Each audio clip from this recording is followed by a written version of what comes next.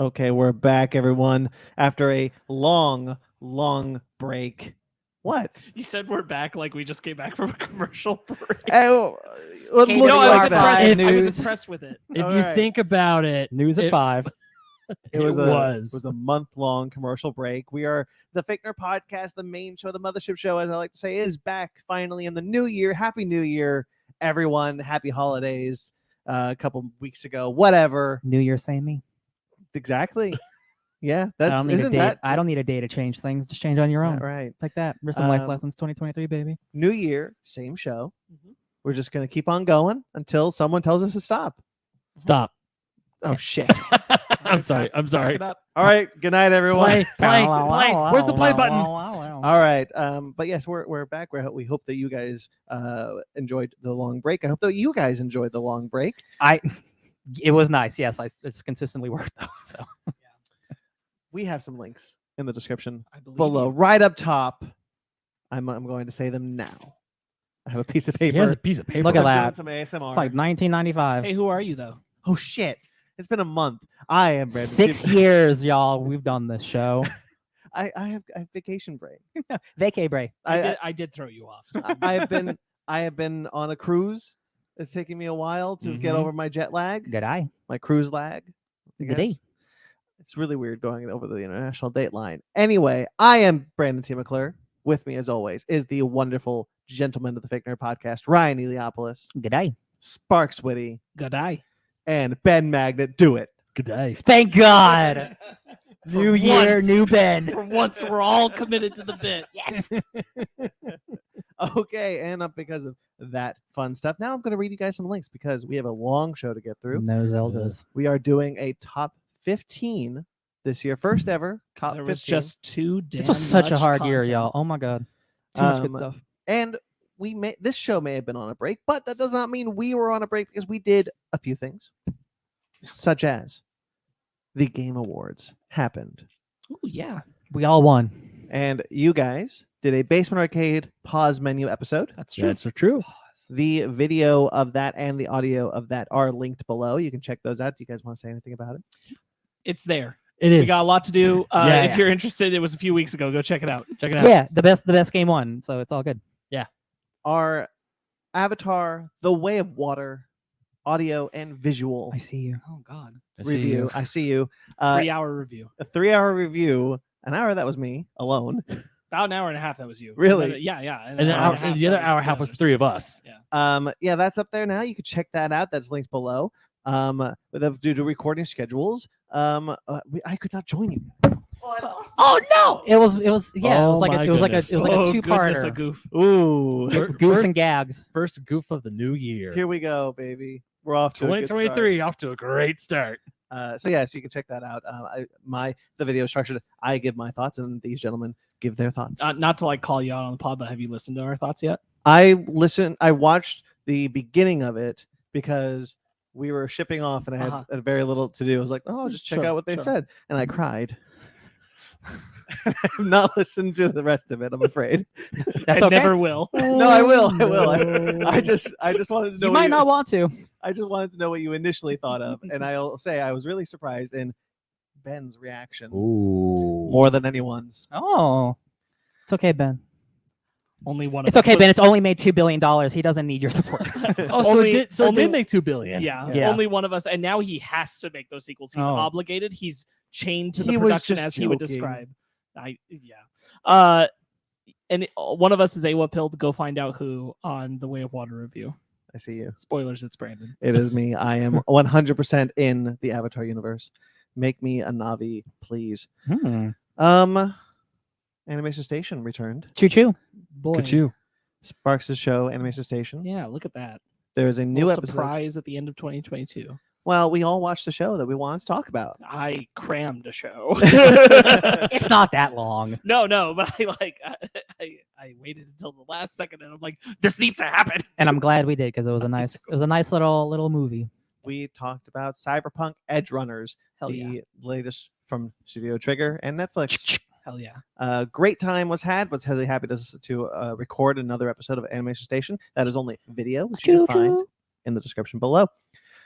Before I get into the last thing we did, I'll talk a little bit about what Ben did. Because Ben was a busy little boy. What'd I do? Busy little boy. You have episodes 7 through 10 of D and Dark. Yes, I do. Whoop, whoop. Now, not all the episodes are listed individually in the description below, but you can find the subscriber page for D and Dark. If you find one, you'll find them all there. Yeah. Oh yeah, all the episodes. Yeah, you go listen to your favorite podcast or on your favorite podcasting app. We're just like this podcast. D and Dark is there, so go check it out because I forgot what happened in episode 7. That's okay. It's been a while. It's been a while. It's been weeks. Been a while. Just pretend that Ben gave you a spoiler by saying, "I cannot say this thing happened," which meant but that this it thing happened. definitely happens. Just pretend that happened. Me. And you did. Oh, it's not on here, Hmm. but it's in the description. Ooh. Grayson live episodes. Yes, Grace. I returned with. I met up with Grayson again. We're doing some Super Mario 3D World cleanup, meaning we're going back to the levels where we didn't get everything, being the stars, top of the flagpole, that sort of thing. Completion time. Yeah. Also, it's just a great excuse for me to hang out with Grayson and play video games again. Yep. I will say, like, the first episode of us officially back is me because the last episode we did on the very last episode, episode 51, where we beat the game. I was talking about how excited I was to go to England. Spoilers. I didn't go to England right away. Good eye. Good I mean, I did eventually go to England. You guys know, because you know, I talked about me getting. Oh wait, yeah, you did go. What am I talking about? Yeah, I went to France. Oh. France is what I missed. You did mess me up. I was going to do a bit. I'm sorry. You did mess me up. What was the bit? I was going to say to you specifically, good afternoon. Good afternoon. Good afternoon. Yeah. All right. Anyway. Hey, it would come up later. Yeah, it will. So that's there as Yep. well. So you can find his channel linked below, as well as where you can purchase and subscribe to the latest issue of Old School Gamer magazine, which you have 2 articles in, I sir. do. Look at you. I do. Both of them have to deal with my trip to Portland back in October. One of them Oh, is a special on an arcade called Quarter World. Really cool place if you're in Portland. Definitely check it out. It's an arcade in an old movie theater. Love it.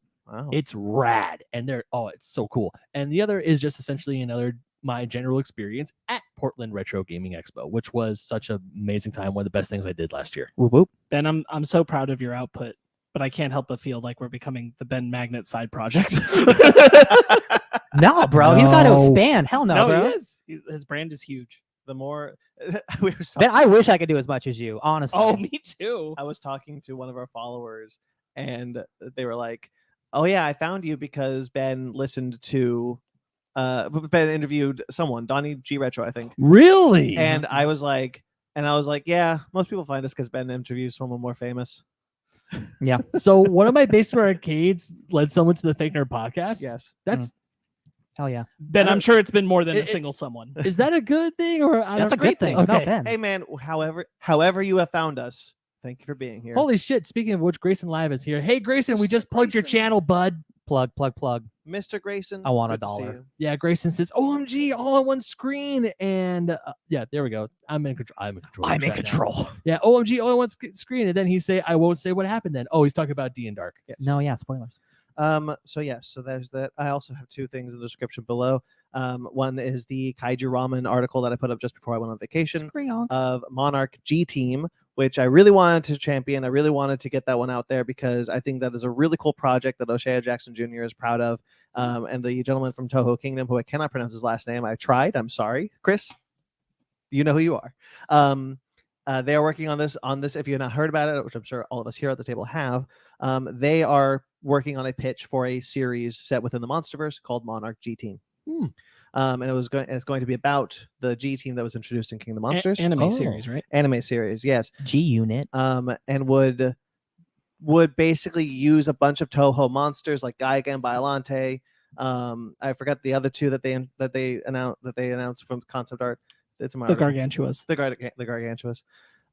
Sounds really cool. I really want it, so I wanted to write an article about that and be like, hey, let's get this made. I genuinely feel like their toughest battle is, I suspect after this year, we'll find out if these other MonsterVerse shows are successful. Yes, But their toughest battle is getting Toho to say yes to more monsters like Gigan. 100%. And I even put that in my article because like these monsters aren't cheap. They're scared of No, they're chainsaw bodies. expensive. They're just scared of chainsaw bodies. I would be too. Who isn't?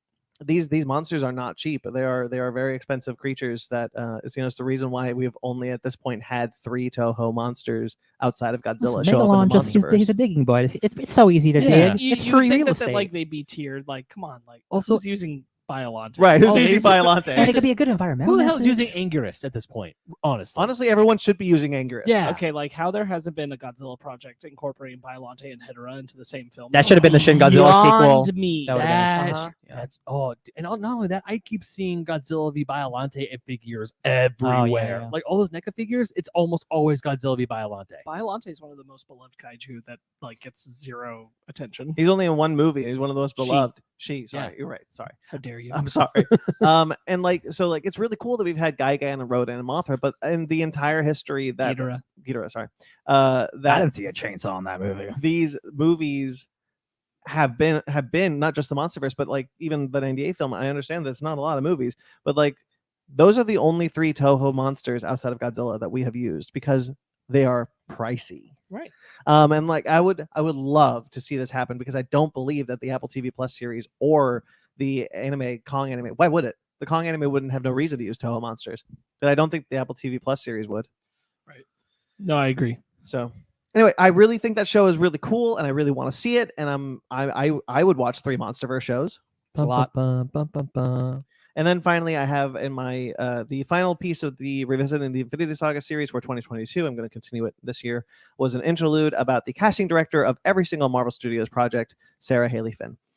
There's not a lot written about her, which made my job very difficult to write an article about her. But I really wanted to because I think it is really cool that one casting director has been in charge of the entirety of the MCU's casting, and I think she has nailed it every time. And she is an important part of that film, of those films that doesn't get talked a lot about. And I really want to do that. I'm gonna hold my breath on the Harrison Ford casting, but sure, nailed it every time. Up until now, I think up until now anyway. Sure. Yes, that's so yes, you can check that out. I was really happy I got to write that. Check it out in the description below. Lovely. Great. The final thing I'll talk about is our holiday annual because we were gone over the break. We once again gifted you a fun jaunt for us in our 2022 holiday annual. We exchanged gifts. We talked about Violent Night. We did things. Check it out in the description below, both in audio and video. We drank Pilk. We drank Pilk, Yeah. the new holiday craze Yeah. by Lindsay Lohan. It's not new. It's not new. I'm glad it's a new year.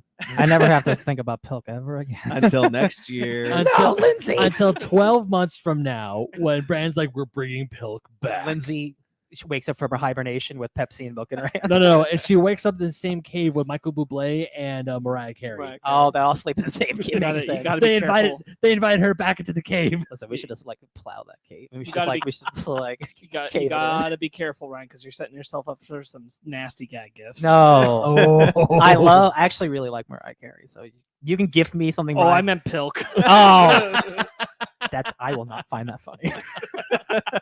Just so you know. The cycle of gag gifts begins again because now we have gotten Sparks. That's true. Yeah, It it's got true. me. We've all gotten It's God. It's a good watch. Maybe check it out next time your holidays come around, I guess. Speaking of, Yeah. I pass the If ball you to watched it and you were with us, then you know that unfortunately Ben's gag gift, as is tradition every year to get Ben, did not come in time for our recording of the special. It came the day after because, of course, it did. hold on. Um, Did you just quotations get us? Yeah. Ben, how No, we- many times have you actually seen it coming? Honestly, every year. No. no, That inaccurate. is not true. That is so We inaccurate. literally have video evidence. We know you. every year. I knew there were I just presents know- in my house. I just know you guys were gonna get me at least some point. I just accepted it at this point. Okay, that's different. But I guess- Anyway, I'm pretty sure you were 100% convinced we were not going to pull it off for the pandemic because we were all shut in at home. Yeah, I was thinking, cool, this year they're not gonna get me. Then they got me. That was we always find a way. Anyway, you will notice as this video has started that there is a Spider-Man wrapping paper package Lovely. right in front Very because lovely. just like our very own Ben Magnet, Spider-Man can tend to be the butt of some jokes. Uh-huh. And so this is no different in our holiday annual tradition where Ben gets a gift that gives a little tee-hee and a little ha-ha for us all. And this one I think is quite delicious. So I would Good love eye. it if you would Delicious. grab that, Ben. So Ben, if you don't mind, Oh, I don't think you can eat this. opening. Oh yes, he could. It's Like, food. I mean, everything's edible if you So think for you about it, audio but- listeners, we have a package We are very excited I about already it. started ripping it. Just go ahead. And Ben is going to open it. Go Spider-Man for it, don't care. please. Ooh, a box. It's true. I think we have all made that joke. It's made of cardboard. I don't do that. That's not. A I good think joke. I Go and ahead. Ben have made. I'm that sure joke. that's Yeah. true. I'm going to cover it away because the address of a certain someone is there. So Well, yes, but We don't live there. open it. You're right. Our camera is HD enough for them to see. it's a jersey. G'day. Oh, is it? G'day. Is it? I Interesting. am afraid. What kind of jersey is that? G'day. I am afraid. Looks like it's in colors of something. Whoa! What? G'day. What would you say, Ben? What? What is it, Ben? What? It's.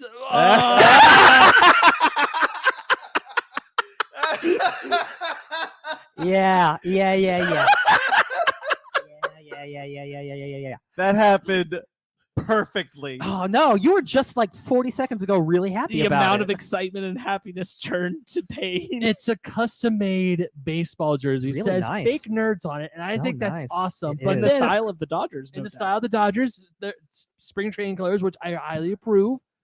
And of course, welcome you have welcome to England. G'day. Look at the patch on the arm. Look at the patch on the You arm. got a fake Yeah. nerd patch on the Look at arm? that. we got a fake nerd podcast So patch cute. right there. That is rad. But Oh, And then he was so excited they turned it around. big Bentley. Big Bentley. Big Bentley. Cars 2 will Big live, Bentley 27. will live in our hearts forever. Grayson is in the chat going OMG, and then he's like, "Yup, he never saw that coming." So Never being in caps. Love it. Big Love it. Bentley is a callback to a wonderful episode where Ben thought that Big Ben was named Big Bentley. It's hey, cars is educational in some ways. And I'm so happy that worked out exactly the way that you said it should. Yeah, Brilliant. that was Man, really God cool, damn. and then it was real sad. 0 to 100 real At quick. first, I'm like, "Oh my god, you actually made a custom jersey." I'm like, "Oh, you guys have been holding on to your own custom jerseys this entire time. Nope. I'm the only one." And then I saw the back. I'm like, "God, No, only damn you deserve it. that. I will tell you, Ben, that it was going to be a Dodgers jersey. it was." It was going to be a Dodgers jersey. Dude, those Dodgers jerseys are expensive. It was going to say Big Bentley on the back. And then I looked at it and I'm like, for less or the same amount of money, I can like make this a fake nerd jersey in the style of the Dodgers yeah, and mess Ben up. yeah. You messed me up What's pretty wonderful? good. What's wonderful about that is it doesn't look like a gag gift at first. Like Ben is genuinely excited Yeah. to see a jersey with fake nerd on it, and he's like, "Oh my god!" And then he realizes when he turns it around, and the horror in his face as the life just sinks out of it It's like an angel on your shoulder, and then the was devil shows up. so good. Happy holidays, And Ben. I Happy love that. holidays. Like, if you ever wear that, you're gonna have to explain why it's Big Bentley, And here's Yeah, the thing, Ben. unless Here's you the thing, Ben. lie. Here's the thing, Ben. Unless you You lie. can never not wear it. Because yeah, He's gonna wear it to cons. You Promise have- you. You have to wear it. When we go to conventions this year, like if we all four of us go to WonderCon, which I think that should happen. We'll see. Yeah, we'll see. But if we all four of us do go to WonderCon, then you're gonna have to tell me. You God, gotta wear it.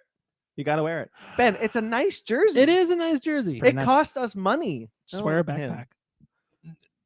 I mean, you probably would anyway. 'cause I you got- could. I could wear a You backpack. just got a new Sonic Ben, backpack? Why aren't you wearing it now? No, don't do that. Don't do this. Do you love it? Do you love your gag gift? Hold on. It's pretty nice. Yeah, Grayson is disagreeing with Brandon, saying next con you all go, he's got to wear that. Yep, there you go. Damn it. Fans have voted. You know what? That is pretty cool. I won't lie, but I knew that stupid Big Bentley. It was gonna too bite good me to in the be ass. true. I All keep right. telling myself every year I gotta watch what I say, and hopefully something doesn't No, happen. Ben, what's what gonna- makes that so funny is how cute it is because you genuinely thought that was a real fact, and I love it. I love that about you. You're adorable. It's educational. honestly, Cars is educational. honestly, I'm actually kind of bummed that Ryan wasn't there when we 8 of us were at Six Flags because More some flags, things more fun. happened in the line of Batman that I really wish I could take back. Oh tell, yeah. tell me about it off screen. Tell me about it off screen. Yeah, let's talk about it off Gullible screen. was on the ceiling, my friend. Gullible was on the No. No way. Yeah, it was. Ben? Yeah, I got him. ceiling. That's something. In my defense, I No, was- no. no, shut up. You're listening. There's Go, no defending please, this. go. In my for it. defense, the second he said there's something on the ceiling, I started to look up, and then I heard Gullible. I looked straight back down.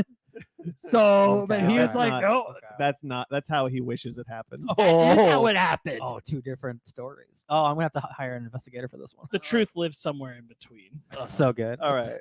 So- We have fun here. We do have fun here. All right. Man, if it said gullible on the back. All right. I'm gonna buy That's- stickers that just say gullible so I can put them on sales. I used to just super quick. I used to buy electrical outlets that were just stickers and place them on places so people think they can put the So shit in. funny. Yeah, so I was a funny. menace. I was a menace. All right. So that All right, quick little thing. You guys know Yes. that video of the guy who makes the videos where it's like, "That's my boy. No, my boy. Father, help." No, Yes, I do. Yes, I know what I you're talking don't. about. No, Awkward he all. made a video where it's like gullible's on the ceiling. A guy looks up and it actually does say gullible. It's like, huh, so it does. I'm gonna buy stickers. You'll see. okay. That's all in good fun. Lovely. Let's Good keep laugh. let's Good keep laugh. the energy going. Who wants to go first? I with will. Their month. With their month, it'll be easy. I just worked a lot and I played Midnight Suns, which I will talk about more on my top 10. And then Exciting. anything I did, I Ooh. probably did with Sparks. Top 15. Yes, yeah. Yeah, that's true. Well, I spoiled where it is. You know what? I'll just I'll jump in here. We watched Wednesday, Yes. which I do want to touch on because like we're not going to have a show discussion about it at any point. So real quick, if you want to jump in, I believe you watched it as well. I did not. Oh, okay, great. So it's just down to the two of us. Ryan and I watched this really great show. I almost loved it until the end. Super impressive, super well done, really enjoying it. The last episode is rushed and felt like it had to be a season finale because Yeah. they had to do season finale stuff and it just didn't match the pace of the show before it and did one thing that was like, this doesn't really make sense. So Like they didn't know they were going to get a season 2 or wasn't sure. It's like we have to wrap this up in any way we can. Unfortunately, the end kind of, I don't think it like ruins it, but it definitely sours. Like, man, it was really leading up to something, and then it's like, yeah, it went out with a little bit of a whimper sucks. compared to a bang Yeah. and doesn't have me as jazzed as I wish I was for a season 2. Sure, I get Yeah. that. But I still recommend watching it because like there were 7 incredible episodes Yeah. before it hit the screechy halt moment. Yeah, it's true. Yeah, that's too bad. So highly recommend. Cyberpunk Edge Runners, we already mentioned.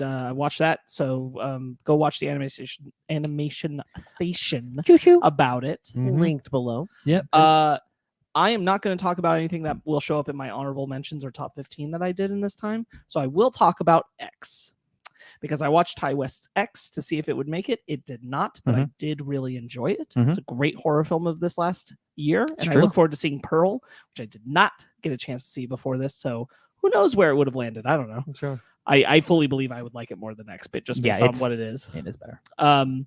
Only Murders in the Building season 2. Oh yeah, you finally watched that. I did, and it's amazing. And Yeah. everybody should go watch it because season 3 is going to be nuts. Ooh. For real, watch it. Mhm. You specifically, Man, Ryan. there's a lot of shows. It's hard. I know it is, but it's a easy breezy 10 episode each season. Okay. That's easy. 30 minutes. Oh, that's even easier. Yeah, you can do this. That's a cyberpunk. Yeah, only Murders in the Building, and seasons 1 and 2 pair with each other very well. I think the season had a couple of bumps, but overall was still super well crafted. Really enjoyed it. Beautiful.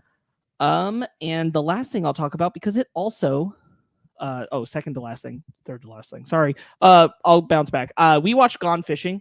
I'm not going to talk about it too much. This is an older film with Joe Pesci and Daniel Glover. It's really silly, goofy family comedy. It was one of my dad's favorites. We watched it in honor of my dad. It's a on good his time. birthday. Hadn't seen it since I was young. It is goofy as all get out. And Yeah. it's so weird to look back on it at an older context because I didn't think about the fact that like this was my first exposure to Joe Pesci and Daniel Glover, Who are Like, it known is for not representative of their usual roles. who are known for like really, really violent stuff, and then like they're in this like buddy comedy together. I read the newest Dragon Ball Super chapter, which is out because Dragon Ball Super is back. I did in as the well. manga. This has a big time jump to lead up. It is a story focused on Goten and Trunks. They're now in high school. It's leading up to the latest film that Oh came out. wow, that's Um, oh wow. yeah. They're old. Yeah. We are now, for context, like we are now at 4 years post the defeat of Boo. So 3 years before the original ending of Dragon Ball Z. Yeah. Um, Wow. I really enjoyed it. It's doing some fun stuff. We'll see where it goes. I'm mixed about the time jump because there's a lot of content that I'm like, should we have jumped all that? But okay. I also Point of I'll say something Sure. about this one right now too, because like I also did this. I liked it a lot as like a fun Dragon Ball story, and it's really cool to see Goten and Trunks actually age for once. Because I think they've been kids for It's too really long, nice. honestly. It's very nice to see them out of the goofy kid phase. Yeah. This is a Goten and Trunks who are written kind of frankly like Gohan in the beginning of the Buu arc when he's going to high school and everything. It's very similar to that spirit, but I'm like, this is a more fun place to play with Goten. It's so and Trunks wild now. to think like them at that age right now, Right. and like that's like actually really exciting. Yeah. Even though if like there's like They're not a as weird time. They're jump. not as naive stupid. Yeah. So they're doing goofy things, but like it's playing much better to me now. And That's cool. I'm a Trunks and my shipper, so like there's some stuff in that and the Sure. that yeah. I really like. Mm. So but like Sparks is absolutely correct. There is an event that happens at the end of the last arc that they basically just said, well, 3 years happened and nothing happened with that, I guess. And I'm like, really?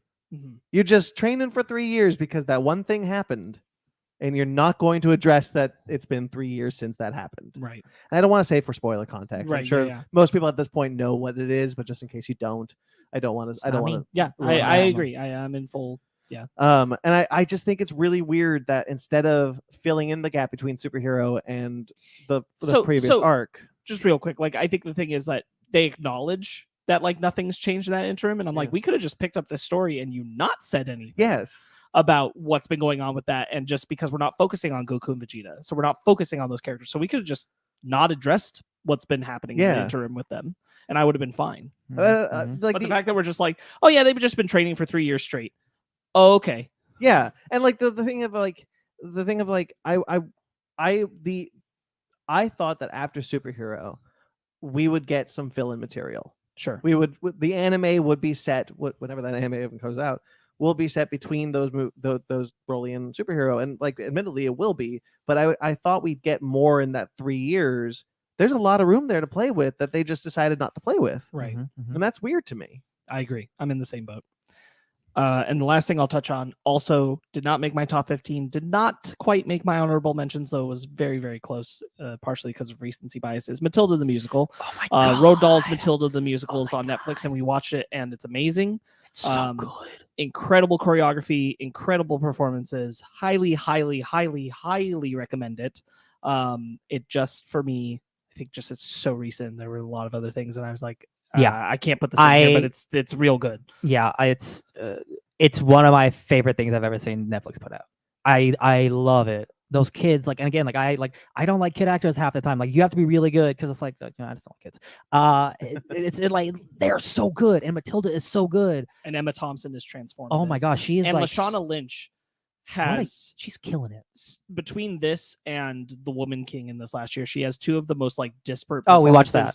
Yes, and well, that's in my honorable mentions. Oh, sorry. The Woman King will come up later, but You didn't hear Lashana that. Lynch, between those two projects last year, Matilda the Musical and The Woman King, has two of the most like far away from each other kinds of roles you could possibly have in her career. Yes. And they're both incredible performances. She's like a very sweet, like lovely teacher, and then like the most badass warrior you've ever seen. And like it's like that's some range. Like she's so good. Right. I think I know what's in your at least honorable mentions now. Sure. Well, one of them, and I'm excited about it. Yeah. Okay. All right. Okay.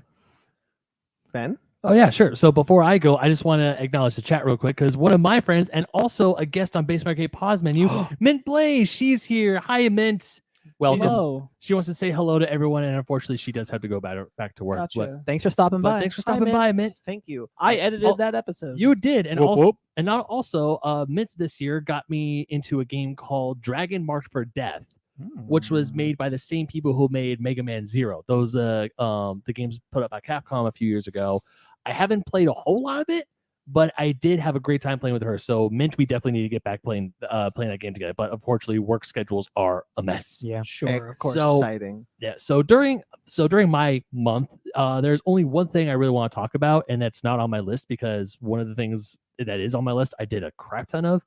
But when I did go to a show over our little hiatus that I want to talk to you guys about, and I think it's a really great show, and you all would absolutely love it. Have any of you heard of The Empire Strips Back? Yes. Yes. No. Well, Brandon, It is a Star Wars parody burlesque show, and it is freaking hilarious. I figured through context clues. Yeah, so mine and Fanny's roommate, he went to go see the show. He comes back because I would see advertisements for this on Instagram all over the place. I'm thinking I'm never gonna go see the show. Imagine my surprise when I come home from work one night and Fanny's telling me that we have to go see this show. Yes. And it truly is an amazing, fun, classy experience. It's if you don't know if anyone out there is like, what's a burlesque show? It's like, well, it's a striptease where you don't see anything. It's more about the dancing, the art form, and also just poking fun at some of the things we love. In this case, Star Wars. And there's something there for everyone. Burlesque shows have major like Rocky Horror Picture Show energy. If that's yeah. like Yeah, up yeah. your That's a great- up your avenue, that's kind of what you're expecting. Yeah, Good and descriptor. and there's I don't want to say a whole lot about the show because it's definitely one of the things you should experience for yourself. But there's one act that stuck with me for a while, and it's an act involving C-3PO. So the dancer, so the song that's playing is Dance Monkey, and that it's, Funky Monkey. no, not that No, one. I know. But the performer is on a rotating stage, and they're doing very robotic moves. And all of a sudden, Jawas come in as the song is going on. The Jawas remove parts of C-3PO's armor, but then C-3PO herself is moving more freely. So it's like the Jawas are interpretive. Yeah, so they're like taking off her restraints. That's I mean, still honestly, it was a really good. It was very well done. All the costume work is very well done. There's a Jabba the Hutt act where Jabba the Hutt is singing to a song by Biggie Smalls, and it truly is an amazing show. I don't think it's in Los Angeles as the time of this recording, but when it does come back, because they make the rounds. You know why, Ben? It's because it's in a galaxy far, far away. Yeah. Holy And shit. but Holy that's a wrap on the show. Good night, everyone. I don't know.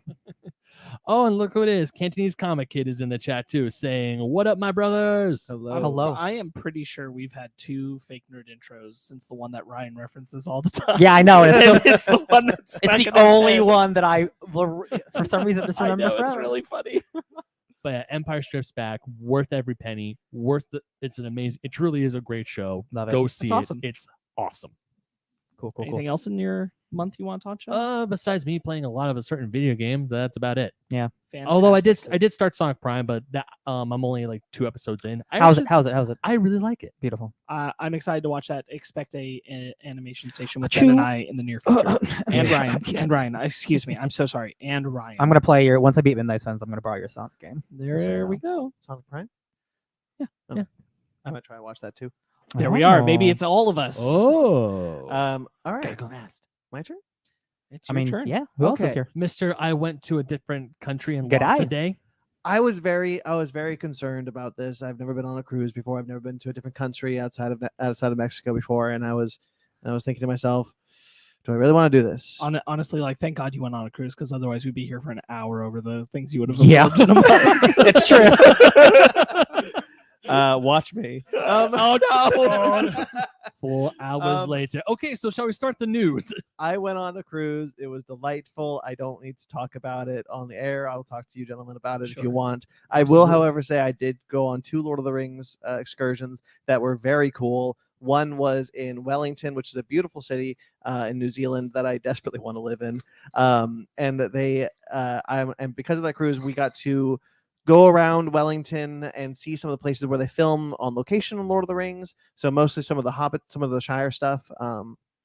I posted a picture of this. I maybe I only showed you actually, Ben. We got to take a picture where the Nazgul like looks over the tree. Yeah, like that area. awesome. We got to take a picture in that area. It looks very different because the tree that he looks over is not real. But that was really cool. Did you have any beef while you were there? No, Oh, bummer. Beef Wellington. I get it. Mhm. I had a steak pie. This steak meat pie. Very That's good. awesome. Meat Very good. pie. And this guy, like, he was in Lord of the Rings and he told us some cool stories. I do not remember all of them, but one I will recount is there is a gentleman who worked at the Lord of the Rings craft table, and he handed Peter Jackson his coffee, and Peter Jackson said, "You don't work for crafts anymore. You work for me." And they made him a Galadriel suit, a Gandalf suit, an Aragorn suit, a Legolas suit, every suit that's not a hobbit because he was 7'5" and he was good reference for the hobbits. That's awesome. His name is Paul, and he is still working in the industry today. That's awesome. That's so cool. Yeah, that is really cool. That's really That great. is funny. He hands a copy to Peter Jackson and says, "You work for me now." He's like, "Okay." I can use someone who's really tall. Yeah. So whenever you see like a hand on a hobbit, that's him. I love it. Really? Yeah. Nice. That's exceptional. Isn't that really cool? Yeah. Big hands. Yeah, also because Brandon was posting some of his trip stuff when he was away on his Instagram, and I gotta say, a lot of the times when you saw New Zealand is absolutely stunning. Beautiful country. New stunning. Zealand and Australia are definitely two of the countries on my bucket list. And just the fact that you were there, I am so happy you're there. And I will not lie, when I saw the pictures from Hobbiton, I was like, that's so cool. Yeah.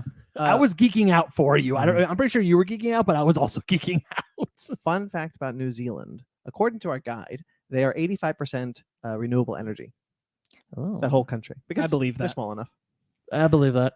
Beautiful country. As Ben said, I also went to Hobbiton, which is the movie set for The Hobbit where they filmed The Shire. It is still there. It is being kept up by the people who own the ranch, a working sheep farm, actually.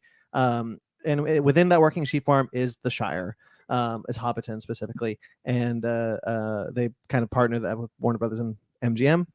That was really cool, you guys. Getting to see that place. I love there were like little hobbit holes and like big hobbit holes for just depending on like the size of the scene they needed to do. There's fake trees and you can't tell which one's fake and which one's real. And then you get to go on this whole excursion. You take a picture in front of Bag End. You get to take a picture of you in a hobbit hole if you want. And they run through all these stories, and then you get to go to the Green Dragon. The Green Dragon is the bar at Hobbiton. Like you go over the bridge, and there's the what is the what stupid water mill thing, the water wheel thing? Water wheel. Yeah. You're right. Yeah, Cool. it's a water wheel. Wheel for water. And they give you a drink. There's a free drink when you go to Hobbiton, and you could drink at the Green Dragon. That was really, really cool. Brandy wine. I will post pictures about it because that's really all I can do at this point because I don't remember much of the stories. I will post pictures about it on my Instagram. You guys can check it out. It's a really great experience. If you have the chance to check it out, I highly recommend it. I got many souvenirs from it. So yeah. You also got me an awesome souvenir that we drank earlier. I did. They make their own. So ginger beer is really popular in New Zealand and Australia. They have it everywhere. Ginger. And it's not actual beer. It's like root beer, like Ryan said. Not on air, but it's like ginger root in our personal life. And they brew their own ginger beer at Hobbiton, and I thought that would be a really cool souvenir. So I struggled to get that thing through customs, but I did it. Yeah, the whole time leading up to this trip, I keep bothering Brandon. It's like, just get me something from Hobbiton. I don't care. Just tell me how much it is. I'll Venmo you back. Just give me something from Hobbiton. I brought you a hobbit hole. And then he comes over. He's like, "Hey, I got you with this ginger beer." I'm like, "Yay!" And I thought it was alcohol at first, but then I was like, "Oh, it's a soda." And I'm like, "I'm okay with that." It's very good. I really enjoy it. The label itself is, after I'm done drinking that, I'm still gonna rinse it out and keep the bottle itself because that's a cool looking label. Yeah, as you should. I spent money on that. Yes, you did. Thank you. Speak cool. Elvish and friend in Elvish.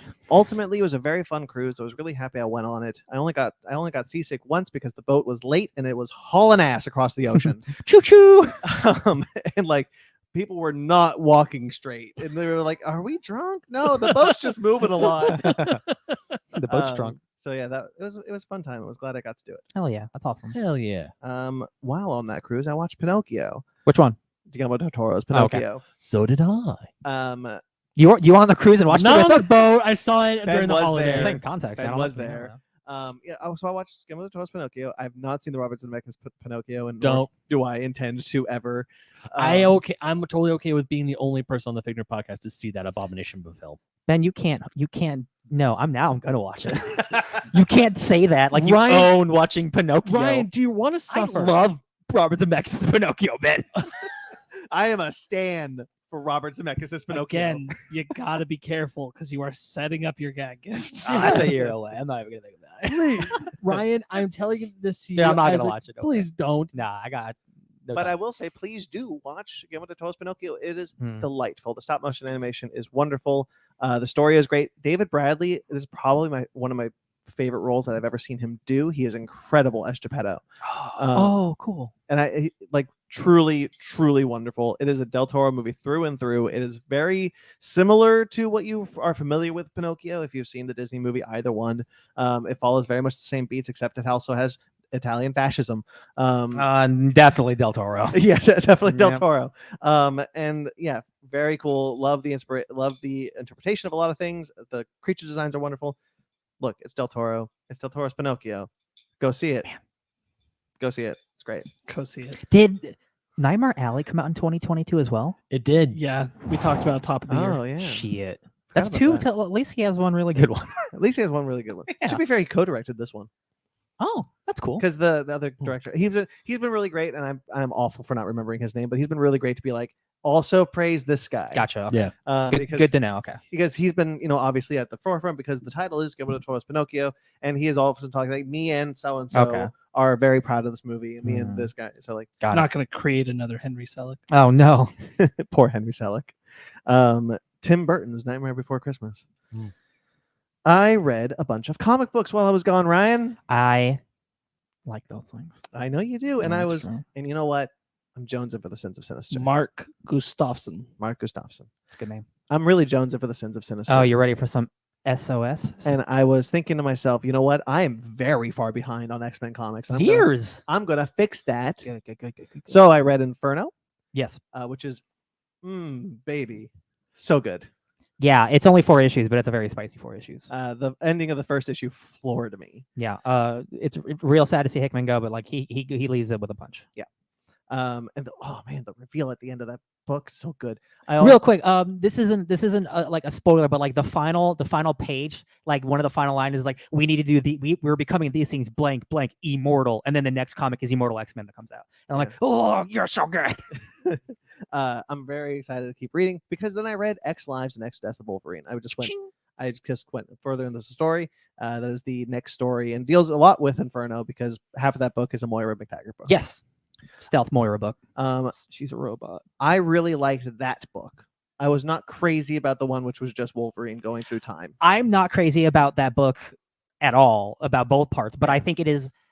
Let me rephrase that. I think it's an excellent time. I think it's a great time. I don't think it's necessarily a great book. There's some really cool moments like Omega Red. For those of you who haven't read it, Omega Red is going back through time to kill Charles Xavier. I don't believe that's a spoiler. No, that's the plot. Yeah. And he is doing it by inhabiting people's minds It's time possession. Get close to Charles Xavier, and one of them is a giant sperm whale. And I thought that I was like, that's really Moby Dick. cool. Yeah. That's really cool. Yeah, it's full of great moments, but it's just very, very haphazard book. And like I really like Benjamin Percy. X-Force and Wolverine are two of my favorites of the X line. Still good. So like obviously I was pretty jonesing for it. So, but like ultimately Ryan is right. Like it's not his best showing. There's some good moments in it. I really like what they do with Mikhail Rasputin. But the Moira side of the book, I honestly really did enjoy. Yeah. That was kind of the highlight for me. Yeah. That's such an interesting place now. Yeah. That's all I will say about that. Love Because it. then I listened. I read Sabretooth, the first 2 issues of Sabretooth, which are incredible. Brandon, I cannot tell you how happy that makes me. I loved those 2 issues. Sparks, I need you specifically also to read Sabretooth because one, it's by Victor Lavelle, but it's about the prison industrial complex, and it's about how people go into prison who don't deserve it. And it's not just a book about Sabretooth. It's about 5 other mutants who get thrown into the pit with Sabretooth. Yeah. And then you can continue. Well, the right? first issue is just Sabretooth, and Yes. it's like going through Sabretooth's mind and how he interprets the pit. Yeah. Which, if you remember, Hoxpox. Years ago at this point. he was thrown into the pit. Yeah. And it is so good. The first issue is like a double-sized issue, and I could not stop turning the page. I was so enraptured in it. And the second issue is just as good. I still think about like that the first one of the first pages, and it's like I know who I am. That's what my superpower is. Like I'm a effing monster. Yeah. And I'm really good at it. It's so gross, but like, man, Victor Lavelle just knows how to write like just like awful people. I was really happy I got to read that one. I read other ones like X-Men Devil's Reign, which I liked. Yeah, that was a fun tie-in. And X-Men Latitude, which I really liked. That's Jonathan Hickman. They put that in I know it's an unlimited book, but they put that in a I didn't know that. single issue. Cool. That's the Wolverine book? Yeah, where he's falling. Yeah. I wish you had our Marvel Unlimited, dude, because it's so worth it. It's so good. I was happy to read it just in general. Yeah. I really like that one Hell yeah. also. And I think I read one other X-Men book, but Secret X-Men, which is There you really go. good. The one issue, right? Yeah. Yeah. All the Reject X-Men. So next on my next I'm in Immortal X-Men and Way of X. So not Way of X, the other one, the one that became Legion of X. Legion of X, yeah. So yeah, I'm excited to keep going. Love it. Happy. I, thanks to my good buddy Sparks here, listened to a bunch of Doctor Who audio plays. Ooh. I will not talk about them in detail. I will talk about them in generalities. Yar. I really like the Eighth Doctor, played by Paul McGann, who only appeared in not only he's appeared 3 times, but first appeared in the television movie that America made, to kind of try and reboot Doctor Who in America. And he was cast as the Eighth Doctor, and he is canon because Russell T Davies liked him a lot in the audio plays. So I listened to the final 2 of the anti-time arc, and for those of you who don't know, because everyone, do you guys know what antimatter is? Yes. Okay, that but time. Yeah, it's a comic book thing. I get it. Yeah. So like, there's time and there's anti-time. If the 2 collide, they explode. Sure. And so like they talk about a lot, like there is an anti-time universe that was accidentally created when Rassilon created the time vortex. When Rassilon not created the time vortex, he believes he did, but Rassilon, who is the like all-powerful Time Lord of Legend, becomes the president, whatever, gives them all the technology, wrestled the time vortex and anchored it to Gallifrey and created the concept of what we know as time. And anti-time was created in response, because if there is one, there is also the anti version of it. The anti-monitor. Yeah, the anti-monitor. I get Anti-monitor, it. yeah. I get it. Anti-monitor. There you are. Where have you been?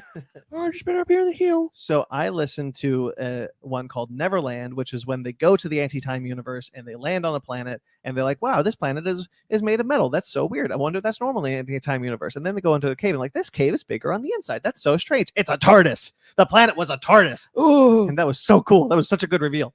So like the Doctor and Charlie go to this anti-time universe with Romana, which is an old companion and president of the Time Lords at the time. And that was really cool. And it ends with a really cool cliffhanger that leads into the other one I listened to, which was the finale of that arc, called Zagreus. Bless you. Thank you. Which was created for the 40th anniversary of Doctor Who, and I did not know that. So it is a multi-Doctor adventure. 5, 6, and 7 all go in it, and I'll talk about Why is 6 afraid of 7? 7, 8, 9. Yeah. Sorry. Sylvester McCoy. 8. Christopher Eccleston. Yum, yum, yum. So Sylvester McCoy, Tom Baker, Colin Baker, and Pete Davison Colin Baker return as different versions as not the Doctor. And actually, this is really cool. So in the episode Living Legend, which is a short episode, it comes with a behind the scenes footage, not footage, but because of the behind the scenes thing where they talk about how the 8th Doctor is very freeing to them, because at this point there is no show.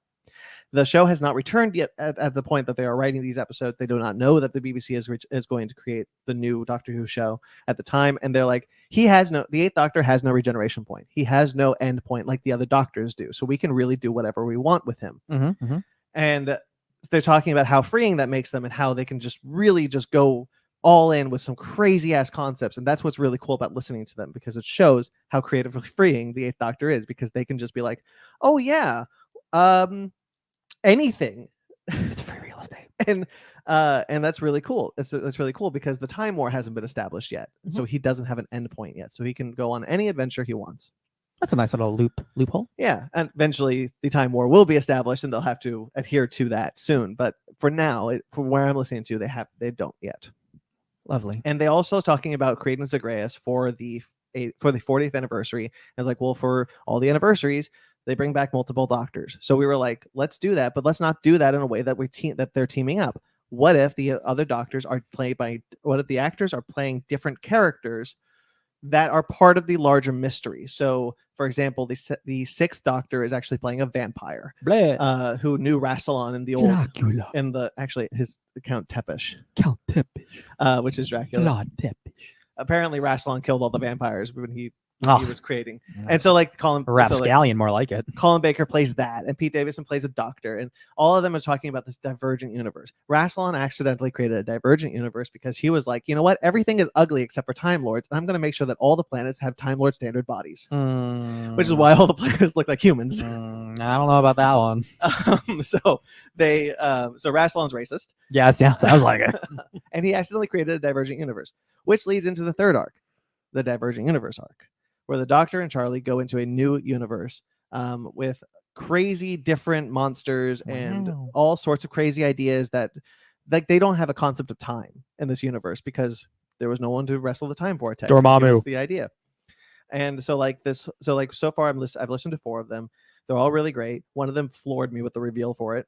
And it's really cool to see like the Doctor really. What are you looking at? That's the thing that's gonna fall over. Emma's the 8th Doctor kind of really wrestle with some emotion that you don't normally see from the Doctor. Like there's a lot of anger, there's a lot of moroseness. He's trapped in a universe that has no concept of time, and he's a Time Lord. Yeah. And so he's like kind of like the TARDIS is just like, no, I'm peacing out. I'm not doing this. You do you. I have nowhere to go. Mm-hmm. Really cool. I'm really enjoying them. Wow. The audio adventures for the 8th Doctor rule. Every Doctor Who fan should listen to them. Everyone, quickly try to make a sonic screwdriver noise. That's I don't know what I was doing. That's an older one. Yeah, I couldn't. Come on. I gotta remember what they sound like. That's like a phaser. That's a phaser, yeah. Yeah. Who knows? Got it. Okay. The last audio play that I'll talk about was the other one that's not related to the 8th Doctor, which is the Destination Wars, which is So many wars. which is the first Doctor. This is David Bradley coming back to play the role of the first Doctor, who he portrayed in an episode of Doctor Who and initially in the Adventure of Space and Time docuseries where they played William Hartnell. I did not know that they also cast for so his companions in this arc are his original companions, his granddaughter and the 2 school teachers, who are played by the actors who played the actors in An Adventure in Space and Time. So it's a whole cast reunion from that biopic playing the characters that they played the actors of. There you go. That's really cool. That is really cool. Yeah. And Say that 5 times fast. right, seriously. No. And I really enjoyed it. I really like David Bradley as the first Doctor. It was a lot of fun. It's very first Doctor, so they write it a lot very similar to those old Doctor Who serials. And they introduced a master, which was really cool, seeing the first Doctor's master. Love it. So yeah. Oh, Good night. Yeah. I'll talk about the last one of mine. That's it. Good night. Good day. Cool. Here we go. All right. Shall we get into our main topic then? Strapping in. And we gotta No, get into the our bread and butter Yeah. first. Mm-hmm.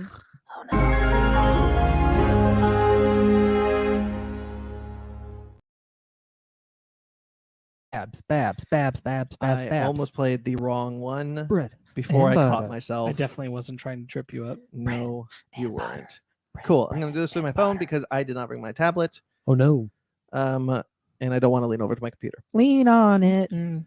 All right. So in memoriam, Mhm. that's what's happening at the top. Okay. Benjamin Magnet Oh yes. Yeah. passed away this today, actually, just earlier tonight, Just several hours ago. at the age of 32. Yeah. Mhm. Killed from his fucking gag gift. Got him. You already said you fucker. What's up? Welcome to Punked. I'm Ashton Kutcher. That started as a joke, and we kept it. All right, but in truth, you have to say this last name. Yes. Angelo Badalamenti. Badalamenti. Thank you. The composer for Blue Velvet and Twin Peaks, many David Lynch. Project. I was gonna look it up because I know it's Mulholland. Yeah, Mulholland Drive, Straight Story, Blue Velvet, all the Twin Peaks. Also, hold on, you keep going. Yeah, composer passed away this week at the age of 85. Yeah, Twin Peaks is one of those. I think it's not to say that there aren't other incredible pieces by this composer, because there are, but it's kind of a seminal thing where like Twin Peaks isn't Twin Peaks without its music. 100%.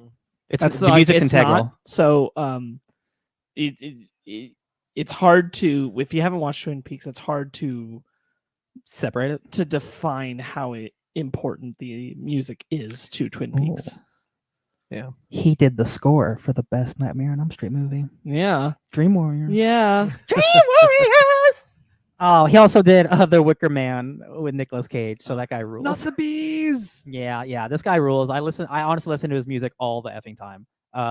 Sometimes like because I listen to music at work even when I'm not supposed to. Sometimes because I just shuffle my music, like a really sad like Laura Palmer theme will come on, and I'm just at work like just being sad for a minute. I'm like, man, Laura, the things you went through.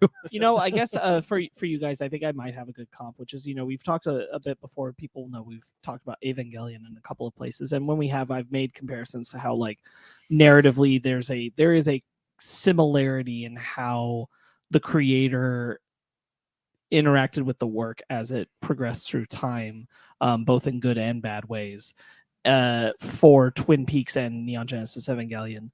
And I think that there's honestly a similar comparison in the score being so integral to the show. I think that Neon Genesis Evangelion, especially the show, is survived by its music. I don't think there's a lot that we could reference of its music that is really important, but I'm thinking specifically of the track whenever Shinji goes into the train in his mind, and the way that piece works. Twin Peaks is filled with things like that, and that's what I mean when I say like you can't separate these. Yeah. That's cool. Who will be missed? Earl Bowen, who is I think most people will probably recognize him as the doctor from the Terminator films. He's the psychiatrist who's helping Sarah Connor. He's got a big face. Oh, that guy. Big forehead. Yeah, I know exactly who you're talking about. Recognizable guy. Yeah. He was also a CG creature in Star Trek: Last Generation, known as I forgot the name. Gislorb. Actually, that's probably not too far off. He passed away this week at the age of 81. Oh, so very much that guy actor. No, you saw in a lot of things. Yeah, make a whole career out of that man. Yeah. Warner Brothers Discovery News. All right, moving on. Speaking of in memoriam. Oh boy, here we go. Man, what a break it's been. So I did not take in anything that James Gunn was like, this is wrong. So you will not hear me talk about the Batman being part of the DC Studios universe, whatever it's called. No. Yeah. We report factual stuff here. However, we do know that Henry Cavill will not be returning as Superman. Man, James Gunn rage, man, made a whole thing about it. What a couple weeks that guy's had. Oh my god. So James Gunn stated that he is going to write a new Superman movie, which honestly, yay. That's cool. No. That part I'm not upset about. With a younger Superman, a more green Clark Kent. So Henry Cavill did not fit the bill, and apparently they had a meeting. Like right after the meeting, James Gunn tweeted this, and they amicably split. Which is not all bad because like 2 days after that he got Warhammer. Yeah, it is just a bummer because like it's not like the main reason, but like he also like left The Witcher to be Superman. Is one of the things, and like to have that immediately like swept and he away. had like Warner Brothers told him to make the announcement video like, hey, I'm back as Superman. I'm doing this. Weeks. Honestly, it was weeks. I mean, that was a different regime of Warner Brothers at the time. So much happens in so little time.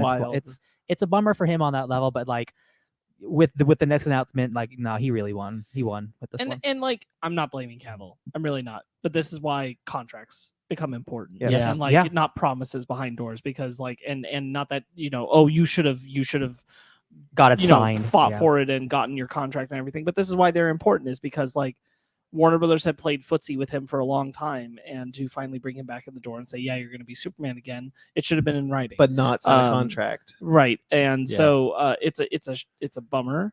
I do think it's worth noting that James Gunn has said like we'd like to have him come back around, play someone else somewhere. Someone else, play Superman. I think that there's still room down the road for James Gunn to find a way to bring Henry Cavill back into the fold. But I think it's also smart to not promise that right now. There's a rumor floating around that James Gunn wants to find new roles for all of the original Justice League cast members, which I wouldn't be surprised if he did for at least some of them. Yeah, I mean, I know Aquaman really wants to be Lobo, like real bad. But like, I don't know if I need to see Gal Gadot play anyone else. If I'm being honest. Oh, that's true. No, I don't. I got something about Gal Gadot in a minute. like. so I don't need to see Ben Affleck play anyone else. To be honest, Ben like, Affleck apparently was talking to him about directing. He wants to something. direct. no, well, yeah, I'm fine with that. But like, I I don't think need that's him to awesome. play Well, like someone else. Just going on Henry Cavill. I mean, yeah, Henry Cavill ended up a winner with Warhammer. I am super happy, but at the same time, I'm still super upset because I know Henry Cavill loved playing Superman. He was That's very one- passionate about coming Yeah, back. that was one of the reasons why I tolerate Black Adam is because of that ending scene where you see Cavill face and all. Post-credit scene. I know it's a Ben's post credit not scene. even Ben, in the movie. what? It's a new year. You gotta let go of this mid-range about Black Adam. You gotta just move on. Just move on, man. No. Your reaction to Black Adam is quite funny to me though. Just in general, I like watching that review. All right. So I wasn't on it. Well, anyway, as I was trying to say, this news coming out weeks after it's revealed that he's back as Superman, it felt like a slap in the face. But at the same time, I'm not angry at James Gunn. James Gunn knows what he's doing, and when James Gunn was given the keys to to DC Kingdom, I was like, honestly, I can't think of anyone better to take these keys, and I know DC needs a shot in the arm, and James Gunn is the man to do it.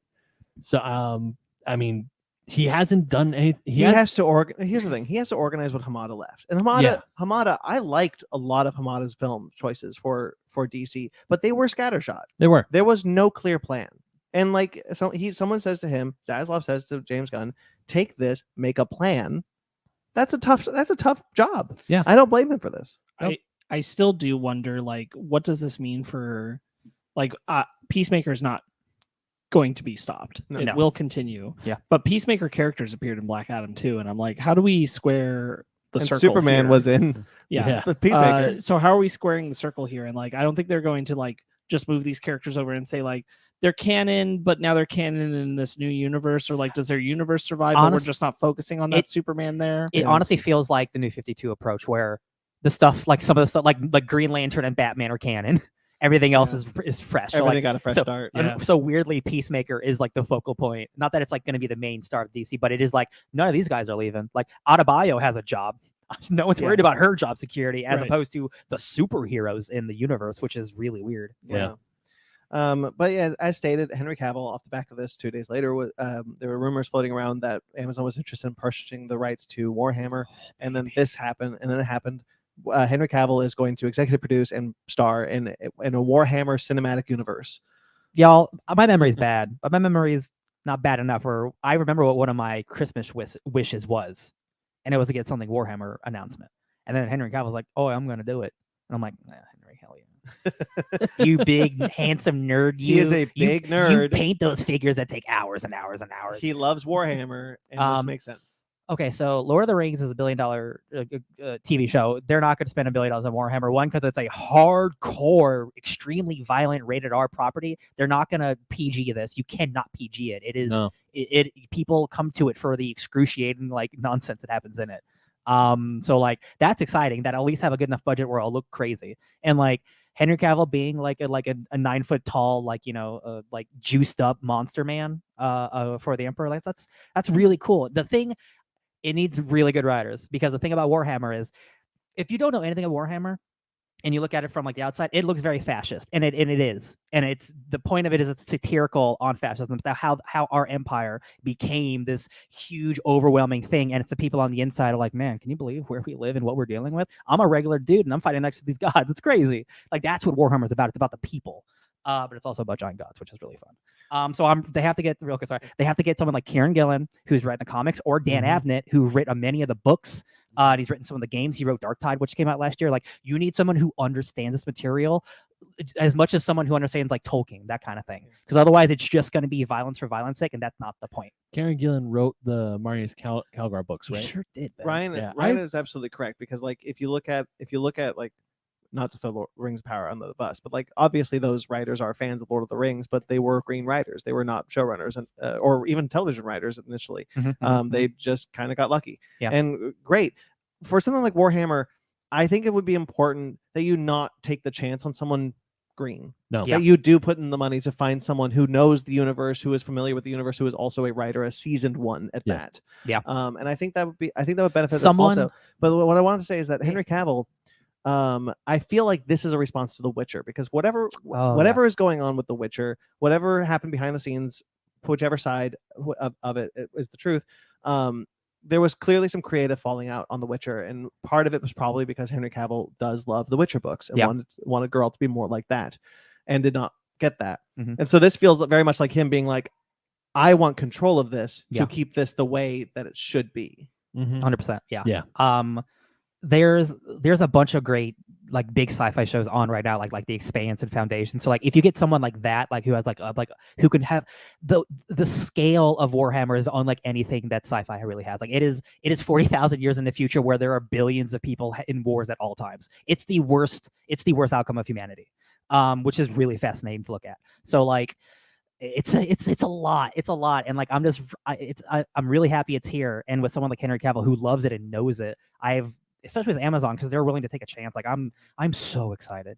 Like I'm so excited. Like that first trailer, I'm gonna freak the F out, you guys. Like I'm so excited. And it's gonna be a cinematic universe. Yeah. Cool. Off the back of that, real quickly, THR has reported that the Ta-Nehisi Coates and J.J. Abrams' Superman film is still in production. Good. So there's something. I hope with like all this James Gunn stuff, real quick going back to that. I know he wants to like, okay, we're gonna like make our own universe and it's gonna be all streamlined and stuff. I hope we can still just have movies like The Joker 2 and other and like I think that's his stuff like that. I think that's very much his mentality. Is that like if there's a good story to tell, that doesn't have to connect to the stuff, then tell it. Yeah, right. Because like I don't your own universe. I don't stuff. want. There's no reason not to. I don't want it to become the MCU. And I don't think it will be. But like I know that's what a lot of people do want. I'm like, it doesn't need to be the same. I think it's going to be really interesting to see what James Gunn makes with Peter Safran outside of, having lived in the MCU machine. And then like, what would I do? Yeah, that's exactly what I was talking about last time. Yeah, like he has an advantage over Kevin Feige, I think, in a little bit, because like he's also a filmmaker. Yeah. He's coming at this knowing kind of probably some of the pitfalls, which he's avoided in both his movies. New pitfalls. It's true, because it's all learning, but. It's anyway, Henry Cavill and Gal Gadot apparently filmed scenes for The Flash a couple weeks ago, and they have been cut. Oh man! So, rip. Speaking of Wonder Woman 3, not happening. Isn't it weird that like the Flash show has become the swan song for the universe, and the Flash movie has become the swan song for whatever the DC cinematic universe was up to this point? Yep, that's so odd. I'm a little bummed that they're cutting their cameos, because I'm like, just leave it in. What are you gonna do? It's all ending anyway. Exactly. Yeah. Throw it all at the wall. Just wasting money. So it's not gonna happen. Patty Jenkins released a statement because there were a lot of news articles coming out about how she was being harsh. No. Yeah, no, she said like it's a kid, like she sent like a Wikipedia page of a character arc or something. There was a lot going on apparently, but she kind of set the record straight and released a statement like, I was willing to work with Wonder Woman. I left Rogue Squadron to do Wonder Woman 3, and it just didn't happen. Hold on, pause. It was important in this update that what she said is, I did not leave Rogue Squadron. They have held. No, that was what I was getting to. Squadron. That's what I was getting to. They not, because in the article specifically they were not going to hold it initially, and then it became, well, do you want to do it after Wonder Woman 3? Right. So Rogue Squadron, and the note, as Sparks was saying, Rogue Squadron is still going forward, which is actually really exciting. Yeah. I'm happy to see that continue. Absolutely. It's going to take a little bit longer. Based on this, probably Patty Jenkins' next film, I guess. Probably. Yeah. 2 days before the announcement that Wonder Woman 3 was not happening, Gal Gadot posted an Instagram post about like, I'm so happy to be Wonder Woman. I was cast as Wonder Woman this day in 2009, and I can't wait to continue to do it forever and ever. Kal-El, no. So sorry, Gal. Hey, back to Fast X, right? Yeah, she's a cyborg. We'll get there. When she was cast as Wonder Woman in 2009. I was paraphrasing. Listen, The Rock, he's been Black Adam True. since 1942. So like, I mean, wait. Batman v Superman was 2016, 2015. No, 2016. 2016. Yeah, 2016. Same year as Civil War. Yes, 2016. Yeah. So then she would have been cast in 2013. Huh. Probably. Kal-El, no. Speaking of Black Adam, a sequel is unlikely to happen. What do you mean? The Rock forged those documents. The Rock has stopped talking about it entirely. He beats up anyone who talks He did about post his post, and then he moved on. He's posted his post and then he moved on. And apparently leaked fake box office reports, if you want to believe that. The man's not a loser. He refuses to lose. I don't know how much I buy, but it was very funny to watch this news cycle. Yes. He also said that like they had a good conversation, and who knows? Because the difference is, like James Gunn said, like the door's kind of wanting to be left open for Henry Cavill. Yeah. Dwayne Johnson is saying the door is wanting to be left open for Black Adam. The thing is, what I do believe is that I don't think we're going to lose Shazam. I just don't really see that. I don't see Gunn taking Zachary Levi's Shazam away. Yeah. And I do think that still can paint us a path to a Black Adam return. Actually be a villain. Yeah. Yes. There's no reason. If Johnson wants to. Yeah. We cast him, God. honestly. He stopped talking about it. He doesn't care about Black Adam. He was talking about Black Adam like once a year ever since he was cast. I get it. I can't believe he hasn't been a villain in like 20 years. I mean, it was so like Doom was the last time he was a bad guy. I mean, like if he refuses to do it, that's one thing. But like you at least ask him, because like it was really weird, because like seeing him go from talking about Black Adam almost every day for to 10 years. seeing Black Adam drop on HBO Max and him not say a thing. Yeah, it's real quick. Was insane to me. That was insane, but like let's be honest, this is a little bit of his MO, is that he hypes the machine while the machine is spinning in the most major way that it can be, and then he moves on to the next one. I won't even say this is him as much as it is his social media team. Sure. They hype the thing when it's getting its most biggest possible returns. HBO Max does nothing for him. He has no reason to hype it. Yeah, well, we'll always have that like TikTok of him banging against a wall, and then Black Adam shows up like on the other side. You know what? Like, hey, it's me. You know what though?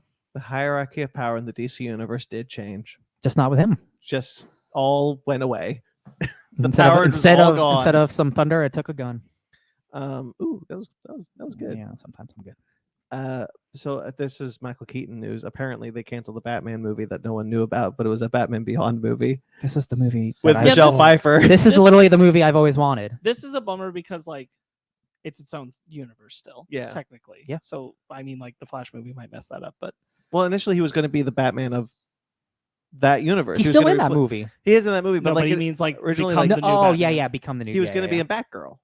Yeah, that's true. Oh, now I'm mad again. Yeah. We should have seen that movie Right. in December. Right. So Batman.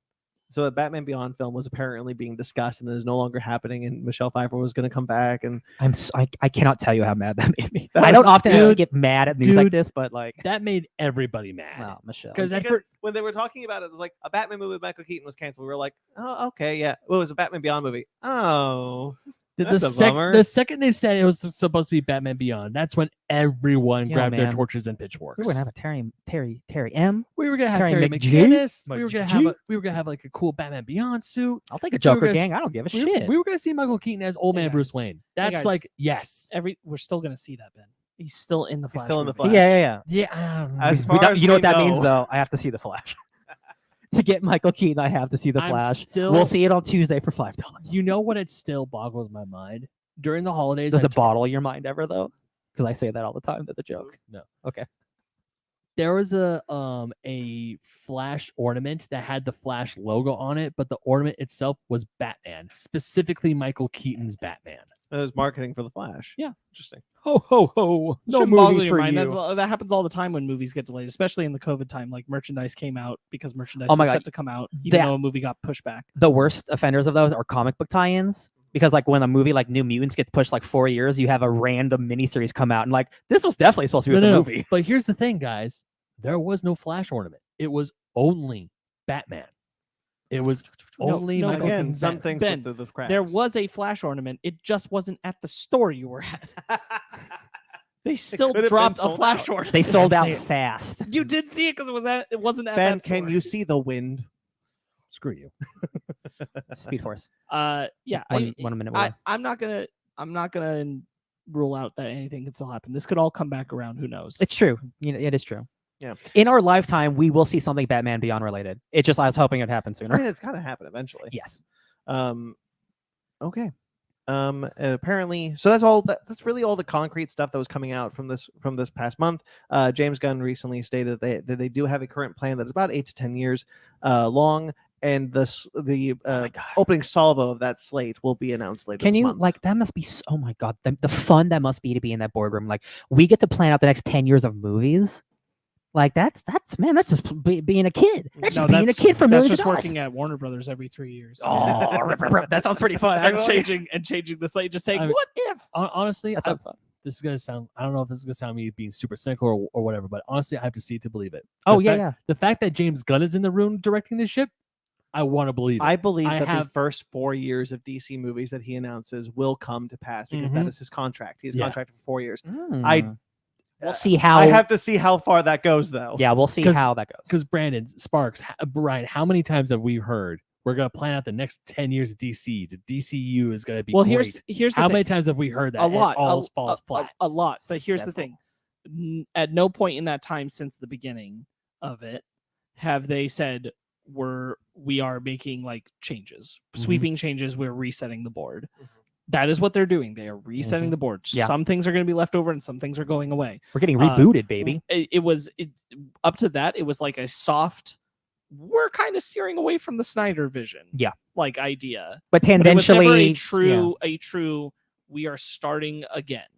Yeah. This is somewhat clean slate territory. It's So true. we'll have to see where it's going to go. I'm Black Canary will still happen, which is really good. Black Canary. Beetle, death. I do not believe that James Gunn is going to get rid of Margot Robbie as Harley Quinn. No, I no way. just don't. No. So I think some of the things that he knows are working are going to stay. And like we said, Peacemaker isn't going anywhere. It's just so Do you it's really wanna taste unfortunate it? that this was not 2022 was not the year that they thought it would be. And I do mean in like postponing the films because Aquaman and Shazam and Flash were all supposed to come out. I cannot believe And Aquaman. Had those come out last year, it would mean that we would be officially in the clear. Yeah. Like we'd know all those things and we could see what the new path is ahead rather than having to live in this like we're going to get the new path. Also, you have 3 more films to see. Aquaman made $1 billion. I'm really excited for Aquaman and the Lost I'm Kingdom. super excited for Aquaman too. I saw that movie in theaters with my mom. I'm excited for 2 Love of the it. 3 that we have left. Here's the thing, though, Sparks. Like you're absolutely correct. It is weird to be in the space that a new slate is coming while also having Limbo. 3 films left of the old slate. But I do remember seeing on Twitter someone they raged against this person, rightfully so, Against the machine. who said like, what's the point of even watching these movies? And the point is because they're movies, and if Yes. you want to go see them, they are there. No, You should definitely absolutely. watch them. But you're right. The issue isn't whether or not those movies quote unquote matter anymore. It's living in this kind of limbo. It's weird only because it could have worked out. The intention was for those movies to release this last year. Yep. Do you remember at the beginning of 2022, just trailer? before the Batman came out, and they had a trailer running in movie theaters Yep. of all the content they were dropping that year with all those movies? And it's like, man, it's going to be a big DC year, and 3 of those movies got pushed. And had they not, this would have been different. This would have hit different. Yeah, I still just can't believe like Aquaman's just sitting on a shelf for a year. it's just so wild. It's almost like they should have never banked making a Flash movie, the Flashpoint movie, to reset a universe that was gonna be reset Flashpoint. anyway. Flashpoint should not be your default Flash movie. Real quick, because we got a lot to do. Do you guys think that they still use the Flashpoint event of the Flash movie as the thing that resets? Because we do know that pieces are I sticking don't know. around. I honestly, I know you don't know, but what do you think?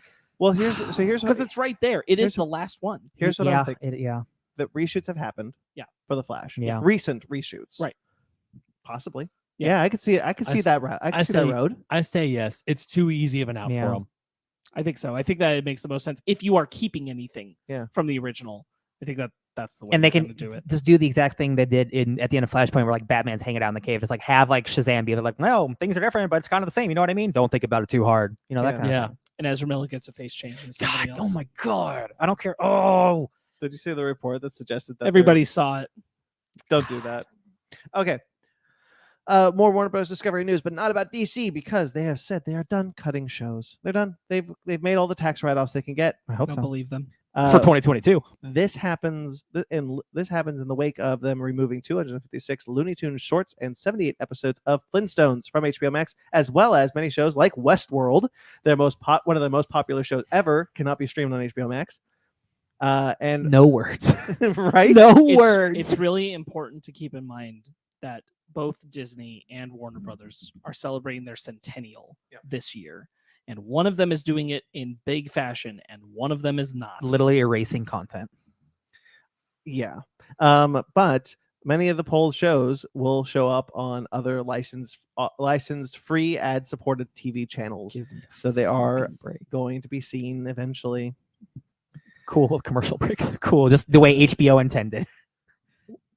I don't have words. Yeah, it's just dumb. When I heard they were pulling Westworld, I admit it. I've not seen Westworld, but like I know how popular that damn show is. When I heard that they were pulling Westworld from HBO Max, I was like, nothing is safe. No. They could pull Game of Thrones. They could. Yeah. I could have swore I heard Ryan screaming into the abyss when I saw that news. It's just like, and like the last couple seasons like haven't been like what they want it to be, but like that first season is still like one of their like most critically acclaimed, most watched seasons of television that they've ever put out. Yeah, and that is still like that first season. I've said it time and time again, is one of the greatest television series of all time. That first season. This is, and it doesn't exist on. You can't watch it anymore. No, and also, how many without buying it, of course. How many shorts of Looney Tunes did they take off? 256. I'm sorry, but that's a lot. Why? Because they hate children. Happy 100 years. Yeah, happy 100 years. It saves them on server costs and like because you know whatever. That's still that. Then why the excuse my language? Why the fuck would you make a streaming service specifically for your content then if you're gonna take your own shit off of it? That's a great question. But that's the thing. Zaslav didn't make the streaming service. AT&T did. AT&T was very much on board with like, we want a streaming service to compete with Disney Plus, and we want it to be our stuff all the time. They didn't even want movies in theaters. They wanted it all on HBO Max. Yep. AT&T was all in on streaming. Zaslav has gone the other way and like, admittedly, AT&T was not great for Warner Brothers, but they made arguably the best streaming service out there, right on the market. HBO Max rules. And then Zaslav comes in and goes, you know what? Nah. Yeah, I'm sorry, Zaslav, but you were make room for the Discovery. No, Max. Screw the Discovery Plus shit. I want my HBO stuff, but no, apparently I want not. my HBO. This man just makes me mad. Yeah. All right. Well, hopefully someday Warner Bros. Will be run by somebody who actually likes the company and not. And get ready to watch Westworld on ABC with commercial breaks. You could still buy like Blu-rays of Looney Tune collections, right? Sure. No, look, they're hard to find now because some of the stuff is really old. They go out of print. They go out of print pretty quickly. It's on YouTube somewhere. I actually don't know if a comprehensive Blu-ray exists of Looney Tunes right now. No, so there's a lot of Looney Tunes shorts. Not all of them were ever released to physical media to begin with, period. Yeah. There's, I'd say, roughly 40-ish that have never made it to physical media. And then there are some that are like, oh, they only were on the DVDs or they were only on the VHSs and didn't just make keep it to open, the Blu-rays. Just keep it or open. they were on the VHSs but not on the DVDs and they made it to the Blu-rays, and it's this whole thing. But they did do Blu-ray sets of their DVD sets with some changes. Right. That was about probably 10 years ago at this point. So and that's kind of the last physical release. And like, what are they going to do for the centennial this year? Notably, comparatively, for the centennial, Disney is releasing for the first time Blu-rays, a volume 1, so there's more to come, a Blu-ray of classic Mickey and Minnie shorts, which they've never been released on Blu-ray before. And Oswald. Yeah, they've never been released on Blu-ray before. There's a new Oswald short coming this year. Epic Mickey. Yeah, because it's a celebration of the 100 years.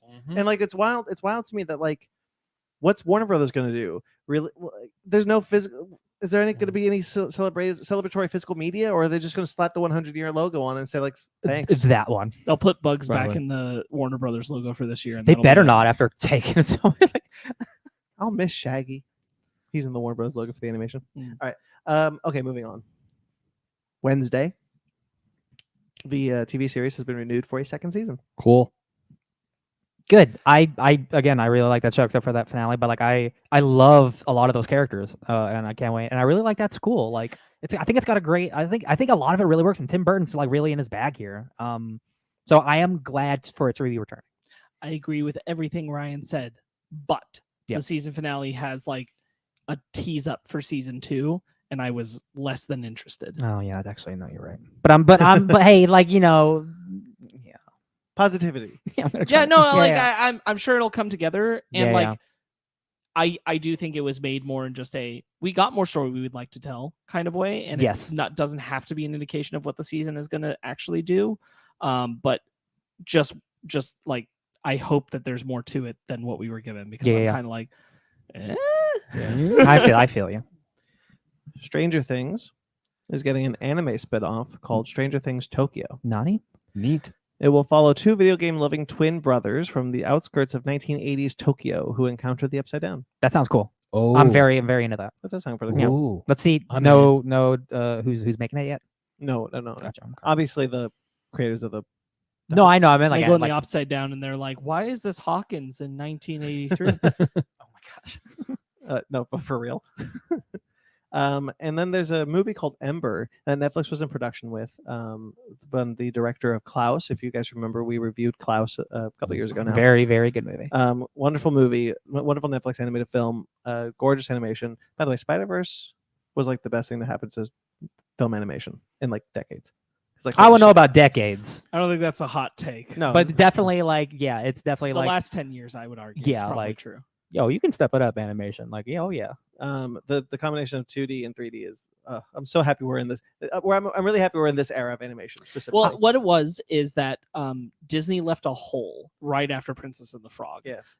Because they moved their stuff to 3D when they already had Pixar who was doing CG 3D, Right. and DreamWorks was already doing CG 3D. Mhm. And Spider-Verse came along and was the film, which is great, that said, what if we still use 2D, guys? And everyone's like, oh, what if we can do did? Yeah, well, like why not? And I haven't seen it yet, but like, oh my god, like I've seen some clips from Puss in Boots, and I'm like, Yeah, I same. cannot believe that movie looks like Cannot- that. I cannot wait to watch it. I need to see that on a big screen. Oh my Yeah, god. absolutely. That's a this week or next week plan of mine. Well, Netflix has canceled his next film, Ember. Terrible news.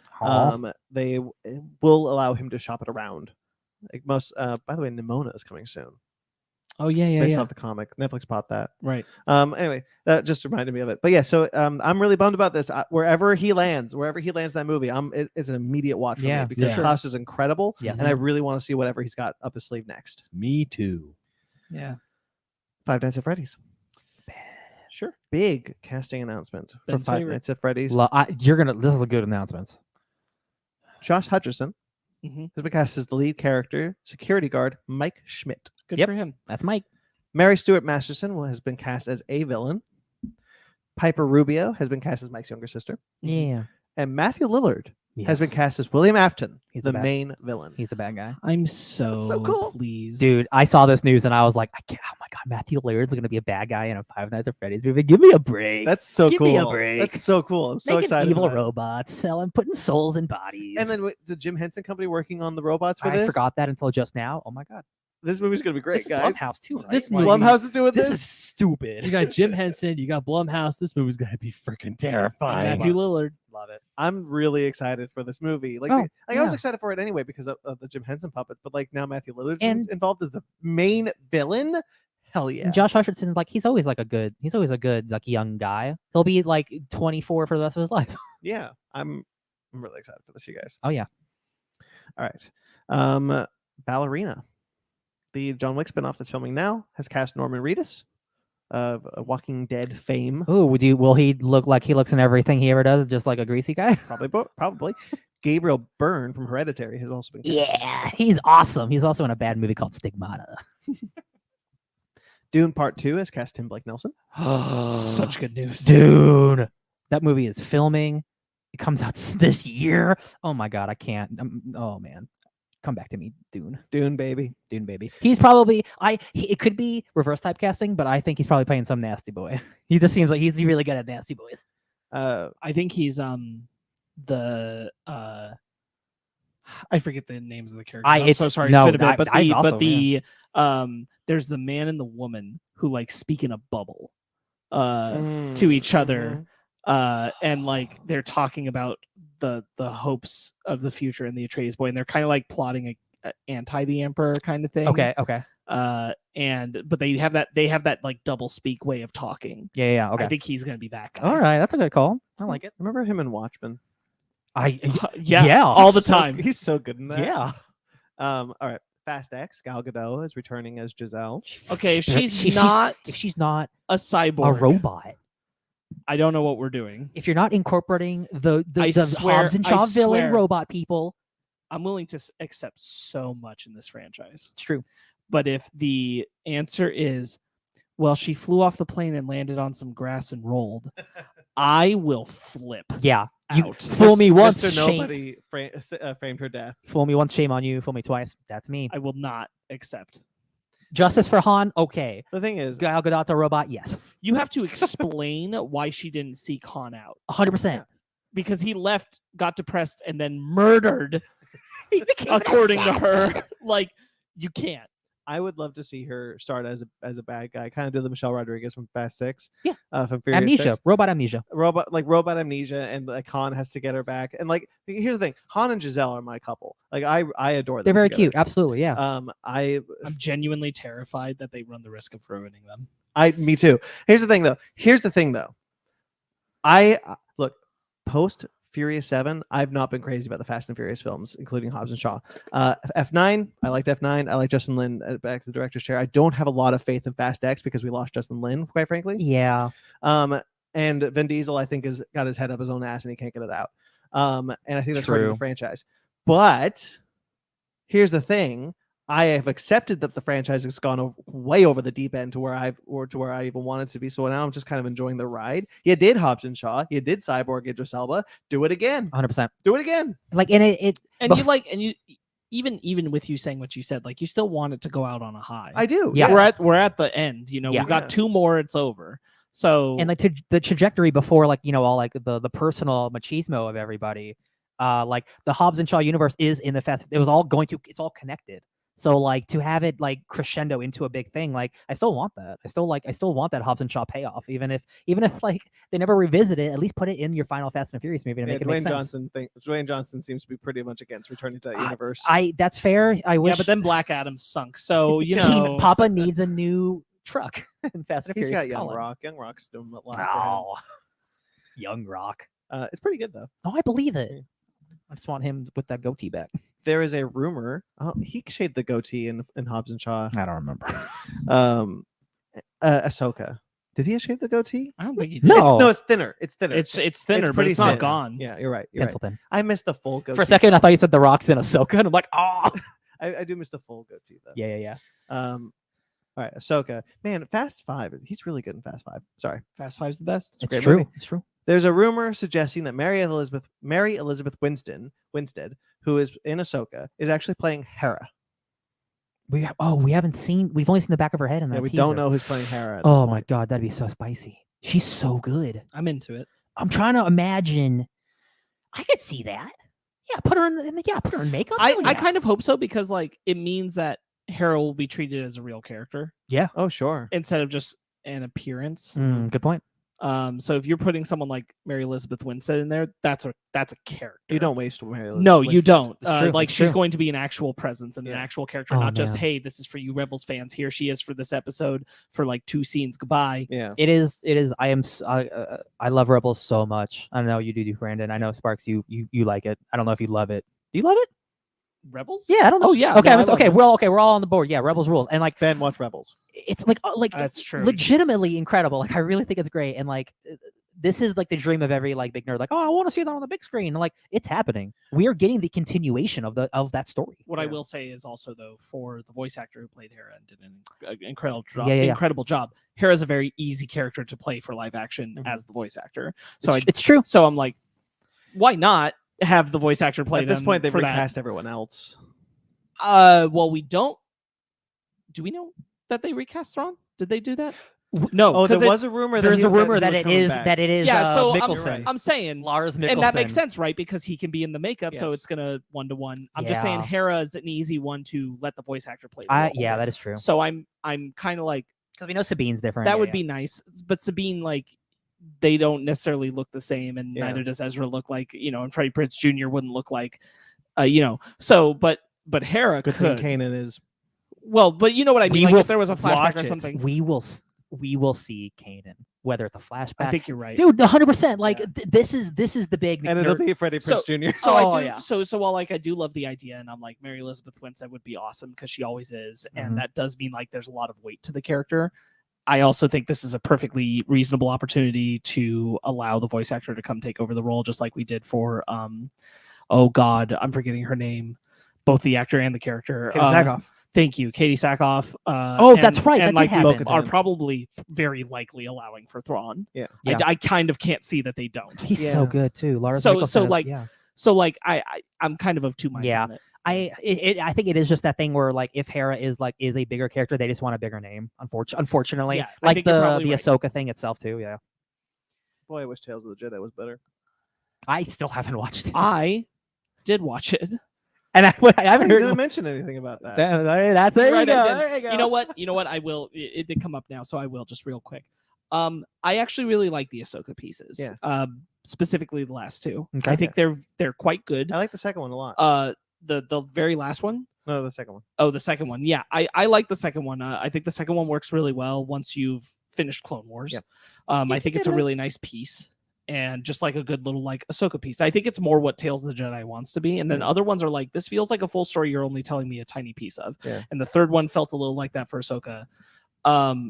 The Dooku ones, I enjoyed the first two, but they kind of are like nothing stories that just give you a glimpse of young Dooku. Nothing burgers. They're not really. They're like not telling you anything you don't already know. Yeah. No, it's true. I really like the Dooku episodes. I mentioned when I first watched it. I do really like the Dooku episodes, and I think that's kind of where the value of Tales of the Jedi is, as the first season. If they make more, because I like seeing, as Park said, we know where Dooku ends up. But I do like seeing the progression and seeing why he became the Dooku that was disillusioned. Your with the Jedi swords, Order. please. I think part of it is that between 2 and 3 for Dooku's part of the story is that clearly some stuff happens, and I'm kind of like, I'd like to see the actual thing that and honestly, it's baffling to me to then go to the Ahsoka second episode, which this is not a spoiler. It jumps through her timeline. Yes, Yeah. it does. And I'm like, well, the Dooku episode should have done this to get us from A to B to C for the third episode, instead of just being like, so he left off at kind of miffed he wasn't on the council. Jump 2, now he's deep in the shit. Yeah. I'm like, I feel like there were steps that we could have shared. Oh, here. I agree. There's the third one. It starts just after. It starts just before Qui-Gon leaves for Naboo the second time in episode 1, and then picks up again after he's told that Qui-Gon is dead. That's So after done good. Yeah, Qui-Gon's I actually really like the third Dooku one. I did that too. one, because it kind of, I think where Tales of the Jedi was working best, frankly, for these characters was where it was slotting in what was happening with them and how it affected their story around events we already know from the big films, Yes. rather than just being like, here's a side story in Dooku's history that will kind of give you a hint of like, ooh, he was being a little bit nasty, but then there's not really a lot of context otherwise that really fulfills anything more about the world or Qui-Gon or the Jedi or any of that you didn't already have before. Yeah. And like, as I was saying, like, we'll just finish my point. It's nice to see, because we know that Qui-Gon was his apprentice, and it's nice to see how Dooku reacted to the death of his former apprentice. Yes, that's really good. I like. Yes, that I like, and that's where I'm like, oh yeah, show me how like this is Dooku on Coruscant during the events of the Phantom Menace. Like, show me that. That's cool. And it gives context to like when he's talking to Obi-Wan and Attack the Clones, and he's like, I wish Qui-Gon were here now. He also did not look old enough. No, he didn't. But he still looked like young. Hey Ben, Yeah. hey Ben. Yeah. Remember an Elden Ring? sorry. When You guys should watch Tales of the Jedi. All right, you fought a giant snake man. Yeah, I do remember that. That was great. Go check out Basement Arcade, where Ben and Ryan play Elden Ring. The Flash. The 9th season of The Flash will see the return of Sendhil. Oh, that Flash. Yeah. The 9th season of The Flash will see the return of Sendhil Ramamurthy as Bloodwork. For those who need a reminder, this is Mohinder from back in the day on Heroes. Oh yeah. He played a villain in the 7th season of The Flash. Bloodwork. So this is actually kind of cool because his storyline got shorthanded because of COVID. Mm-hmm. His was the storyline that kind of got cut short. And so to pick up with him again is, I think, actually kind of smart. Cool. Neat. Remember there was a character that was introduced as a bad guy, and then they changed time, and he was a good guy for like, and they never saw him again. Oh, I know what you're talking about. I don't mean this derogatorily, but the gay guy. No, I know exactly I what know you're talking about. but I forget right now. Heroes Season 3 villains. Keenan Lonsdale will return as Kid Flash. Oh Yes. yeah, that's nice. David Ramsey. I wrote David Ramsel. Sorry. David Ramsey It's a will damsel return in distress. as Diggle. This is great news. Hell yeah. And Stephen Amell will return as Green Arrow. He will save the We also city. got a confirmation in this because I think it had been up in the air that we are getting Javika Leslie back as Batwoman. Yeah, we'd mentioned that a little while ago. cool. We mentioned about the death thing, but it had not been made clear that she was definitely coming back as Batwoman. Yeah, right. And she is definitely coming back as Batwoman. So it is going to be like a big send off for a multiple part thing. And Dreamer from Supergirl is coming to the season as well. So we're getting all those folks. So a little bit. Benoist? No Melissa Benoist. At least not officially said yet. It could happen, I guess, but it has not been said. It'd be cool if they got everyone back. I would love it if they got back Black Lightning too, but that hasn't been said yet either. But give this franchise the send off it needs. I also don't mind if it doesn't become like, let's give this the big everybody from the show thing, especially as we get to the last episode. We do know that, or at least it's been heavily implied, I guess, if not officially said, Stephen Amell is in the final episode. So he might be in more of it than that, but he seems to certainly be in the last episode. Flashback. Barry dies. Part of this, The Spectre is there. part of this is because of that they said, like Barry got his start on Arrow, and they were like, Stephen Amell should really be there for the end of this journey. Yeah, and also which like makes sense. the whole Arrowverse and that idea. They were specific in the language and said he's appearing as the Green Arrow. We don't know the context. He is appearing as Green Arrow. It could be out of time. It could be a flashback. It could be all kinds of things, but that is how he's showing up. If the rumors of the Red Death are true, which they most likely are, I've seen those pictures. We've seen the set photos. Then the dark multiverse could open the way to having a Green Arrow. That's true. Show up. Yeah, the Green Arrow who laughs. I'd watch that. I'm thrilled. I think this is great. It honestly has me jazzed too. I did not watch the last season of The Flash after the first 5 episodes with the big like Black Lightning and everybody crossover, because too much was going on in life and I didn't feel like the need to keep up with it. But I do want to see this last one. I've seen nearly the entire Arrowverse except for that all the way through. So like I'd like to come in and finish it off. I'll watch that final episode.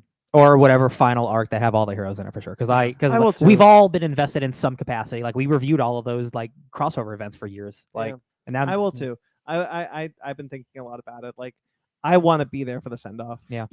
I still highly encourage, like, these shows are out there. Like check out Legends of Tomorrow. Check out Batwoman. Frankly, check out Black Lightning. I think Black Lightning and Legends of Tomorrow should be top of your list, and then maybe Supergirl after that. But these are all those 3 shows are all worth going back and going through, and I highly recommend it. And then hopefully the Flash gets a good send off. I hope this season, I really hope they just bring their A game. I hope the season is truly like better than the past couple have been. Right. Yeah. Agatha, Covenant of Chaos is coming fast and loose. Oh yeah. And Deborah Jo Rupp will return as her character from that first episode. She also shows up in the last episode. She's like, "It's okay, Wanda." She's one of those characters. She's coming off of her stint on the 90s show, which is coming soon. I'm excited for that show, but I just know it's going to be terrible.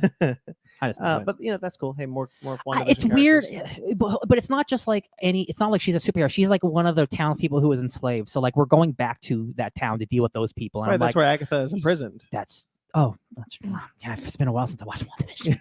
That's so true. Oh, let them rest. Check out our upcoming Phase 4 review if that happens. Oh yes, I want Ranking. to. I would love to. Yeah, I would love to do it too. Patti LuPone has joined the cast. This is wild. Yeah, right. Wasn't she in something else? Oh no, I'm thinking of somebody else. She was in Steven Universe recently. Okay, Is she? That's cool. That's very cool. She's the voice of the best analog for you guys is Frieza. Ooh, Yeah, that's cool. it was cool. Broly. No, I'm kidding. Aubrey Plaza is apparently rumored to play Morgan Le Fay. This is interesting. Holy shit, that's so good. I'm excited. Oh my god. So like so many Morgan the Fake, like she doesn't have her own comics, but she just like is a bad guy for Iron Man and Doctor Doom. So I'm just like, it's fun that we're going to those little spaces. Love it. And finally, in the casting news, I believe, yes, Donald Glover has been cast in the Spum Yep. Everyone's favorite universe. as who else than the Prowler? Yeah. Because he was I mean, already there. you read it, but go ahead. He is going to play Hypno Hustler. Yeah. Which is a Spider-Man. It was going to be a new Spider-Man villain spinoff. I want to read you this thing from Wikipedia, which I thought was very funny after reading the announcement that this movie is happening. Mhm. The Hypno Hustler has received negative reviews as a supervillain, sometimes being ranked as one of the worst supervillains in comic books due to his outdated 1970s camp factor. Shortlist ranked the Hypno Hustler as the second worst supervillain of all time. Meanwhile, Heavy.com listed him as one of the 20 worst supervillains. Crave Online put the Hypno Hustler as number 3 of their 5 Spider-Man villains you will never see in theaters list. Yeah, this 100% makes sense then. Describing him as a recurring joke in the Marvel Universe for decades. Tony Wilson of Dorkly referred him as one of Spider-Man's dumbest forgotten villains in his Today in Nerd History sketch comedy video. I love it. Yeah.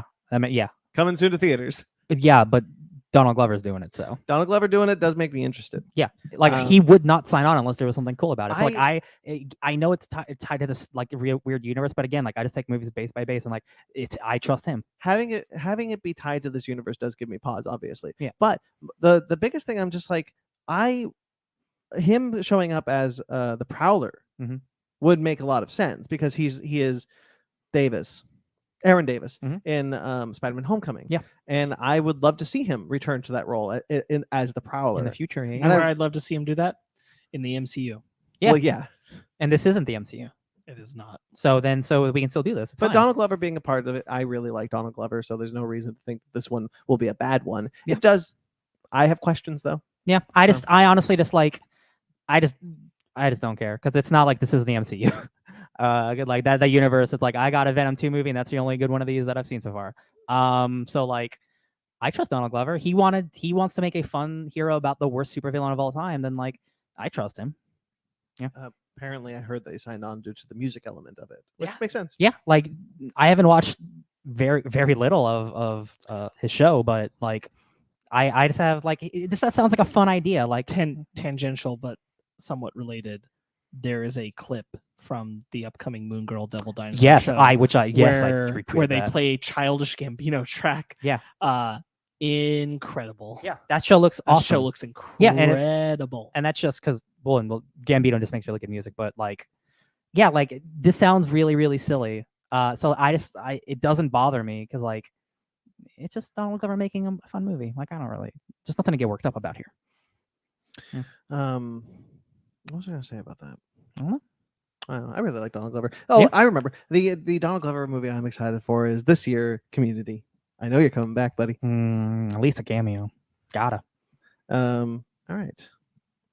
Doctor Strange is coming back. Stephen Strange is coming back into the comics. Oh, I was like, there's a movie announcement I missed? As many probably know, Clea has been the Sorcerer Supreme in a title called Strange, written by Jed MacKay. It's a good book. Now it will be retitled once again to Doctor Strange because Stephen Strange is coming back. Written by, once again, Jed MacKay with art by Pascal Ferry. She got like 8 issues or something. Good job, girl. Well, you know, that's something. Almost a year. Almost a year. Good job. Yeah, that's all we really know so far. It's just, you know, he's coming back. Yeah, that makes sense. Yeah. Guardians of the Galaxy had a really exciting announcement, though. Jackson Lansing and Colin Kelly, who are the team behind Captain America: Sentinel of Liberty and the current, it's out now, Star Trek, the new Star Trek series, that is very, very good, are going to team up with Kev Walker to write the next Guardians of the Galaxy ongoing series, described as a hard-edged cosmic western that's Unforgiven meets Next Wave.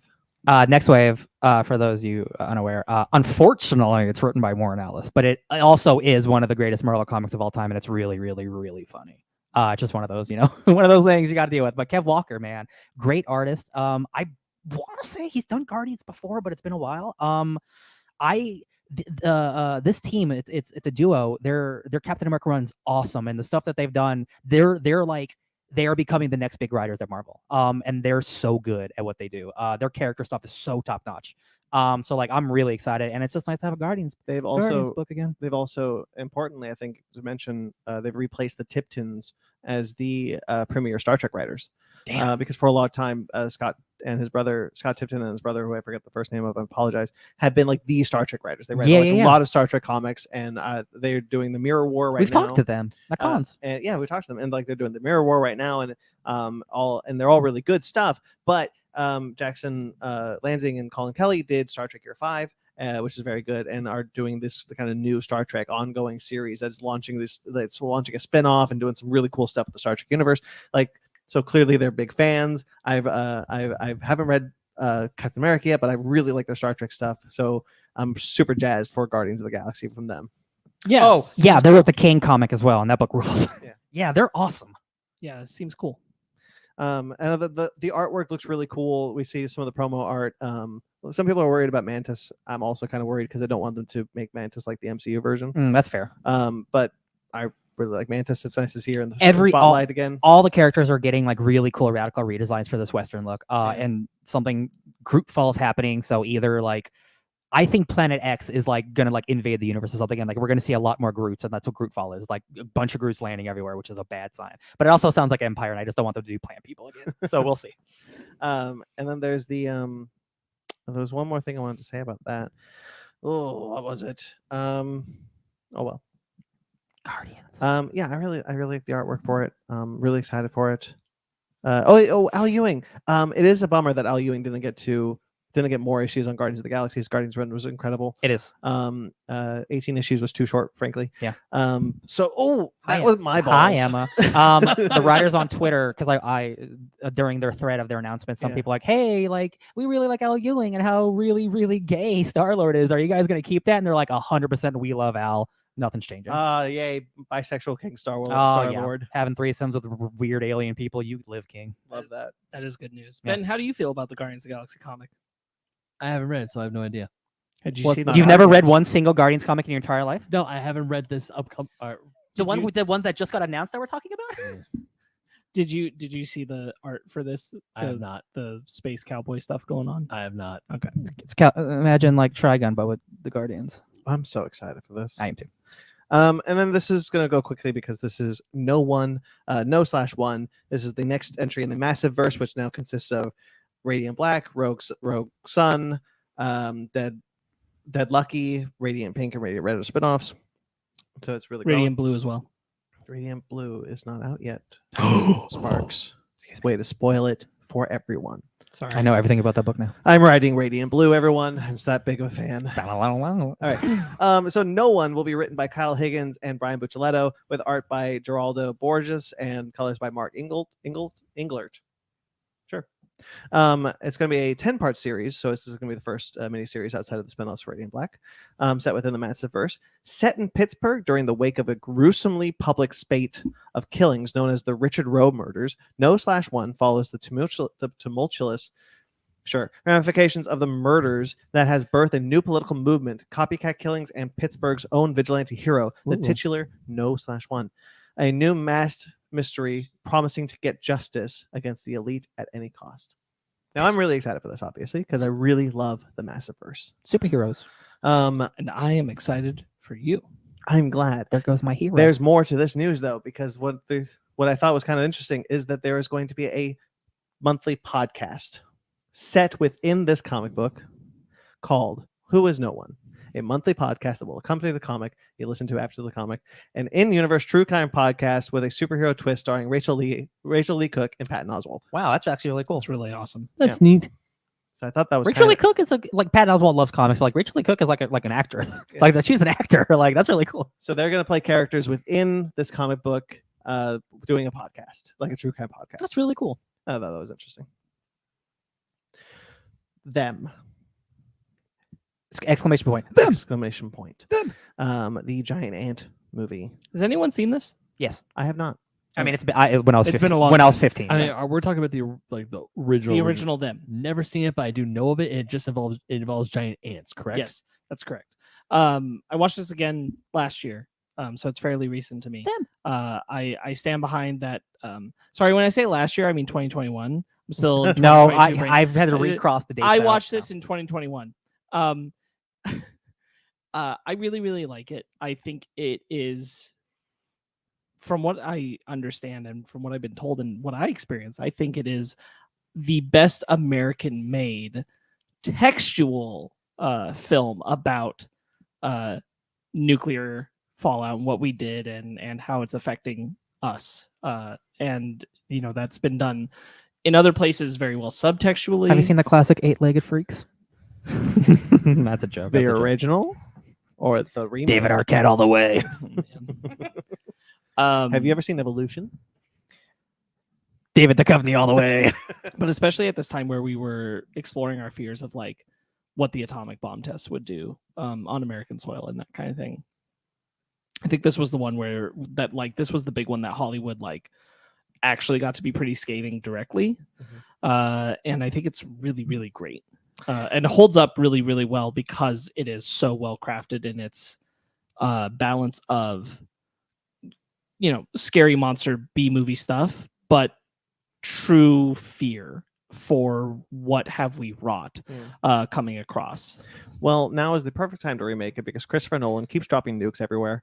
It's true. For his new movie Oppenheimer. Michael Giacchino, damn it. The composer extraordinaire, one of my favorite composers, one of our favorite composers. Now director. Film director. His first feature-length film will be a remake for Warner Brothers called of Them.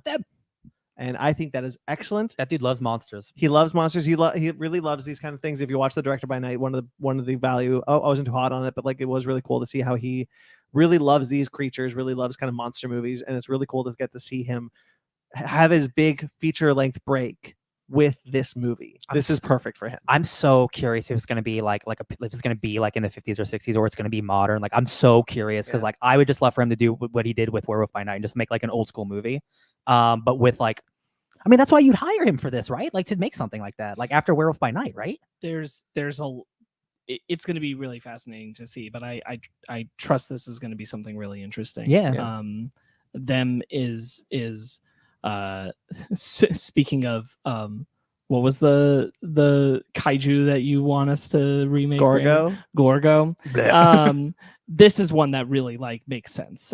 There is a big impact that this movie has in a film history way, and so I think this is really cool. Is this the first remake of Them? Because I know there was the Eight Legged Freaks remake. Yeah, this is the first remake of Them. Okay, that's really cool. Then. That again, like Them stood apart from all the other like, oh no, it's a giant spider. Oh no, it's a giant praying mantis. Like kind of like the B movie kind of stuff because of how the script was structured and how the film paced out what it was doing. It was not just for the shock and terror and how easy is it for us to put these big monsters onto the screen kind of thing. Yeah. It was trying to say something specific, and it was trying to say something in a very pointed way where a lot of things were being less direct. Right.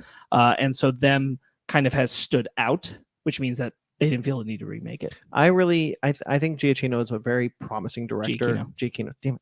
I think he's a very promising director. He is a very talented director. I will. What is it? Howl till the cows come home. Is that the phrase? About his Star Trek short Ephraim and Dot. So much so that I thought that his feature length debut should have been Star Trek 4. Frankly, like give it enough time, it'll take that long. He'll get there. Him directing the fourth installment of the Kelvinverse makes sense because he has made the sound for that universe. But this is a very good feature length debut for him. Brandon, give it like I don't think we'll get a new Star Trek movie in the next 2 years. If 2 years, wait 2 years after Them, I could see them going to him. I really want them to. He's also going to compose this movie. Obviously, he's a composer first. Yeah. Well, it would be funny if he didn't. He got someone else. And like him being a director and composer, like creates a certain way to look at a synergy. Film. That's going to be really interesting to see. We saw a little bit of Werewolf by Night again. Once again, I'll just say Ephraim and Dot is very musically directed. It's a wonderful short film. I thought that Disney was going to snatch him up. I thought Paramount was going to snatch him up. I'm surprised to see Warner Brothers do it, but I feel like after Werewolf by Night, he was allowed to pitch. Absolutely, he was allowed to go in and be like, "I want to do this." And this was the best deal. Was at Warner Brothers. Yeah. That's what I feel, and I'm sure there's some truth to that. Yep. Very excited, honestly. Like I'm stoked. Good for him. Also, I'm stoked because this means in a couple of years we're doing a rewatch of Them. Yeah, we're getting a giant monster movie that's about ants. Like hell yeah, baby! I've never seen the original 1950 whatever film, so this is pointedly. Ryan's the only one who's seen it. Like spoilers for a very old movie. Yeah, minor spoilers. The third act of the film takes place in the abandoned entryways of our Los Angeles River system. Oh, And the reason it's like that is because at the same time it's making an environmental message of like even back then how we ran out of our own river. Oh, Edmund Gwenn is in this. Sure. He's the Santa Claus from Miracle on 34th Street. Yeah, yeah. Oh, there you go. These were big names at the time. That's cool. Yeah. I should watch this. You absolutely will. should. We Yeah. will. All right, that's very exciting. I'm so happy for him. Damn. Way to go, Michael. And I will say, because I own them on Blu-ray, incredible HD transfer. Nice. Well worth picking up. He's It's not an genius. expensive movie. My Hero Academia. Yeah. Netflix has picked up the rights to the film, the live action. They have all the anime rights. It's insane. they do. film. It's going to be from Shinsuke Sata, who created Alice in Borderland with them, one of the more popular shows. They're the people who are making the Yu Yu Hakusho show. Are they? Interesting. Yes, so that must mean they like that show enough to give them this. Yeah. Ooh, All right. Okay. ooh, And Legendary Entertainment, obviously. ooh. So I'll be honest. Here's my thing. Like I mean, I'm still trepidatious. I think to do My Hero Academia justice, you have to have Marvel budget. Yes, Yeah. I yes. just don't think you can It is do spectacle. it for less It is full spectacle. and have it look good. And I just don't think a streaming service is the one to do it.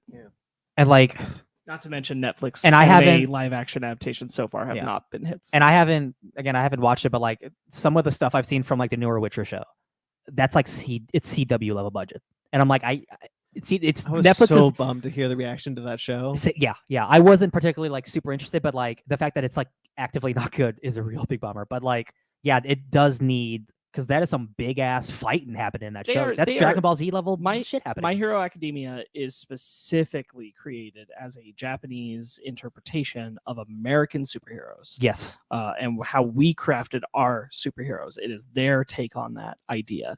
And their powers reflect that and represent that. And you just kind of can't on a small budget do that. I would even argue like Naruto's easier because, not every single character has wild, wacky, insane visual powers. There is one good thing. It's not a white person making the show.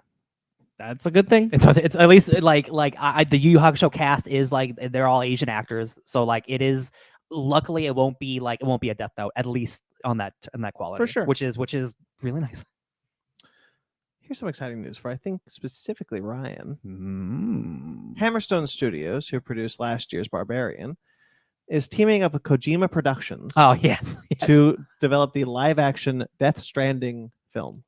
I never could have imagined in a million jillion years that Death Stranding would come out as a movie before Metal Gear. But honestly, half of Death Stranding is just walking across like the apocalypse, which you can do pretty cheap, and then the other half are like giant goo monsters, which is a big budget. But what is this? Is this Amazon? Did you say? I'm sorry. Oh, we don't know. We don't know? It looks theaters. It looks like it's theaters. Oh, a movie. Oh, then yeah, the budget will be there. Capital M movie. Capital M. I mean, that's Kojima's dream. All he does is make movies. But we don't know. There's no distributor yet. So it's gonna star Norman Reedus and Lea Seydoux and Troy Baker. What if and it didn't? that'd be really funny. And like and Guillermo del Toro and Conan O'Brien. The side characters won't show up, but like Guillermo del Toro is a major character. He has hours of game time in that game. Die Hard Man is his name. Yeah, this is a stupid, really, really crazy story about like the apocalypse and being a mail carrier in the apocalypse. And timefall happens when it rains, it ages you and kills you and stuff, and there's giant goo monsters and the afterlife and all this nonsense. That's All that nonsense. There's a beach where you die, but it's not a beach that makes you old. Don't get it confused. Yeah, this is really cool. It's a really confusing story, so I hope they can trim the Kojima-ness out of it, because like I love that, but for like a movie, you gotta like narrow it down. Yeah. It's really weird that this is happening, I'll be honest, because it is very cinematic, but it's also 40 hours of you walking, so they're just gonna cut all that shit out, I guess. It's being fast-tracked, too. Ooh, the script must be, I guess, good enough. Weird. God of War, the Amazon TV series, has gotten a showrunner in Rafe Judkins, who is the showrunner for Wheel of Time for Amazon. He's going to showrun the new series for God of War, which will be mostly based off of the newer God of War games. Wheel of Time. None of us watched that, right? No. I did not hear great things. I haven't really heard good or bad. I kind of just heard like it exists, which for God of War is a problem. My understanding is it depends how much you like the books. Oh, If you really like the books, it went further south for you than if you didn't. Oh, Then it was more middling. interesting. Interesting. I think adapting God of War is I think is a little easier because like it's one, it's like it's more recent and it's a pretty just focused boy. So like that's cool. That's cool. It's a focus boy. The focus boy. That's cool. Like it's kind of one of those things where like, oh wow, they're gonna make a God of War Norse God of War thing. That's cool, I guess. I don't know if I need it because I literally just played a God of War game, so it seems a little fast to me. But like, you know, anything could be good. You know, Amazon got money. Did you hear what the Last of Us creator said about their show? They're like, we're not going to change anything. They actually changed a really big thing, Sparks, and I'll talk about it after the show. But they changed something in there that's like kind of core to it. That a lot of people don't like. They took out the spore stuff, so there's no gas mask or spores. Yeah, isn't that kind of like the whole point of half that? Yeah, so weird choices happening. I'm sure the show will still be great. And I definitely saw someone involved with the show making a comment about like how video games function, essentially, where it was like, cool, like attack a whole medium, I guess. Yeah, it was a little backhandy. What did Neil Druckmann say? Is like we're gonna break the video game curse with the show. Is like, buddy, he did not watch Sonic. Yeah, I was supposed to say Sonic the Hedgehog exists. Arcane. Yeah. Arcane put the nail in the coffin. He's also, but like, you can also talk about it specifically from the angle of live action adaptations, and you have more of a leg to stand on. But even then, sure. I mean, admittedly, Arcane came out in the same year as Halo, so like, I get it. Yeah. I do. The way they're kind of backhanding their own game is a little weird to me, but like, I still think the show's going to be good regardless. Next week. Jesus. Anyway, I hope the God of War series is good because I really like those games. Yeah. At least it's got to be better than Wheel of Time. Even though I haven't seen it, I haven't heard anyone talk about it, which is almost more of a bummer. Avatar: The Last Airbender. Apparently, a new show is in development. They're looking for a 2025 release date, which will focus on the next Earth Avatar after Korra. Now, correct me if I'm wrong. Shouldn't the one after Korra be Fire? Nope. Wasn't the one before Aang Earth? No. You're right. I had it wrong. I'm just now thinking about Roku. Mm-hmm. Roku. Yeah. Not the TV remote. I'm just thinking of Roku, the device. You are thinking correctly about it. It's Avatar Roku. You're right. Yes. I forgot about him. I am. I think this is a somewhat unpopular opinion. I like Korra more than Avatar just because I like the world building, and I think it's not as strong a show overall, but I think the highs are a lot higher. It speaks to you more than Avatar does. Yeah, and like I connect so much more with Korra than I do than Aang. I like or Aang, whatever your how dare you whatever bring your that speed into this is. room. We do not speak But the thing people seem to be really worried about is they're going to do another massive like time jump where it was like another 70 years, and I don't have a problem with that. I always love the evolution of things. So like it being modern day is freaking a lot of people out. Not only that, people are like, "Oh, it's gonna be modern day." It's like, yeah, Korra lived a full life. Yeah, good. So I'll take this opportunity. Let me finish real quick. I don't want the ending of Korra's story to be like, and then she died in her 40s. I'm like, no, I want her to live a full life until her like 80s or 90s, and then we go to the next guy. Yeah. I think it was implied that Aang didn't live a full life because he was trapped in the ice for 100 years. Exactly. I like Korra a lot. Mm-hmm. I especially like the later seasons more than I like the earlier seasons. And I think Korra has some truly outstanding villains in all 4 of its seasons. Mm-hmm. I, however, don't like the big jump in time that Korra creates because Korra is basically the 1920s. Yeah. And we went from feudal Japan to the 1920s, and that was really jarring for me. And I never got over that. And admittedly, that's a me problem. I don't want to put that on anyone else. It is a me problem that just the setting for Korra didn't work for me. Yeah, that's fair. Yeah. So going further into the future, I'm not sure how I feel about that. However, I still like Korra a lot. Mm-hmm. And I have faith in these creators to do another great show. Yeah. I'm excited for the movies, obviously. Oh yeah. But seeing that they're going to do another show is very exciting to me. And I love the characters of Korra, regardless of whether or not I like the setting. Mm-hmm. So getting to spend some more time in the Avatar world with new Avatar characters is still really exciting for me. Yeah. Hell yeah. Yeah, the fact that they're even continuing with a new Avatar, to me, it's just like we can still keep going with new stories and new tales and different avatars. And honestly, yes, the fact that how long it went from Avatar: Last Airbender to The Legend of Korra, it took a long time.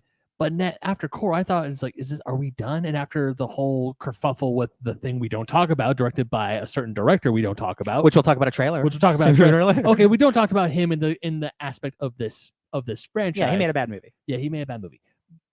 I thought Avatar was done. Like, no more. That's it. Just enjoy what you got. You know who you can thank for this? Netflix. Actually, 100%. Because They're they screwed that show up with those directors. There and the would directors be left. no new show, no new movies if that Yeah, if they didn't leave that show. And We're then gonna- Paramount / Nickelodeon / I don't know who the hell did it. Paramount. Nickelodeon. Yeah, Nickelodeon. They're like, okay, Brian, Dante, you guys want your own Avatar studio? And they're like, yeah. And here's the thing about the setting of Korra. If we keep going further into the future, there's plenty of Avatar comics. That's the thing. Like it's there's not like so those much Avatar, Avatar: The Last Airbender, Avatar: Legend of Korra. 100%. There's still plenty of comics that I can go back to and relive those those familiar surroundings that I like 100%. so much. Yeah. Oh, and also Brandon Grayson is in the chat about Avatar. He says, I kind of agree. I enjoyed the time we were in for Aang. Korra was great, but I kind of want to enjoy the past a bit. There's plenty of comics for you, baby. That also creates kind of the issue of like, well, I'd rather see a franchise go forward than backwards. That's Mhm. yeah. Because like who would we follow? We would follow an Avatar that we don't know from the past. We know the two just before Aang very intimately. So we have to go further than that. And like I don't know if I mean, there's still the rumor out there that one of the movies is going to be Kyoshi. is Kyoshi. Yeah. 100%. Yeah. I'm sure that's true. I am totally fine with the Kyoshi movie. So like I'm happy with like that. Yeah. You know, it's kind of like having your cake and eating it too. Yeah. Like we still move forward while we also keep one foot in the past. Yeah. I think the other thing is like the implication is that there's not a crap ton of conflict that you can rifle through in the past, because the implication is that The conflict was there was settled. harmony and then Fire Nation got out of control. Yeah. Before Aang's time, right before, Yeah. not many times before. Yeah, and after everything that Korra goes through and does in that world, like I just like, I guess, I mean, that's what the comics are for. I don't. This could sound weird, but like I don't want to watch the sequel show where it's just her doing side adventures that aren't nearly as cool or important. Because that is a fun side adventure. Probably tell a cool movie. 100%. And But if you're gonna, we're definitely getting an Avatar movie Yeah, also, we so are. we Yeah. could get a Korra. I movie just like too. I love, because it not only challenges the artist, it challenges you as the viewer of like, hey, brand new shit. 100%. You are not used to this, and you got to get used to it. It is a brand new world, and I just that's something I gravitate towards. I will say though, this guy on TikTok just came up randomly on my page, said that he will die on the hill that Zuko needs his own story rebuilding the Fire Nation post-war. Oh, movie. the fact that hasn't happened yet in a comic or like, yeah, I guess no, I don't want that in a comic. we It's see too a big. bit. Okay, well, so we see. Don't spoil anything from Korra. No, I'm not gonna spoil anything more. I was saying we're pushing. I'll push back on that because we do see Zuko. Like the very first comic book series is immediately about Zuko and the Earth Kingdom post-war. Okay. But Well, we it do was a see tie-in- little. It was a tie-in. It was specifically created as a tie-in to Korra. That book Yes. was. Oh yeah, Because it's about the building of the main setting of Korra. yeah, it's about the very. Ba Sing Se. Guys, I love you, but we got a lot more show. Yeah. We do. The final thing I just been waiting to say is just like, again, we can have our cake and eat it too, and seeing that fact that they're willing to explore the past with these movies and continue to push forward with this show, and we can still have legacy characters, we can still have the kids of the characters we had, just like we did in Korra. Go for it. I'm glad that they have the creative freedom to continue to do the stories that they want to do. Yeah. Mhm. And we still have a potentially bad Netflix show to watch. Well, hopefully it won't be too bad. God, I Hopefully don't. not. Hopefully not. Dark Tower. Pew, pew. Amazon is going to do a Dark Tower series. This is new news for us. For us. We touched on it during the holiday annual, God, no, but gotcha, it gotcha. was not part of our Got it. episode discussion. It's just been so long. Mike Flanagan went over to Amazon and said, "Give me the Dark Tower." Well, after Netflix screwed him over, they're like, "Hey, we got a better deal for you, baby. Do you want like the biggest property that hasn't been made yet? Or actually, well, it got made, but don't worry about that movie." If anyone can do it, it's him. Yeah, he's made nothing but I've never seen a bad Mike Flanagan joint. He's Yeah. made everything that's great. That's true. I am so excited that he gets to do what could possibly be his like masterpiece work. Like if done well, I don't mean to overhype it, but I think this could be truly something special. You should watch Midnight Mass first because he's already made his masterpiece. I understand, but like the Dark Tower is a difficult property to adapt, and he is that 100% the person to do it. And I think if done really well, this could be truly something to experience. Yeah. I think that's Yeah. I think that's very true. I think Mike Flanagan's masterpiece, to be honest, I don't think we've seen it. Mhm. And I don't think it necessarily will be Dark Tower, because I think that he's still going to make his own stamp that is his, not a Stephen King. You know what would have been his adaptation. masterpiece? Midnight Club season 2. Midnight Club season 2 would have been pretty impressive. Yeah. It's apparently envisioned as a 5-season TV series with 2 standalone films. That's a lot of cheddar. I've heard that before. Yeah, seriously. I'm just glad it's not Ron Howard. I'm really, really excited to see what he does with The Dark Tower. I love his films. I have not seen Midnight Mass yet, and I really want to. I love his. Do you watch any of shows. the Haunting Hill House? Yeah, I've watched both of them. Beautiful. They're incredible. Yeah. Bly Manor. I've talked about Bly Manor a lot. I really like Bly Manor. I have a Honestly, bad more than memory. Hill House. I love Hill House, but I love Bly Manor. So like seeing Hell him yeah. go do this. Obviously, Dr. Sleep is incredible. Really, really super stoked for this. Cool. Movie trailers. But not the trailer park yet. We're not in the trailer talk yet. Backing it up. We're not to lead into the trailer talk. We have to say that we don't have to say it. We want to talk about the fact that a federal judge has ruled that movie studios can be sued for false advertising if they release deceptive movie trailers. This ruling comes after 2 Ana de Armas fans have filed a lawsuit alleging that they rented yesterday after seeing Ana de Armas in the trailer, and they won. It's so interesting. Wow. I didn't watch yesterday. So does that Yesterday's mean? very good. I really believe it. like yesterday. I believe it. Wait, yes, that's Wait, the Ana de Armas is not in it though? No. I gotta sue him. yesterday. Isn't that the That's Beatles movie? one. No, Yeah, it's yeah. the Beatles Yeah. one. Oh, I haven't really. You wanted saw to see it. that. No, I never did. Is Yes, she- you is she- did. is We she- talked about it. Is she really in the said trailer? I said I want to see it. I never saw that No, movie. Ben, I swear to God, we have talked about you watching this movie. No, we have not. It's not as important to do Ana this. de Armas in that trailer? Well, I don't remember. I haven't seen the trailer in a long No. time. That's a weird. But she's not in the movie. I know that. Do we know why she was cut from the film? No. Okay. Honestly, I don't really believe that she was in the trailer. I think they missaw it. That's crazy. But I haven't seen it. Come on, I'm not like saying it. a judge can't He like, watched the trailer. say yes on a court case without like seeing Researching. Ana de Armas. Like that would be such an open and shut case. The other lawyer would be like, Ana de Armas is She's not in this trailer, so she must have been. Yeah. Yeah. This is dumb, but it sets more a bad precedent than anything. Honestly, I guess. this sets a worrying precedent that can be abused because the language in the filing is not clear of like what situation this is. Like this is a situation where a person was probably in the movie and was cut. Yeah. And It they used happens more than you think. and they use the footage. This could be used as being like, Infinity Wars trailer had Hulk stuff, had fake stuff in yeah, it. and it opens it opens up movie studios to a lawsuit they were never worried about before, Stupid. and now they could get scared. Yeah. Certain movie studios, I'm not saying like Marvel would get scared, but like certain movie studios could get scared about releasing certain trailers. Well, especially like I think about horror films where like some of my favorite horror movies of the past like decade have purposely released misleading trailers with yeah. footage that you won't see in the movie Mhm. because it obscures what will actually happen. Barbarian is entirely that. Hmm. That everything in that trailer is in the first couple minutes of the movie. I'm talking like Paranormal Activity 3 where they'll show you an entire sequence that's supposedly from the third act and it's not in the movie. Mm. And they came out after and were like, yeah, that was never part of it. It's not something they cut, it's something they manufactured to Yeah, yeah. look like I was gonna something else. I was going to mention the Infinity War trailer because we see Hulk and Captain America rushing towards, but Yeah. that never happens in the movie. We never see the Hulk. We only see the Hulk in the very beginning shit.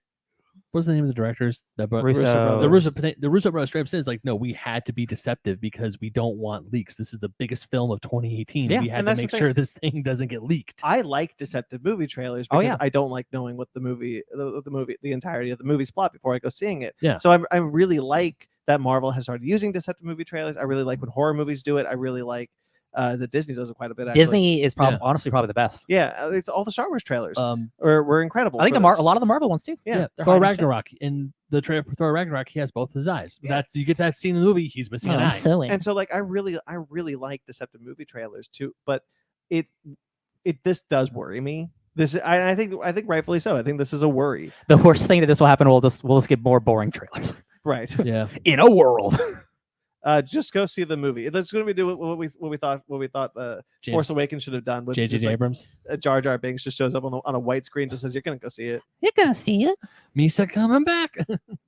Yeah. Anyway, this is concerning. We'll see what this does. That we will. I wish they'd made more specific language about like purposefully and directly misleading that someone is not in a movie. Yeah. Like literally showing an actor who will not appear in the film, and not like because they were cut, but because like they were just trying to sell the trailer. Yeah, Yeah. for sure. Like you can't like if Samuel L. Jackson isn't in your movie, don't put him in the trailer. I mean, maybe Anna de Armas was in the movie up until the last week. The thing is that I don't know. I haven't really looked into it since I got back. Trailers though. Now we'll just talk about some deceptive movie trailers. Okay, we're pulling into the trailer park. How deceptive is the Legend of Vox Machina trailer? Ben? Not deceptive. You don't know. You haven't seen it. Could be deceptive. I've seen the trailer. You haven't seen the show yet, Ben. Not the first season, but never mind. To be fair, he has watched and listened to the campaign, so he actually knows everything that's going to happen. It can be deceptive because you haven't watched the episodes that the trailer is for, so you don't know if they're deceiving you. I don't think they're deceiving because normally. Ben, is the trailer good? It's pretty good. Cool. If you, it's my favorite arc of the Vox Machina storyline, so I'm stupid excited. Grog gets his beard, which was a big part of the campaign. And if you love listening to Critical Role, I really loved that first season of Vox Machina, so you're in for another big time or another good time. You should check out the second; it's better. The second campaign? Oh God, yeah. Oh. The Mighty Nine? You kidding me? I started listening to the Mighty Nine, but then I stopped. It's okay. It's only 150 episodes. Well, unfortunately, I can't go back and listen because my work is being a bitch about me listening to stuff now. No, I get you. It sucks. No, I say you have to please every day. Well, how about we talk about Arc, the animated series? Yeah, this is weird. It's just they're just making the game into an anime. It's Minecraft with dinosaurs. Like you're hitting trees and you're building bases. You're taming dinosaurs, beating other tribes. I mean, it looks cool, but it's weird, and I feel like we're not talking enough about the first 35 seconds where it's about a woman falling in love with another woman, and the woman dies in an accident, and the other one commits suicide, and then wakes up in a draft. Yeah, that was very weird. So essentially, she isekai'd herself. Yeah, she suicide isekais. And yeah, like you wake up like every time you start a new file, like you wake up on the beach, like how did I get here? But even like if that's part of the story, what a wild way to market your show. And literally like the first minute is like her entire life. So now like we know like so like I know what happens to her. Yeah, she gets here. So honestly, I thought the blue-haired one was the one who lived. No, it wasn't. Everybody dies to get the dinosaur island. I'm happy to see a dinosaur anime that looks this good for honestly. Yeah. But yeah, the trailer is strange because it's 4 minutes long and a minute of that is dedicated to just this person's backstory. And then we get into like honestly what is actually the trailer. Because the first thing it just feels like a flashback narrative. It's like the beginning of Up, and it's like, oh, also we made it by dinosaurs. Yeah. Because it feels like they wanted to be deceiving. To be like, speaking of deceptive movie shows, but like this is actually about dinosaurs, but you thought it was about love. It's called Arc. We know it's. I'm being cynical, and I don't think that's it. I think they wanted to get like a lot of props for like queer representation. Oh, sure. And I feel like that's the main reason it's there. And what bums me out about it is that in presenting it this way with all that super big celebrity voiceover work they'll all have like 4 lines that's in all it. Got like lofty sayings that are going over this emotional stuff that I'm seeing of these characters but not actually hearing from these characters. They've kind of undercut the emotional weight that will have when I see it in the show, which is kind of a bummer. And like spoiler alert, like there's a lot of famous people in here. A lot of them aren't saying a lot, y'all. There's like datalogs you pick up, and it's like this like the ruins and like tales of the old world. So it's gonna be like 5 minutes of David Tennant, and it's gonna be like 5 minutes of like Russell Crowe or whatever. Like it's gonna be like 2 lines from Vin Diesel. Vin's heavily involved, so I think because he's in Arc 2, the video game. That's true, so I think Vin will probably have more of it. But it's just like oh, it's Carl Urban as Bob. He's Bob. He's literally the guy from the game. And it's Arc just 2, the video game trailer suggests that the narrative that these are people that were brought from another planet to another planet with dinosaurs. Yeah, that is separate from Arc, which is funny. Even though it's like a sequel, like that is like this is within Arc 1, so I can't even think about the ramifications of it being like alien shit. I think it looks good, but like I think it might be a little more basic than it's leading on with what you're actually doing in the game. It's just like you're building and you're fighting dinosaurs. I think that's part of it too. I think that's part of why it wants to give you that emotional opening in the trailer, because it's like there's actually not a ton of meat on these bones. Because honestly, unless they're somehow able to weave in all of the story about her and her love, none of that matters because she washes up on a shore and has to become a dinosaur hunter. None of that really matters because so. What if the flashbacks are her dreams? I mean, they're framed like that. Well, I know how Jay Olivia directs, and like the haze on those on those scenes are definitely dreamlike. That's actually a good point. I hope if it's really good, I'll watch it because like I want more good dinosaur content. But like, I could just play that game, which I do every so often. Sandland. Yeah, this is one of Toriyama's other works. This looks cool. I'm not thrilled to see the superhero animation continuing, even though like the Toriyama style does work with it. There are parts of it I like and parts of it I don't. Yeah, a lot of environment stuff that I'm like about. I like I mean, he always makes good character designs, and I think they look good. Yeah, they stand out. They pop. Yeah. Bro saw Dune, was like, I want to do that.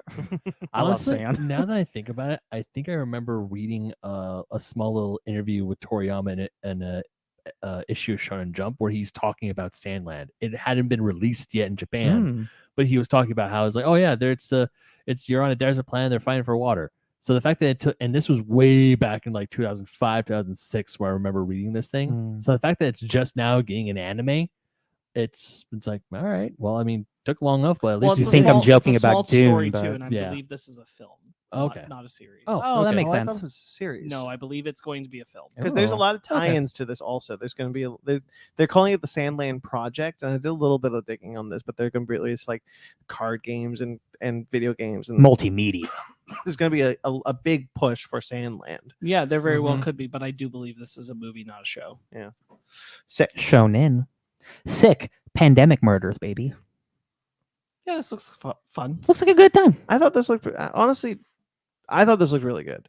The first time I watched it, watching it with people who aren't as into it as you are is a very interesting experience because you feel the energy and you're like, oh, I didn't think wrong? it doesn't look bad. It just looks like the fact that it like is in the pandemic is like the big thing about it. It looks like a traditional, like I watch a lot of these type of movies, so there's nothing really special except for that it's in the pandemic.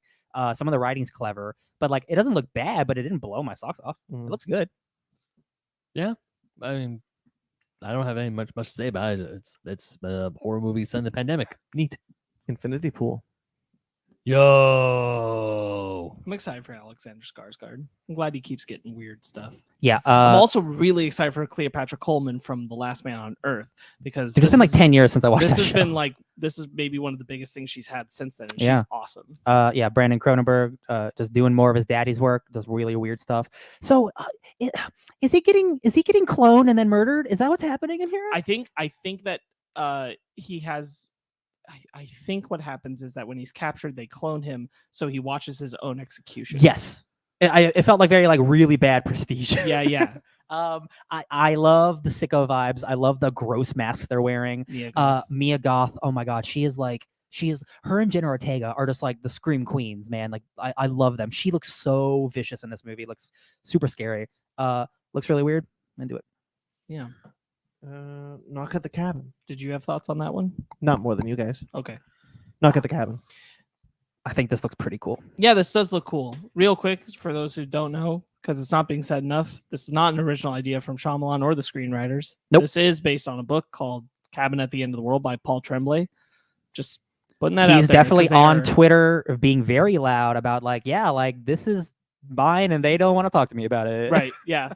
That part sucks. It's kind of gross. This is the second. How many of not many of M. Night Shyamalan's films are adapted from source material.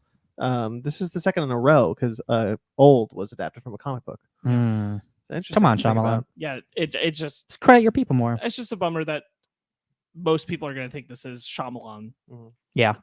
Like just straight up. And they're not even promoting the book at all whatsoever. Like Right. whatsoever. Right. And that's just like a big bummer because like that's a great synergy you can have. Like you could sell books and your movies. Like it's Well, the publisher has jumped on that. Going to Barnes and Noble, you see like stickers. the sticker like soon to be a major motion picture called Knock at the Cabin. Yeah, Yeah. but it's a bummer when like the poster that came out in the past few weeks for it says like an M. Night Shyamalan film People written watching the by- trailers don't know written by that. the people that's written by Yeah. know based on a book by or based on the book. Right. The Knock at You the have to go to the cabin at the End of bookstore World. to see that's Yeah. even there. And that's just it's creepy and uncomfortable, and it's weird that literally every piece of the marketing for the movie refuses to acknowledge it. Because we know how mainstream audiences think, and mainstream audiences are not, nor should they have a reason going to think that this is anything but a piece made from his mind. And what I understand is like being based on something, whether you've seen it or not, is generally a good thing because it gives you credit. Like, oh, that thing must be good if it's being made into a thing. Right. So like it boggles my mind that they're so adamant at being like, we're not associated with that book, even though it's based off the book. Anyway, it looks cool though. It does look good. I like the performances we're seeing and the idea. Batista. So I'm hopeful for it. Batista. I liked this trailer more than I liked the first trailer. I was not crazy about the first trailer. I was pretty lukewarm on it. This one I was actually like, oh yeah, this looks pretty good. The first one just gives you tension and Tease. questions. Yeah. It's a teaser. Yeah. And this one gives you more answers. Knowing that it's like the apocalypse is happening and like you do have to die. Someone has to die or the world will end. That is like, that's kind of rough. That's pretty rough. Ben, do you have anything you want to say? Yeah, I was gonna say the first trailer. Part of me was thinking like maybe the twist is that nothing is happening and it's just a bunch of crazy people, but the fact that they turn the TV on and you see people dying, Yeah. with a giant, There's a plane there's falling. a plane falling. It's like, oh nope, there are stakes. Okay, I'm interested now. Jonathan Groff is cool too. I like him being in the lead. That's cool. Same. Poker face. God, please let this be in the Knives Out universe. Looks so good. Please. It looks so good. It looks awesome. It does look pretty good. Ryan Johnson won't let me down. No, I'm very, very much in Ryan Johnson's pocket. I love all of his movies. Even the ones I didn't love the first time, going back to them, I'm like, oh, I was wrong. This is actually Which great. one, Brothers Bloom? Looper, actually. Oh yeah, Looper's good. I've not seen Brothers Bloom yet, but I want to. Oh, But I obviously love Knives Out and Glass Onion, and to see him do like this murder mystery of the week story with Natasha Lyonne, who's a great actress, perfect for this type So of many role. great actors showing up in this. And getting to see Ryan Johnson team up once again with Joseph Gordon-Levitt, very Yeah. exciting. And it's really, he obviously loves like murder mystery shit because like he just made 2 movies and then he made a 10 episode season of a show about it. He's just like, yo, I'm really good at this. I'm gonna keep doing it. Like I love that. And he kept the alliteration of like Benoit Blanc and the act, Charlie Carl or but Charlie like Coyle. CC is Mhm. is the yeah. I'm so stoked for this. This looks incredible. this Yeah. does look pretty cool. And you were saying it like very Columbo. Yeah, 100%. Like she specifically feels so Columbo like. I can see how this could be like set within the Knives. Oh Out my god, universe. I was about to say the Columbo universe. That'd be so sick. No, I think She's there his was daughter. there was a campaign a while ago to get Mark her, Ruffalo. No, Oh. to get her to play Columbo, Mhm. like to make a remake of Columbo and have her star her. It would work. It would work. And so like to do this is the next best thing. People also really want a Mark Ruffalo because he had to look for a while. I was like, you look like Columbo, my guy. He does look like Columbo. Oppenheimer. Tick, tick, boom. I'll be honest. I think this looks awesome. I've already seen the greatest nuclear explosion of all time, and it's in Twin Peaks: The Return. I mean, he's not wrong. I about that. know I'm not wrong. I know you're not wrong. I was there. It is the same shit's happening, but on a significantly smaller budget. But like, I have kind of seen this already. The cool particle effect stuff. Otherwise, besides that, like, I'm not worried about him delivering a really cool, great movie. I think it's gonna be awesome. It's really funny this comes out the same day as Barbie. What I think is really interesting is, we just talked about them coming back around. And so like that, I'm not going to say like the entire genre is doing it because it isn't, or the entire medium, but that films are kind of going back on, hey, maybe we should bring back into context the atomic bomb and like what that meant. Yeah. I don't think there's anything more chilling than like Cillian Murphy's reading of the line where he says, they're not going to fear it until they understand it. They're not going to understand it until you use it. It's awful. And it's chilling. It's disturbing. Yeah. 100%. Yeah, I've been having some anxieties about that weapon recently, so I mean, look, I know it's Christopher Nolan. Cillian Murphy, I'm pretty sure is going to get an Oscar now for this just by this trailer. I know this is going to be a fantastic film. I don't know if I'm ready to see it just yet. Christopher Nolan, I really like Christopher Nolan. I think the only recent film of his that I didn't really like was Dunkirk. But I think that what he can do is very good, and it's just long-winded way of me just saying like this looks really good. No, I'm really glad you brought that up because I haven't been as sold on Nolan when he's doing something historical. Oh, sure, good point. And so I'm really curious how this will Like something like pan out. Tenet, I liked.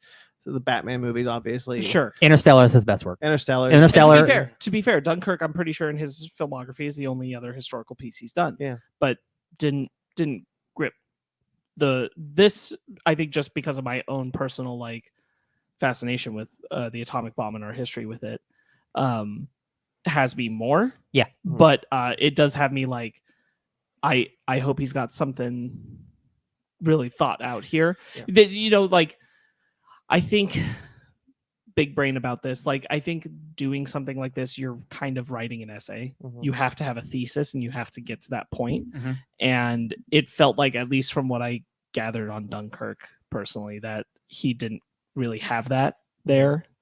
And I'm hoping, especially with material as heavy as this, that he does. And so it does feel like it's that, and not just like, yeah, this is great filmmaking. Yeah. But what is this? What's the point? What's the point Right. here of this story? He's assembled quite the cast. It's the most stacked cast of all time. It's insane. Everybody's in it. For me, I don't think he'll top The Prestige in my eyes. It's a really good movie. So It's also wild to me that some people still don't know this is about the atomic bomb. I'm like, Google. Google it. Yeah, they don't know who Robert Oppenheimer is.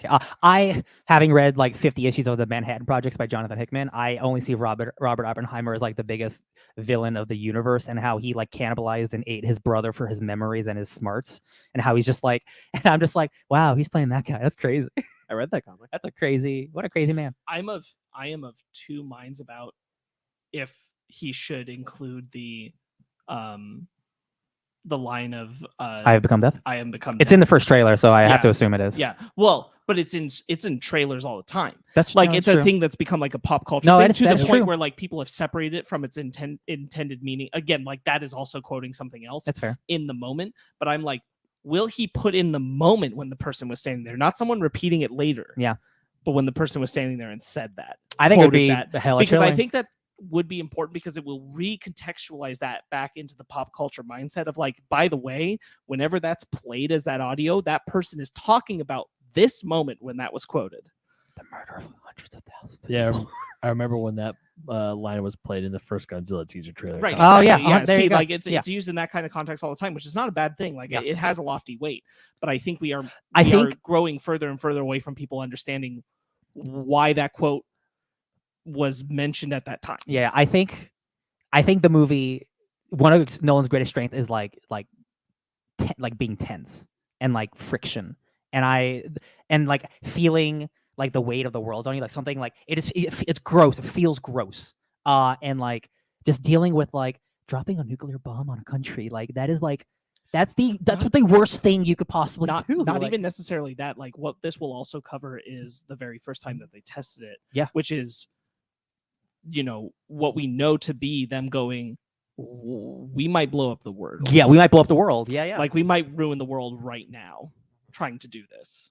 Yeah. It was and similar- like yeah. the weight of that alone. It's how before you even go to the let's drop it on the country. Chernobyl. All to kill Godzilla. Yeah, Chernobyl felt like that the entire show. That is, it's like the worst disaster in history happens, and then it's them dealing with it for months. It's just bad vibes, and like that's kind of what I hope this movie is, because like no one should be happy about this. You know what I mean? I do hope that like it comes all the way to a thoughtful analysis at the end on like, I want people thinking again. I do want people thinking again, because I think we as Americans have allowed our country to kind of convince us that wasn't a war crime. Yeah, And 100%.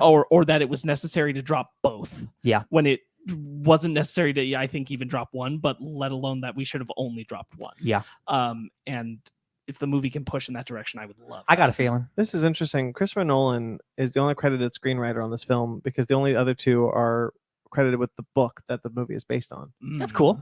Interesting. I'm really excited. He always delivers a good time, no matter what. So, Barbie. speaking of good times, Come 2001. on, Barbie, let's go party. 2001: A Space Odyssey. Not how I thought the Barbie movie would start. So wild. Nope. Amazing, Greta, you the best. Greta Gerwig, you the best. We don't see a lot, but we see enough that has me very Again, like interested. the polar opposite of Oppenheimer. Just No, like yeah, well, Barbie not world. only that, it's taking back with the logo from the old 1980s logo of Mm. Barbie, not the modern version. Well, of course. It's going to be all of Barbie. It's all encompassed. Yeah, here. it's. I don't think Margot. We know that Ryan Gosling isn't the only Ken, and I believe that Margot Robbie isn't the only Barbie. no, that's for sure. Yeah. I'm everything that has been given out about this movie and throughout its production has been thrilling. The thing that I am I'm very excited for this movie. The thing that I am still more excited about is like seeing Will Ferrell in it. Because he's basically doing the same role from the Lego movie. Yes. Where he's like the dude coming in to stop Barbie. And I'm like, Will Ferrell, you're going to ruin this movie. I'm so, not in a good way. Like, I'm so happy. I'm so excited for him to show up. What a weird movie this is. Like with the Barbies, it's just a world of Barbies. Like, it's so cool. Yeah. Movies are fun. We get a glimpse of the other Kens, so Simu Liu and Shooty Gatway. Yeah. Thought it was really cool. Dancing. Yeah.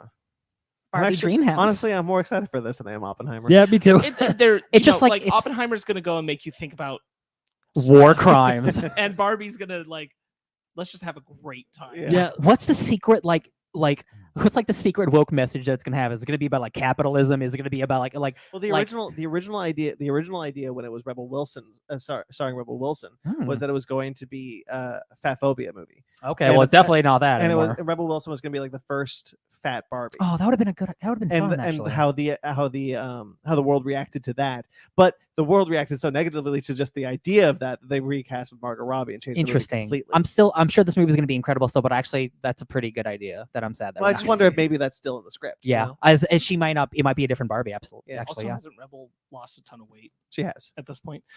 Sorry. I think that to answer your question, I think that the message is probably going to be something along the lines of like, what really matters is, being true to yourself, regardless of the package they try to sell you in. Damn, there you go. Go see Barbie with that tagline, and then go see Oppenheimer for a great double feature. Scream 6. Scream. Nope. We don't get a lot, but I'm excited. Yo, it's Halloween in New York. They're finally leaving Woodsboro. That's really exciting. Stab the musicals on Broadway. Oh my God, we're gonna see. I really hope we see like the Avengers musical. I want to see a number from that musical, which I hope we see. I hope they're in the theater watching it happen, and then they get murdered in the theater watching Stab the musical. I want the meta-ness to be too real. You want Scream 2 again? I want Scream 2. Scream 3? Scream 2. Scream it's 2. the opening of Scream 2. Oh, it is the opening of Scream. That's right. That one. Jada Pinkett Smith and Omar. You're right. Do that again, but bigger. I'm just really excited that we're just getting another Scream movie like so quickly, like a year after the last one. And it feels truly fresh, and like we're moving in a direction that, like, again, we've talked about like Sydney not being in it, and I'm like, honestly, we can move forward, and and like you're bringing back the faces I want you to bring back and leaving behind the ones I think should be left behind. Yeah. And it's such a bummer because like all these people just want to. Oh yeah, Kirby's in this movie. Yeah, she is. Yo, I forgot about that. People are reposting the scene where her just reciting all the movie titles from, was it from 4, right? Yeah, from 4. And everyone's just like, oh, she's gonna have the best scene in the movie again, isn't she? Oh, Hayden Panettiere, welcome back. I can't wait for Ben to watch all these so he can see the 6th one. Oh my God. Yep. 5 Cream is a really good movie. It's really Ben's gonna like binge 5. Did you not see 5 Cream with us, Ben? No, I just don't remember. I've never seen any Scream thing. Okay. Well, I'm so ready to change your screaming. world this year. Let's see. It's the Scream franchise. Halloween. It's a Halloween franchise. Indiana Resident Jones. Evil. Indiana Jones he's seen though. Okay. Resident Evil, Mission Impossible, Evil Dead. The Mission Impossible Evil Dead franchise. Oh my God, you get to watch the Mission Impossible movies this year? I'm so excited for you. And you're gonna have a big 2023. It's like in all those movies, most of them good. Oh, I'm so excited for you. Almost all. Oh, this is gonna be great. I can't wait for this. Love it. Oh, you're gonna love Evil Dead. Yeah, I swallow you. You're gonna love the way you look. We guarantee it. Spider-Man Across the Spider-Verse. I mean, what more can be said? That's a lot of Spider-Man. It's amazing. That's a lot of Spider-Man, y'all. I'll say it's spectacular. I love this trailer very much. I love we get the characters that I feel like should be back: Peter P. Parker and Spider-Gwen. I would love to see Spider-Ham or Spider-Man Noir, but I know that we know that now that it's not in this. Nick is not in this movie. We're getting back Peter B. Parker with a little baby girl. With a little baby girl. Mayday. Little Mayday. Oh my God. They did it. Take that, comic books, I guess. And I really love that every Spider-Man that we see is animated in a different animation style. Some people have pointed out that the Spectacular Spider-Man is there, and I'm thrilled about it. Hell yes, baby. There's the one from the game. Yeah. Do you think we'll maybe get the 1990s Spider-Man? Of course. Ben, I think every single Spider-Man. Because I remember that was one of my wishes. We can get the 1990 Spider-Man in the next Spider-Verse. I'm sure we do. Japanese Spider-Man. Because they would be very easy to do because he's obviously a vocal performance. I think every single, just even as a cameo. We're getting Japanese Spider-Man 100%. I think any animated version of Spider-Man that existed pre the Disney Ultimate Spider-Man series will show up. Oh, MTV's Spider-Man Unlimited, where it's like weird 3D. Oh yeah, I we're saw seeing that. his suit in this trailer. Okay, I believe it. I Everyone's in it. Was it Spider-Man the one where he has a spiderweb cape where he goes to the alternate Earth? Yeah. Yeah, I saw that suit. And the coolest thing about this trailer is that like we don't really know who the villain is, but the antagonist is a Spider-Man. Yeah. It's Oscar Isaac. Yeah. It's I Spider-Man love the 2099. line. We're supposed to be the good guys. We are. are. So good. whatever Miles and Gwen are doing, it might be bad. So Oscar has to stop that. I'm like, what are you doing? Or they're doing something that the other spiders don't want them to do. What Yeah. are you doing? What are they doing? I love it. Literally, that's too many Spider-Man. It's so many Spider-Man. Animators, I love you. That scene at the end when Bagman shows up and he looks like a comic book. Like, oh, Lots baby. of work, baby. There has been An awakening. there has been like a fan-made clip with Tom Holland Spider-Man going into Spider-Verse. Corridor Oh yeah, I'm sure they're Yeah. there. Do you think Tom Holland will show up in one of these movies? I say yes. Yes, I think so. absolutely. Ooh, I yeah, hope so. yeah. It's as a voice for a line. It's I easy. am. I think all three of them are here. I think so too. Oh, I don't know why I didn't think of that. Ooh. Makes sense. Yeah, I'm sure all three of them are here. Yeah. I'll even go one step further. I bet we're gonna get our classic 90s animated cartoon Spider-Man voice actor back. Oh hell yeah, No, absolutely. hell yeah. Yeah. Hell here. yeah. I'm certain about. I also think if you guys recall it, I think it's 100% certainty that the Japanese Spider-Man is in this. He has to be. I'll take it another step further. I think we're gonna hear that Spider-Man 90s theme. Ooh, juicy. Radioactive Spider-Man. Yeah, I'm sure. God, Do you know who else I'm excited to see? Who? My boy Ben. Ben Reilly? Ben Yeah, Reilly. he gonna be there. The new Spider-Woman looks awesome. I love that motorcycle. Oh my god. The web hand. The web That's from fingers? the Ultimate Universe, I think. I think one of the Well, Ultimate I think Spider. Silk does it too. Oh, Silk Silk does does do it. it, but I was trying to think of like one of the like Jessica Drew or somebody also does that in the Ultimate Universe Yeah. before. But regardless, like Oh yeah, I think you're right. I think Jessica Drew does do that. I was like, I think you're wrong about that, but she's a the clone. She's a the clone. Peter Parker. The clone Peter Parker, who's actually a Y'all, the Ultimate Bendis. Universe was wild. has its ups and downs.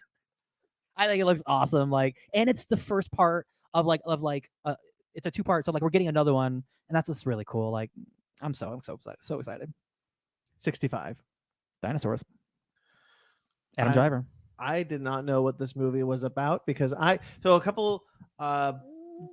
beginning of 2022, I wrote a list. Go away. Kitty cat. At the beginning of 2022, I wrote a list about upcoming exciting sci-fi films. Just don't show the camera your privates, little girl. I wrote a list about like some of the most exciting sci-fi films coming, and I heard about 65 for the first time, which was described and the synopsis as Adam Driver crash lands alone on a barren world, and he has to survive. I'm like, that sounds cool. For the creators of A Quiet Place, that sounds really cool. Mhm. And then the trailer is dinosaurs, and I'm like, oh god. Yeah. The fact that we don't have at least one dinosaur movie a year pisses me off. Because why do we have to get like a million do zombie now. movies and like a million like vampire movies? But like Now we're 2 for 2. that's what I mean. Like Jurassic Park doesn't need to own dinosaurs. Give me Adam Driver, this alien dinosaur planet, baby. There's Give a me lot of talk about like Jurassic Park being like the premier dinosaur franchise, and I totally get that. And it's mostly because most of the dinosaur franchises that spawned out of Jurassic Park crashed spectacularly. Yeah. And so like I'm glad we're trying again now that Jurassic World is done. And we can basically just like let's try and get more paleo stuff going. Like there's Ark, there's this. Yeah. I'm sure there's more in the pipeline. Like this honestly looks really great. I think it's pretty cool. It's a cool premise, and if Adam Driver's attached to it, like that dude generally like picks good scripts. So like I haven't seen everything he's done, but everything I've seen him in is good. Incorporating prehistoric Earth as an alien planet is genius. I agree. Genius. It's kind of a bummer they don't look scientifically accurate, but whatever. Yeah, what are you gonna do? There's a mix. There's a mix, but like the raptor that we see doesn't look anything like a real raptor. Well, let's be honest. We still don't know what a real raptor actually looks like. that's fair. We know more than we did in the 90s. We still don't know. I think I think that we're going to get a movie that's going to have like as accurate as we can get, like Prehistoric Planet, but with like a plot. One day. One day. This is not that day, and I still think this looks great. 65 is a great title too. 65 is Like, don't call it good. 65 million years. Like, just call it 65, baby. I kind of wonder like if this should have been a deceptive trailer. Like if it was just like Adam Driver survives monsters on a barren world. Oh, What if could they it didn't show, possibly if they, be? No, it was perfect. It was Yeah. perfect because everybody got jazzed about it. Yeah. Because the back half. Of the I think if trailer you- was like 65 Yeah. million years if you ago. hide the dinosaurs, if you do almost like a more quiet place approach where you don't see the monsters, I don't think we'd be as jazzed about Yeah, it. that's fair. Yeah. Dinosaurs. But yeah, this looks cool. I'm really excited I for like this. dinos. This year. Renfield. Dracula. What a What an interesting movie. It's like obviously Renfield Dracula, but it also feels like it takes place in like the MCU because there's like Yeah, okay. gangs with werewolf masks. No, like no, I'm glad you brought that it's up. So, like, kind of weird. I like everything about it except the part of it where it looks like it's trying to be a superhero movie. I don't. And why does Renfield have it? It reminds me of something like an I, Frankenstein, but I don't think it looks as bad as that movie ended up. I don't need Renfield to have superpowers. I thought it was just going to be like, oh, my boss really sucks, but he Yeah. also made me Wolverine. I actually think that would. So I actually do think that's a pretty interesting way to do the Renfield character Mhm. because like there is the he does eat the bug, there's the he eats the bugs and whatnot, and Mhm, he serves Dracula. I do kind of like the idea that okay, well, what if he ate the bugs, it like gives him some powers? Like I think that's a cool way to make a protagonist. This is a really cool way to do like a Dracula movie when it's just like I have a toxic boss and I don't want to be around this toxic boss anymore. I like that too. I think that's a really cool idea. I do too, but I also like why is he fighting werewolf gang members? Yeah. It feels like two different I movies hope put together. I hope it's less of the movie than it looks like in the trailer. That's They what don't I'm give him hoping for. superpowers unless he's becoming an action man.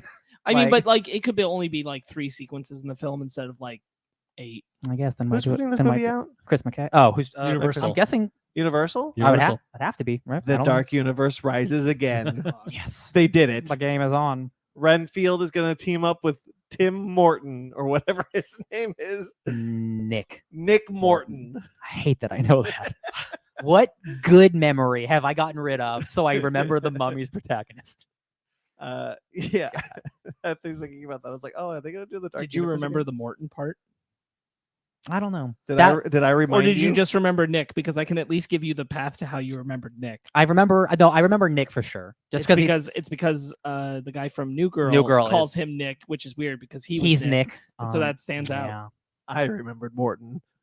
Morton Salt. I Yeah, remembered. I can't help you. I remembered none You're of better that. for it, Ben. I remember. Watch Top Gun Maverick, everyone. Anyway, I think that this looks really funny. Nicolas Cage's Dracula is inspired. Looks really fun Um, for sure. Yeah. I hope this is more the Lego Movie and less the Tomorrow War. So Mhm. he doesn't have a lot in the trailer, Nicolas Cage yet, but the way he did his Dracula Yeah. was the perfect amount of like I'm referencing Bela Lugosi. But I am I'm not. not Bela Lugosi. Yeah. I was like, well, Because it's clear that like Yeah. he doesn't talk like that in most of the trailer, and then he's like, "But I got to put on my Dracula voice." He's like Renfield gives Yeah. me a handful of nuns. God, love it. Yeah, I'm really excited for this. Honestly, I was surprised. There's another Dracula movie that we haven't seen a trailer for, Last Voyage of something, which is just based on the chapter of Dracula where he kills the entire boat. I love that. I love that idea. That's becoming its own movie. I'm super stoked for that. I am as well. I can't wait for the trailer for that to drop. Dracula, All right, Children of the Night. Evil Dead Rise. Oh my God, yo. This looks so good. Ben. No, Mommy's with the maggots now. I'm out. Mommy's with the maggots now. I don't know if you it. got to ASMR it. That's the only way he can get. To Oh sleep. no, I can't do it to myself. for I honestly God's don't sake, know please don't. if a line has chilled me harder than that line. It- Stop it, all of you. There's never been a bad Evil Dead movie. The remake is awesome, and I was like, that movie's not that old. It's almost 10 years old. Jesus Christ. This looks incredible. This looks so good. It has it does just enough Raimi, so it's Evil Dead, but it's doing its own thing. I really like that they brought back the camera, the Kendakian demon movement. I think that always has to be part of it. I think so too. I really like the look of the new Necronomicon. It always changes. It's always fun. I love the teeth. I think that's a really cool concept. Yeah, that it's like a fantastic Do you know the beast. Necronomicon, Ben, bound in human flesh, inked in blood? Yes, I know that. Oh my god! And it's it's a vinyl. It's like the tape that the professor recorded on. It's actually like a vinyl now, and I'm like, well, man. So I have a question. Do we think that's is that, because I don't have a very good memory, is that the original voice from that movie? From the original movies. I can't say 100% for sure, but 95% sure it sounds like it. It does sound like it. So people are speculating because even though it's not really, people say that the Evil Dead remake does take place in that universe. Their theory is that the Necronomicon changes upon whoever finds it. It's always changing. Yeah. Whether that's just a fun reason for to make a new aesthetic for a new movie, or you want to do lore stuff. But I would honestly believe that, because the Necronomicon does change every movie. Yeah. Hold on real quick. Grayson is in the chat saying, I am so mixed on Evil Dead Rise. I want to see it, but honestly the trailer made me scared to go alone. Good. Okay, see, that means that it worked. That means that the trailer worked. Here's what happened when the trailer dropped. We had just docked port. The last time I say that, I hope. And the trailer dropped, and it was pitch black because the curtains are closed. And I was like, oh, the Evil Dead Rise trailer dropped. I'm gonna watch that. Yeah. And it starts, and I'm like, I'm gonna turn on all the lights and wake up Zara, because I don't want to watch this alone. Yeah.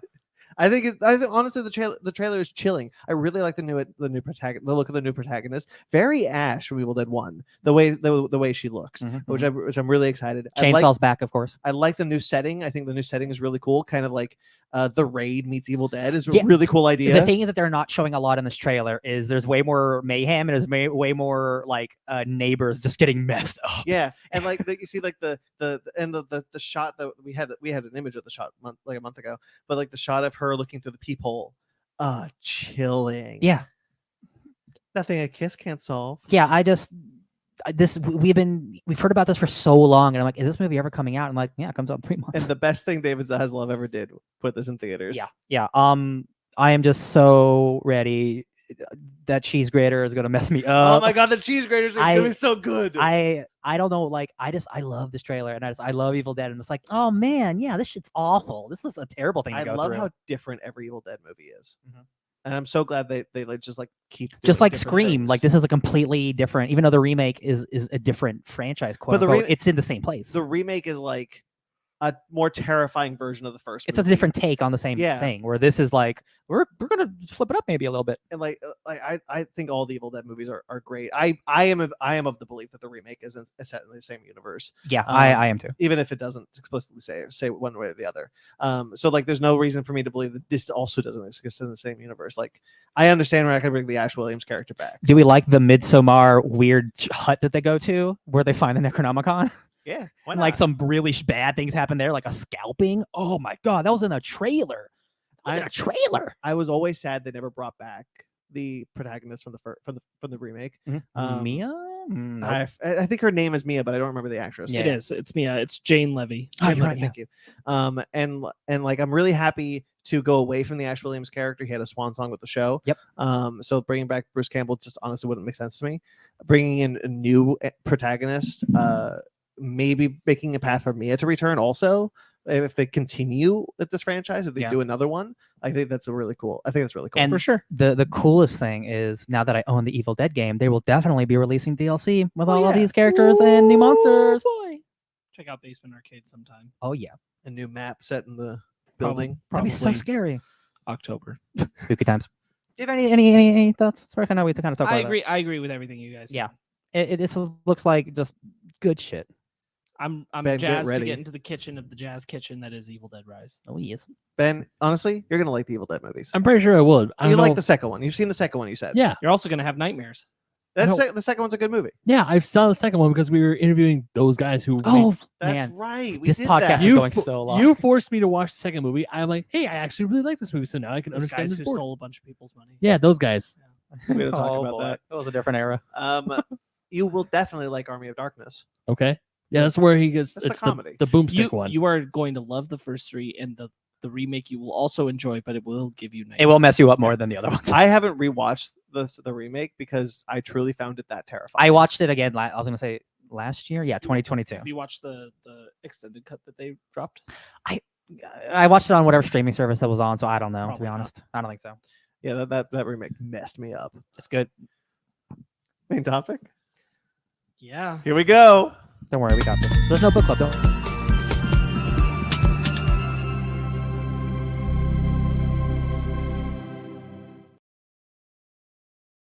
Okay, we are here 3 hours into the podcast to talk about our top 15s of the new year. Last year we did a top 10. That's not enough, guys.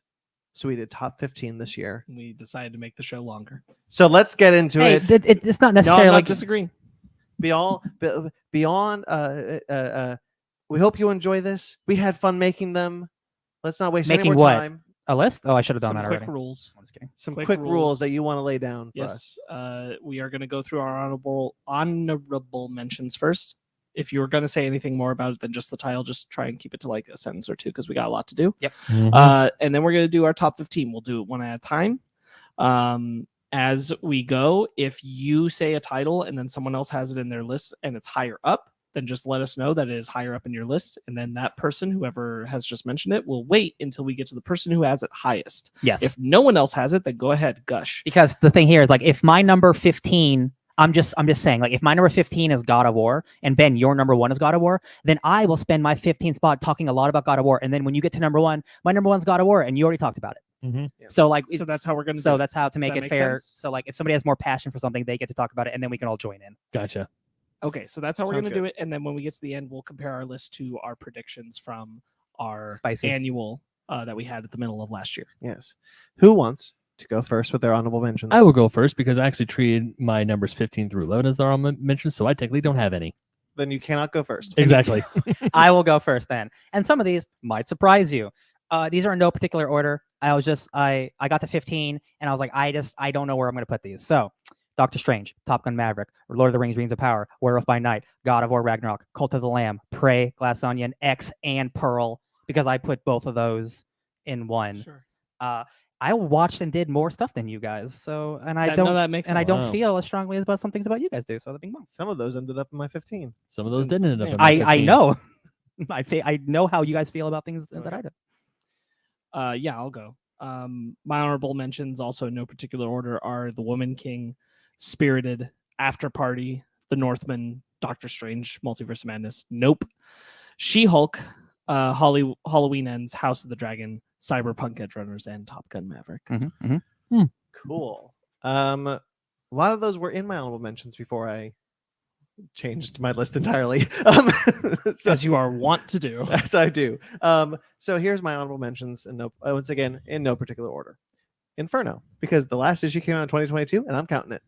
It's January. It counts. It counts. That was really good. I really enjoyed that. Rogue Sun, the entire series came out this year. That comic book is awesome. It is the Batman Beyond successor I needed in my life. I really like that Massiverse title almost as much as almost more than I like Radiant Black, which I also really love. Sonic the Hedgehog 2. Great movie. Inched out.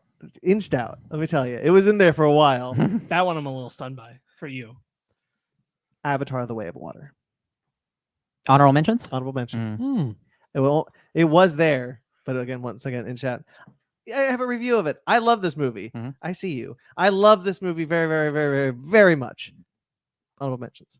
Scream, 2022, made by honorable mentions. I love that movie. I think the movie rules. I honestly almost forgot about it coming out this year because we have Scream 6 coming Came out out in next January. year, Yeah. and I'm like, oh, there's no way Scream movie came out this year. If we're getting one next year. Yeah.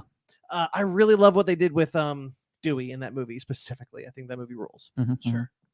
That's it. It's my honorable mentions. Okay. Ben. Number 15. Number 15. Damn it, phone. There we go. Slumberland. Ooh. Good job. We love crying here. Hey, Ben. Shit, Yeah. Slumberland should have been my honorable mentions. I have that higher. Okay. Bing bong. We'll get there. All right, Sparks, why don't you go we'll now? get there. I really agonize over this one. It's Elden Ring. That's high. Well, What the? 100. It's 100% yeah, higher, yeah, but you higher. also put in 1/20th of the hours we did. Yeah. Yeah, but that's fair. That's why I agonize even putting it in Yeah. here. But it's I hate the fact that that it good. even made your top list at all is like this is a signifier. Uh-huh. My 15 is House of the Dragon. Wow. Yeah. It's higher. Good. I cannot tell you guys how hard this was. Yeah. But I love everything. That's why this is like I wanted this to be a top 25. I wrote like 40 things down. I can't do all this. Yeah. So yeah, 15's out the dragon, but This good. this was hard even to do 15. Part of the fun is the difficulty, at least for me. I think that's Yeah. what makes this fun. Seriously, there are things I'm like, okay, cool, and then I was like, oh shit, but it Yeah, also that's- came out. I gotta put that in, and then it inched something out. I was like, Yeah. sorry. I also want to make a quick note, at least me personally, that I meant to say at the top, which is that like my 15 is a reflection on how something resonates with me personally. Yeah. It doesn't always mean that I think where I put a thing over another thing means I think that thing is better made or Yeah. necessarily or something like that. It's just there are some things that I left out where I'm like, I think that's genuinely probably better than some things I put higher. 100%. But Mhm. but There's it some means things more to me. money Yeah. can't buy. You're absolutely correct. That is a really good signifier for mine as well. This is more something I've just run into a lot where people are talking about, like, especially it always happens at the end of the year. People are talking about how they rank their films and everything, and it's always like this objectionable view. And I'm like, objectivity Oh. doesn't exist. Oh, like they put like the highest rated movies. Yeah. And they're like, I'm like, objectivity doesn't exist. Like I go with what you like. means more to me as a thing. 100%. And on that note, my 15 is Cobra Kai season 5. Talk It's about it. definitely not on mine. Go for it. I am shocked this made my list, frankly. Hell yeah. We watched it in the early hours of 2023 and we were hooked. I have been very critical of Cobra Kai, especially its first 2 seasons, and the second 2 seasons I think are better, but still stupid. I think the show is ridiculously stupid. But season 5, I'm almost speechless talking about it because like I think they were going on all their cylinders. They were firing at 100%. Terry Silver is an incredible villain that they wrote for this character. It's stupid. It's soap opera-y. They really lean into it, and they finally resolve a lot of the really stupid character work that had been holding the show back for me, and they resolve all that, literally all of it in the season. Hell yeah. To create one of the best seasons of TV I've seen this year. Love it. The main characters are great. We get a team up of the 3 villains from the trilogy: Mike fun. Barnes, Chosen, and Johnny Lawrence, which was really fun. I was on the edge of my seat the entire season. There's stakes. There's great martial arts. It's great. It's so crazy that started as a YouTube original show, Right? And now it's like one of Netflix's like biggest things. Yeah, it's getting to season 6. So crazy. I'm so excited for season 6. My number 14, Werewolf by Night. Higher. Nice. Cool. My number 14 is Star Trek: Strange New Worlds. Higher. I figured That's that would be the amazing. case. I love it. My number 14 is I know for sure y'all don't have it on here. It's Marvel Snap. Yes. Yeah, I don't Sure. have that. Yeah, Marvel Snap. I thought about it though. It's just so impeccably made. It is a lot simpler than a lot of other card games, but it is like by simplifying it, like they made honestly like one of my favorite card games I've ever played in my life. And it's not just because it's Marvel. If it was DC, I'd feel the same way. Just like the mechanics, the 3-lane structure, the different locations that change up your strategy, the different decks that you can make, the synergy between so many different cards. It's incredible how much and how little can happen in 6 turns, because 6 turns is not a lot of time, and how quickly you think you're going to win on turn 5, and then they play literally one card which fucks your entire day up. It's so true. It's incredible. Like my favorite thing about it is, and I hate gambling, but it has the best gambling feature I've ever seen in a game, and it's the snap mechanic where you snap, because the way you level up so often. The way you level up is you get like these collection cubes, and you can bet more cubes if you think you're going to win. And then they can match you and raise you. So if you think you're about to win, you'll snap it and it goes snap. And you're like, I'm about to win this, baby. And then they lay a card and you lose 8 cubes and you go down a level. And I'm just like, Jesus Christ. I can't tell you at least like 6 times in the past 2 weeks has been a time where I was confident and I thought about hitting the snap, and then they hit the snap and I'm like, oh, I'm hitting that snap, baby. You challenge me? Dead. And there's no communication in the game. Like you can't type anything. You can just say like, oh, hello, and like the most basic things. But that snap mechanic is devious. Ooh. It's so devious. And there's a little Thanos snap emote where if you do that, boy, does that piss people off. Oh, and I use it every time. It's like the simplicity, like just it allows you to do so much. And like it's like they love to tell like it took 4 years to make this game. And like I believe it. I see how like it took them so long to get like the perfect the simplest, perfect card game you can make, and like it's only getting better. And like the battle pass system is incredible. I think the collection system, the free stuff is great. You are always getting cards. There are so many cards, just like there are so many Marvel characters. Like I am like level 1,000, and I'm watching streamers who are level 5,000, and they're still getting new stuff. And I'm like, that's insane to me. That is truly insane. And you can't buy your way to victory. You can just buy better variants. And that's the best thing about the game. Marvel Snap, number 14. Amazing. My number 14 is Spirited. Ching, ching, ching, Go for it. Was in your honorable mentions, right? It was in my honorable mentions. Honor. Spirited was a surprising film for me. I was interested in it because I like Will Ferrell and I like Ryan Reynolds and I like musicals. And you like A Christmas Carol. I like A Christmas Carol, so like sure. But the fact that they were able to pack in so much heart and a well done but predictable story. Like predictability is not a negative in this sort of context. Like I pretty much saw the twist coming, but still the fact that they're able to nail it. I wouldn't even call it a twist. Yeah, frankly, right. And there's so many lines of dialogue that are so quotable.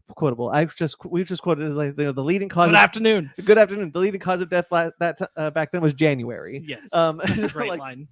I think Ryan Reynolds and Will Ferrell are very fun. It's very old school musical. The music is great. Yeah, real quick, like one of my favorite things about Spirited is that it's very much clearly a send-up of the movie musicals that were made in the 30s and 40s, yes. and trying to recapture specifically the staging and the framing and the structure of those films. And I think in that it is magically, masterfully made. Yeah, and I think the music. I listen to the soundtrack a lot. It's a good soundtrack, especially the track "Good Afternoon" is a very fun track. It's very fun. I'm very pleased with Spirited. It will be a Christmas watch every year. I do highly recommend it. I think Brandon's right. It took the idea into a really cool place, and I liked it a lot. Love it. Ben? Number 13, The Northman. Was in my mentions, but not on my top 15. So I forgot about that one, and I went through all the lists. Damn it! It would have been my honorable mentions, to be honest. I don't know. Brandon? No, it's not on my list. Cool. So I freaking love that movie. It's great. It's really good. It's a great movie. I just love how it was shot. I love how it was grounded in reality. Naked volcano fight. Naked volcano fight. But also how there was still a strand of mysticism in there with the sword not being able to be drawn during the daylight. Yeah. To me, it was a really good period piece set in the age of the Vikings, and learning that Shakespeare took the story as a basis for Hamlet is like, it makes sense. Have everything you said is totally accurate. Have I talked to you about the thing that our friend Michael pointed out to me about Northman? No, you have not. So the framing of the movie, he is center frame whenever he is on the path of the gods, but when he is being lured away from the path, he is on the left or right side of the frame. Oh, that's so cool. Which is a really cool thing. Yeah. You know what? Now that you said that, I think I remember that now. Yeah, I think it's really cool. Yeah, but I had a blast with The Northman. I absolutely love that movie, and there's really nothing much I can say about it. To me, it's a really good. Let's be mystical, but not mystical. Like the Dark Souls fight that he has to get the Dragon Tooth sword.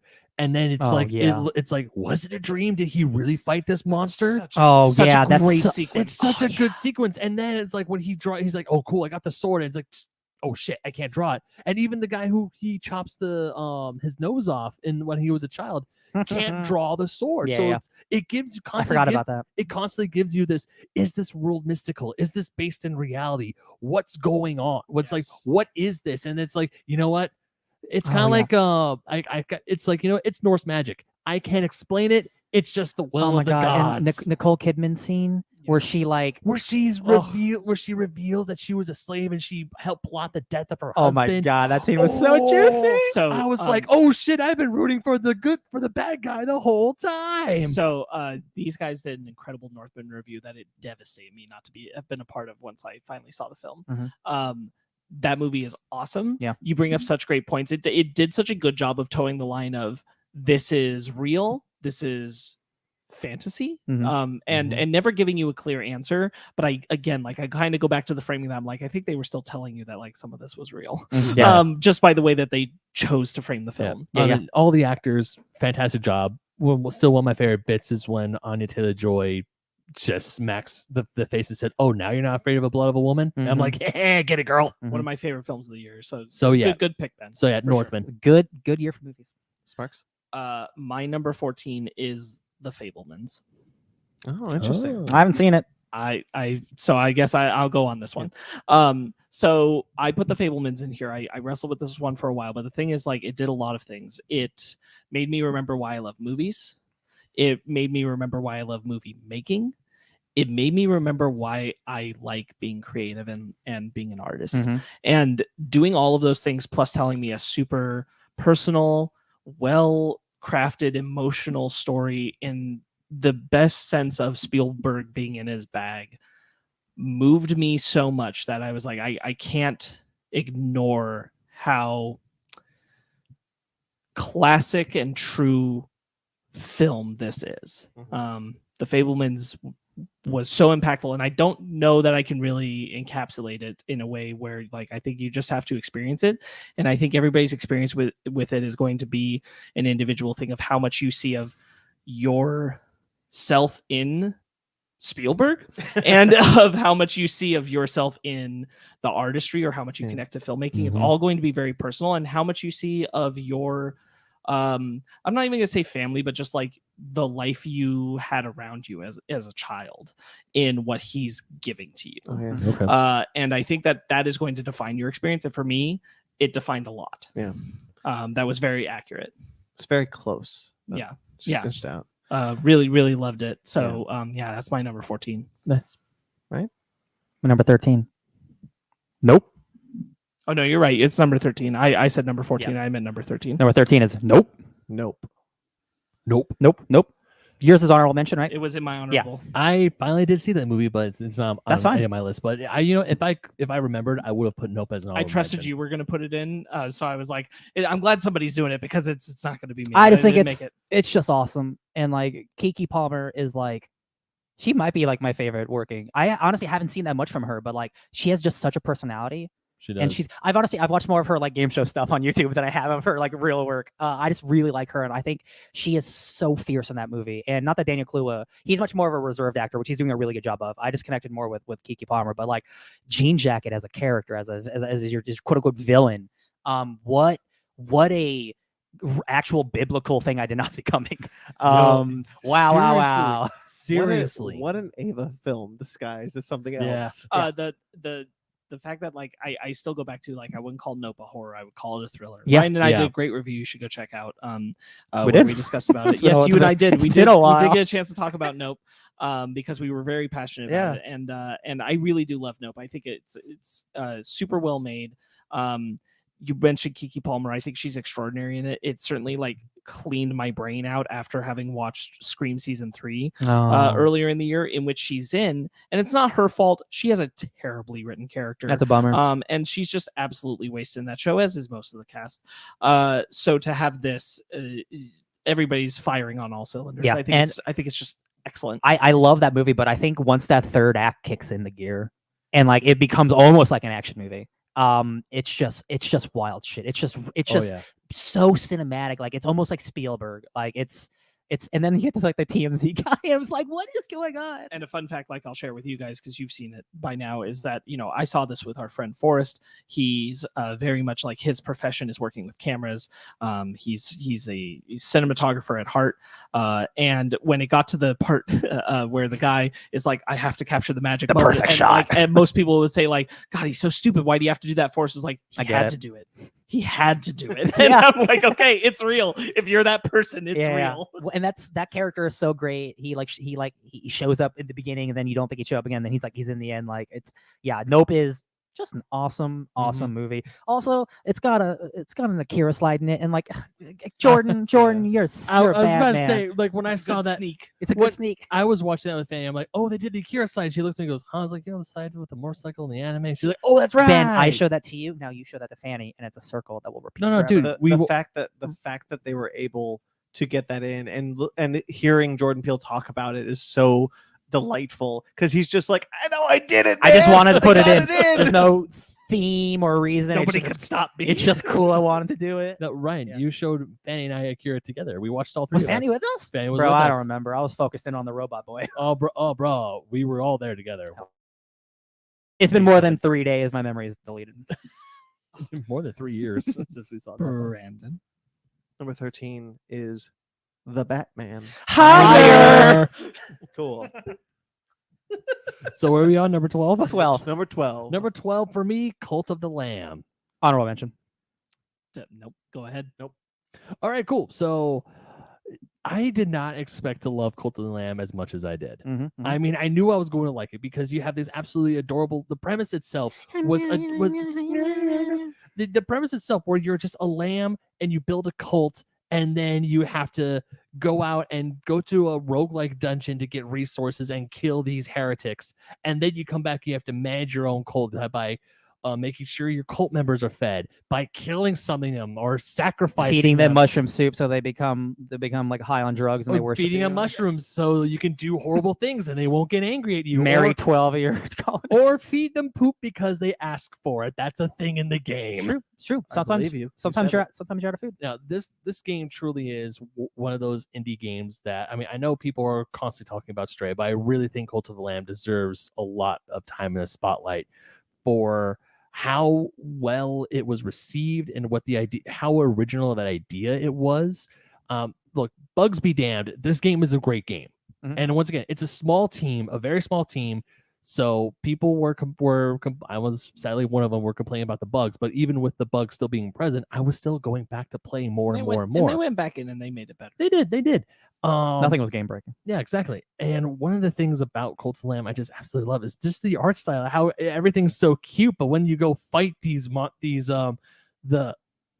Eldritch monsters. like the bishops, they're just like they turn into these giant eldritch horrors. Yeah.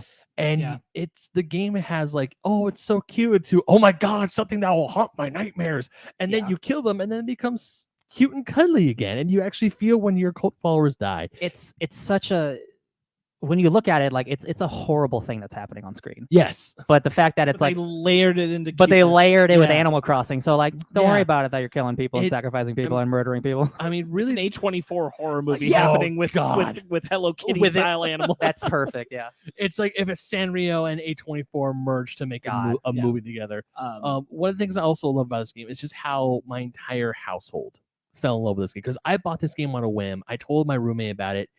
I come home from work at 1:00 in the morning. He's still up playing. And then I go upstairs and my girlfriend is asking, oh, is Kai still playing? Because I want a turn. Yeah. And just the fact that we were taking turns and we are swapping stories and how, or the better way to build our base camp, our cult. It truly was. You can like, optimize on it was a game that brought the entire house. I mean, not that we were a part in it at all, but it just brought us even communal more, gaming. Yeah. Yeah, it brought us even more close together about how we would just talk about Cult of the Lamb, and I would call Fanny to help to open the garage door, let me in, and I could hear the ooh. It's my favorite noise of the from- year. from the game over the phone. And yeah, Cult of the Lamb, it's a fantastic game. Mhm. Highly recommend it. Worth every penny. 100%. love it, Ben. If you want to hear more of us talking about it, go check out our Q3 quarterly discussion on pause menu from last year. Oh, are we gonna we did a whole do a discussion on- Q4 sometime soon? We are, yeah. Hell Oh, yeah. It's just a matter of scheduling. No, because I get it. I just It is a forgot. weird week. Oh no, Yeah. no, I don't expect it soon. Oh yeah. Sparkles. Yeah. 12? Number 12 is RRR. Higher. Oh. I forgot RRR. Oh no. This is gonna be rough. Oh no. Oh no. Higher. Okay. Oh Oh no. It was at this moment, Ryan. Might have to be a top 16. Ugh. No. No, I messed up. RRs and my honorable mentions. I did this to myself. I'm so sorry. I can't move anything else. I would feel bad No, about I it. totally understand. Oh. I'm so sorry. Oh, it's you okay. can still jump in on that It's- discussion later. Yo, not We'll too, be not getting- too. because Brandon's higher. Yeah, so yeah, we'll get Okay, there. good. You go. Oh, 12? Yeah. Unfortunately, I'm the only person who I think has seen this movie, and it's Barbarian. You are. Barbarian it's actually not my favorite horror movie of the year, but it's one of my favorite things of the year. Barbarian has a great 15-minute opening, and then the rest of the movie actually starts happening, and then you're like, oh, okay, we're doing this. Cool. It's not as like the closest thing I compare it to is something like Malignant, where like it's a batshit crazy horror movie with really goopy goops and like weird shit happening. I love it. It's from the whitest kids you know, which is why I think you guys would really like it because it's really funny and really dark at the same time. I know I got to get to it. I'm going to. Yeah, We're gonna do it. I don't want to talk about it a lot because like it is a movie that is like about its spoilers. But it's not the movie that it's presented as. And you don't get many From Dusk Till Dawns anymore, where you're sold one thing and it's the complete opposite. Everyone still thinks like Bill Skarsgård's like the bad guy in that movie, and I'm like, please watch that movie. It's fantastic. Barbarian, great stuff. That's wonderful to hear. Number 12, God of War Ragnarok. Higher. Good. All right, I'll wait then. Number 11, Ben. Number 11, The Matrix Resurrection. Wait, Excuse me, sir. Sir, that came out. That came out December 2021. 2021. Wait, did it? Yes. We reviewed We it. reviewed it Reviewed in the it beginning of 2022. 2022. But here's the thing. Well, here's the thing. shit. Ben, I will allow it because anytime we can talk about the Matrix, that's a good time. How about that? You know what? You're right. It did come out in December, but damn it, I thought it came It's out. okay. Hey, you know what? We talked about it like earlier in the year. And you know what? I think it made all of Because our top 10 It, lists yeah, last it year. was in my top 3. It was in my last honorable. year. Yeah, You yeah. know what? It was. That's okay. Can I change my answer then? If you've If got you have- something, if you sure. have- If you have something sure. to slot it in, Top Gun Maverick. Okay, Okay, I'm surprised I'll that's allow not it. higher, but it's higher. for mine's me. honorable mentions. Okay. Top Gun Maverick is higher. Okay. Love it. I forgot about the shit. That's okay. Because I was even looking at our episodes. you know like, what? Oh, Matrix came out. There's a lot of stuff this year, bro. Matrix Resurrections is an incredible movie. It's true. Yeah, I had to think about it too because I was like, we did Matrix Resurrections. last Looking time, through right? our reviews, there's a Matrix review from 2022. right, so- exactly, yeah. So Okay. yeah, Top Gun Maverick. That's my number 11. Okay. Love it. My number 11 is Glass Onion. Interesting. Mm. Higher. Honorable mentions. Not mine. Cool. I'll wait. Number 11, something I only did. Midnight Suns. Midnight Suns is the second. Sorry, there are 2 Marvel card games released this year, and they're both great. Midnight Suns, is my. It's my second favorite game of the year. You know what my favorite game of the year is. This would have been if Elden Ring didn't come out. This would have been my game of the year. So Midnight Suns. I just want to say real quick, you talking about it has made me so excited. I'm so excited to get to it. And honestly, I don't know if you'll connect with it as much as I do, but I know you like great Marvel stuff and you like tactic stuff, so you'll like it. But for me, it is the most perfect Ryan game I don't think that could ever be made, specifically because it's about superheroes. It is. I get to wake up. I train with my favorite hero. I get to go on missions with them. I get to go watch movies with them. I get to go fishing with them, or go to a spa day. There is long running narrative arcs happening with multiple characters. I'm probably 35, 40 hours in, and I finally hit Act 3 of a 3-act game. So I probably got another 10, 20 hours, and I can extend it as much as I want. The thing that is so good about the game is just the pure gameplay of it. I think the writing is pretty good. I don't think it's great. I think the character work is really, really good. I don't think it's MCU quality all the time. The gameplay is where it's at. It's the guys who made XCOM, and they've made something so unique, and that is a strategy game, but it is a card game, but it's also part Persona. It's also kind of Pokemon, where you want to level up your heroes, and you have to pick who you level up because you don't have time to level up everyone. You're on a daily system. You can only do so much.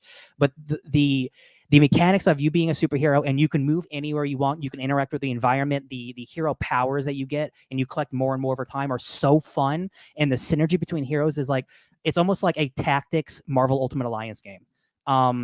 And there's 12 heroes, and they're so fully realized, not just in terms of characters, but their powers. And the only other game I can compare to is something like Multiverses, where they understand the characters and how you use those abilities in a video game, because every single character plays differently. Of course, Magic would use her Disc of Limbo, so you're throwing people through portals all the time. With the Ghost Rider, he's using his car and he's using his whips, and Captain America's using his shield and getting block power. Wolverine just decimates people. Blade has a bleed ability. Every character is unique and feels really special. And the story is really fun. I'm really enjoying it. And the thing that is so cool about it is about the Midnight Suns. It's about all these obscure characters, and there's so many Avengers in it. And one of the points of it, it's basically an Avengers versus Midnight Suns, because Tony Stark comes in thinking he's hot shit and he's going to save the world. And spoiler alert, he really screws up in one of these missions. And the Midnight Suns are like, yeah, this is what happens when you try to take over what we do for a living. It's great, Avengers versus supernatural shit that I did not expect. It's not like they're rivals, but Tony's like, I know what to do here. And Blade's like, bro, you're not a vampire. You don't know what you're talking about. It's just really great character stuff. And it's just like reading a bunch of comic books.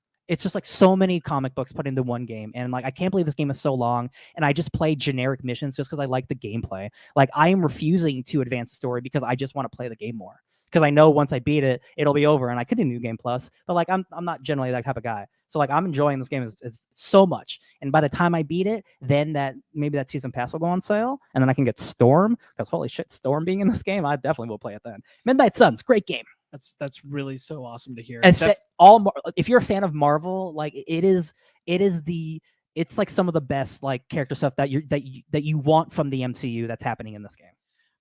Definitely keep an eye out for our Q4 quarterly on pause menu, where Ryan will talk more with us about Marvel Snap and Midnight Suns.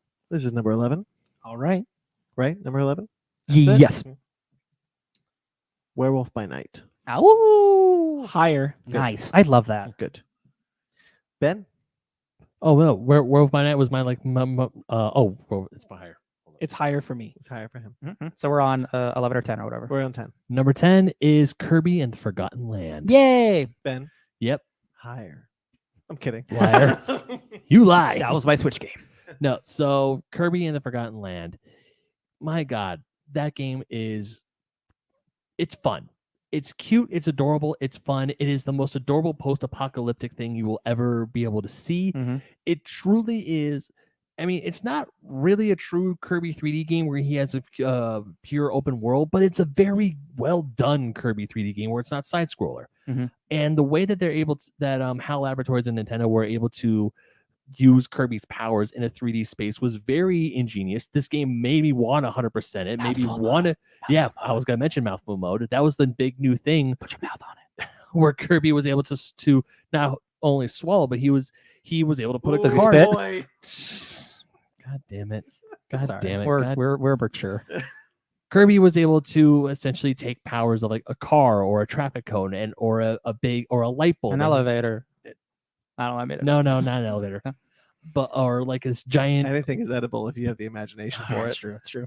Kirby and Forgotten Land. It was truly a great game, and it was fun to play. I mean, Did you beat it? I did. Cool. I beat it. I'm like this close to 100%. The only thing I have 100% is just getting all the gacha pawns because there's little toy gachas you can get in the game. Other than that, also this was a fun game to play with Fanny.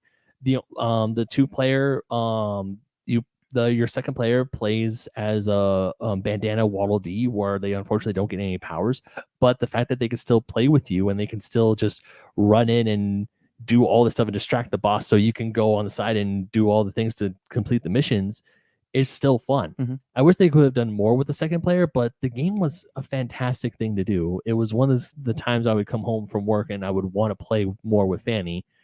And yeah, Kirby and Forgotten Land. I cannot wait to see more Kirby games like this, and I'm looking forward to it. Hell yeah, dude. It's awesome, man. Sparks? Number 10. Werewolf by Night. Ow! Oh, there we go. So now we can talk about Werewolf by Night, Ben. Honorable mention. All right, Werewolf by Night.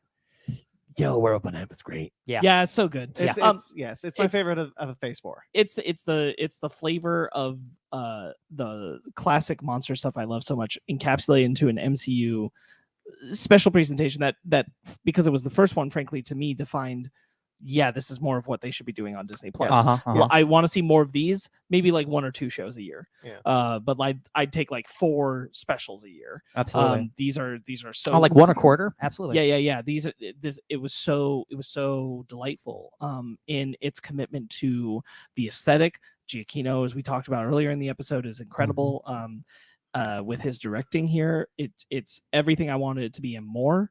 I could not possibly have loved that more. Yeah, I did not know honestly what to go into expecting this. I knew what I wanted it to be, and it was frankly more than that.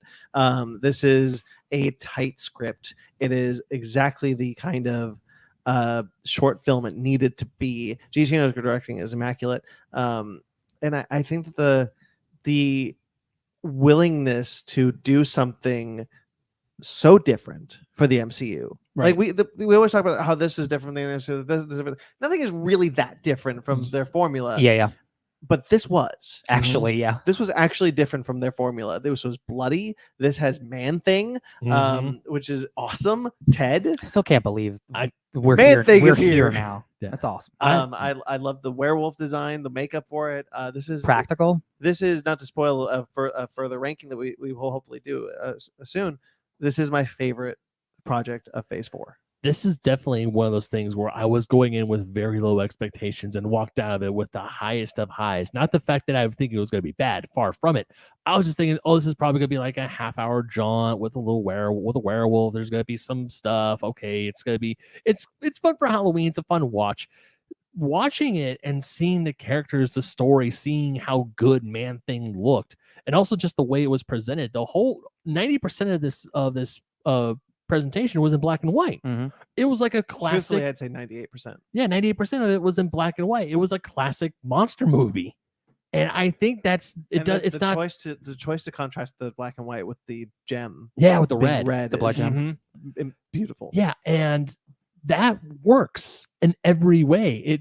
It drives up the horror aspect. I mean, there are some campy horror bits, but I was surprised about how violent this thing was. I'm watching this thing. I was like, they got away with that.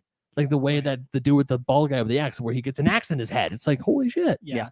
The effect of like getting something on the Disney Plus MCU service that is, this feels like just a special issue of a comic, and you're being given like a one shot. And so did the Guardians holiday special, to be fair. But like that, I think Werewolf by Night just like it took my breath away with just how well made it was. Word. I went into it optimistic and hopeful, and it still cleared my bar by far. Yeah. Oh yeah. Ryan, your number 10? My number 10, baby. Let's go to Haddonfield. Oh. Number 10 is Halloween Ends. Nice. The more I think about this movie, the more I absolutely just like, I love it. I love it. It's just got the bad vibes I'm looking for. Corey Cunningham, what a dude. What a character. Is this like maybe the best final movie for your Halloween franchise? Maybe not, but I don't care. It's a great movie. And like again, like half that movie, it feels like early David Lynch, and I'm just like, I can't believe this is the movie I'm watching in this Halloween trilogy. It has my favorite cut in the entire franchise. we all know the one where we think Michael's riding on a. Oh my god, that's a great edit. It's a great Twitter edit. I'm so glad for you that this was able to make it, because it's in my honorable mentions. Yeah. It's another one I agonized over a few times, and I was like, it just doesn't beat out the other things. Yeah. And it's so close. It was very close to getting into my honorable mentions, but again, once I really like this movie. It's a good year for shit, y'all. Like, yeah, anything could be swapped here. Really, what it came down to was like, because I knew the other things meant a lot to me, and I was like, I know I'm wanting to put Halloween Ends here, because I know it's maligned, and I feel like it deserves more. But I'm like, it's not beating these things. No, but it's still good. It's still very, very. Good. Ben wouldn't agree, but we still don't know his thoughts on the movie. We know he didn't like it. It's not in his honorable mentions, which is fine. I still think about this movie, and it's not something I expected to happen. Like I actively try not to think about Halloween Ends sometimes.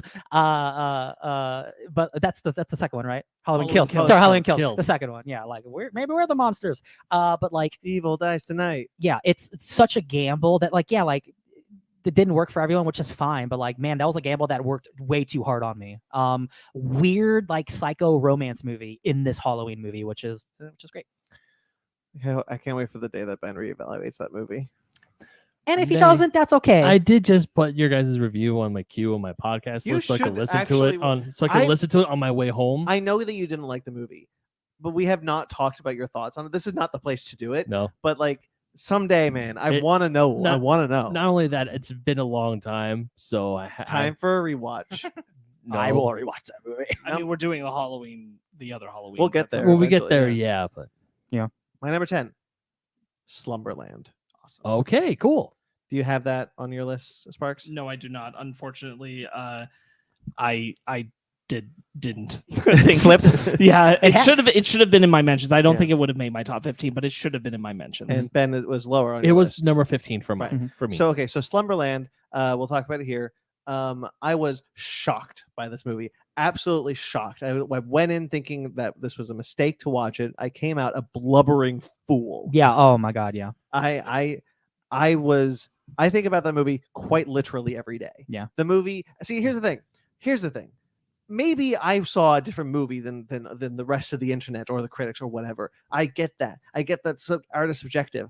But like the way this movie has affected me was so unique that I was not prepared for. This kids movie about with Jason Momoa doing a great kind of Jack Sparrow, kind of whatever he's doing, Sticking his finger in his belly button. being so delightful, and the little girl who plays Nemo is wonderful. Yeah. She's in Spirited, by the way. That's nice.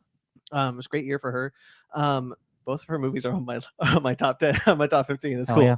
I think the imagination on display is wonderful. Again, the way the movie hit me was so unlike anything else. The emotional punch in that movie, it's one of the most like visceral emotional reactions I've like ever had in a movie. Yeah. Honestly, It's it's about the execution, and like they just nailed it so hard. Yeah. They did. It's like the emotional punch of what you would see in an anime, where like the punch just like it comes through the stomach. You see the fist Goes on the through other his side of the back. Yeah, absolutely. That's how hard it is. I adore this movie. I knew the moment I was making my list. I rewrote this list 3 times with very different placements, but Slumberland was always 10.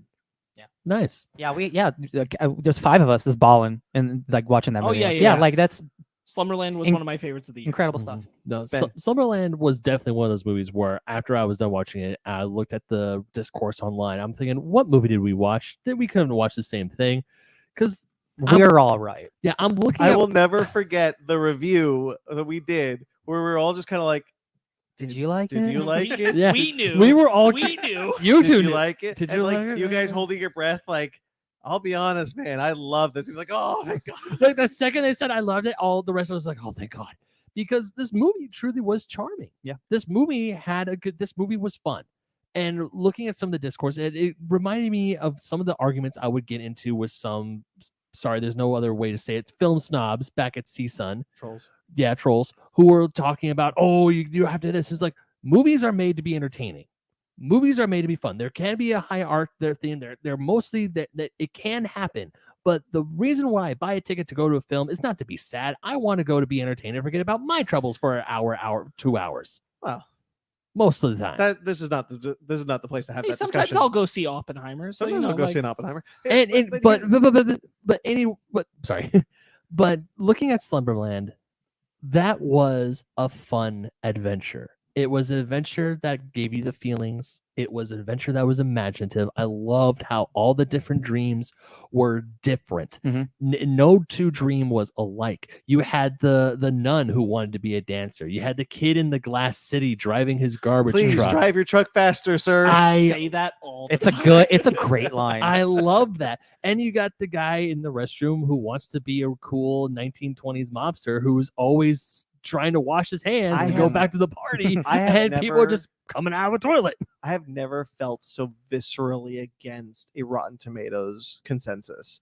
And like it's wrong. It's just It is wrong. because like I've walked out of movies and been like, oh, I understand that. All right, I get that. But like this one, I was like, you're just wrong. Yeah.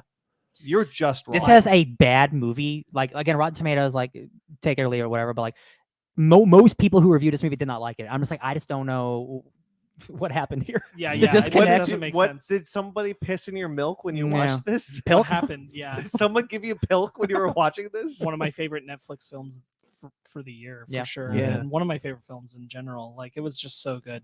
My nephew was here with his little Jeep driving it around, and I would constantly just look at him and go, drive your truck faster, sir. I'll understand that in 10 years. I just love him so much. I love it. It's so good. Or just even the little kid with the little Elvis pompadour. He goes, I'm driving my truck. Love it. So good. And And like, at the end of the movie, when everyone's going through the doors of the dreams, Yeah. so good. Or the guy on the Canadian Goose is like, we got a Timmy's over there, eh? But for you Americans, that's a Tim Hortons. It's the most check popular out- dream in Canada. Google it. If you want to hear more about us gush about how great Slumberland is and how much you should watch it, please go check out our Slumberland review. Slumberland is great.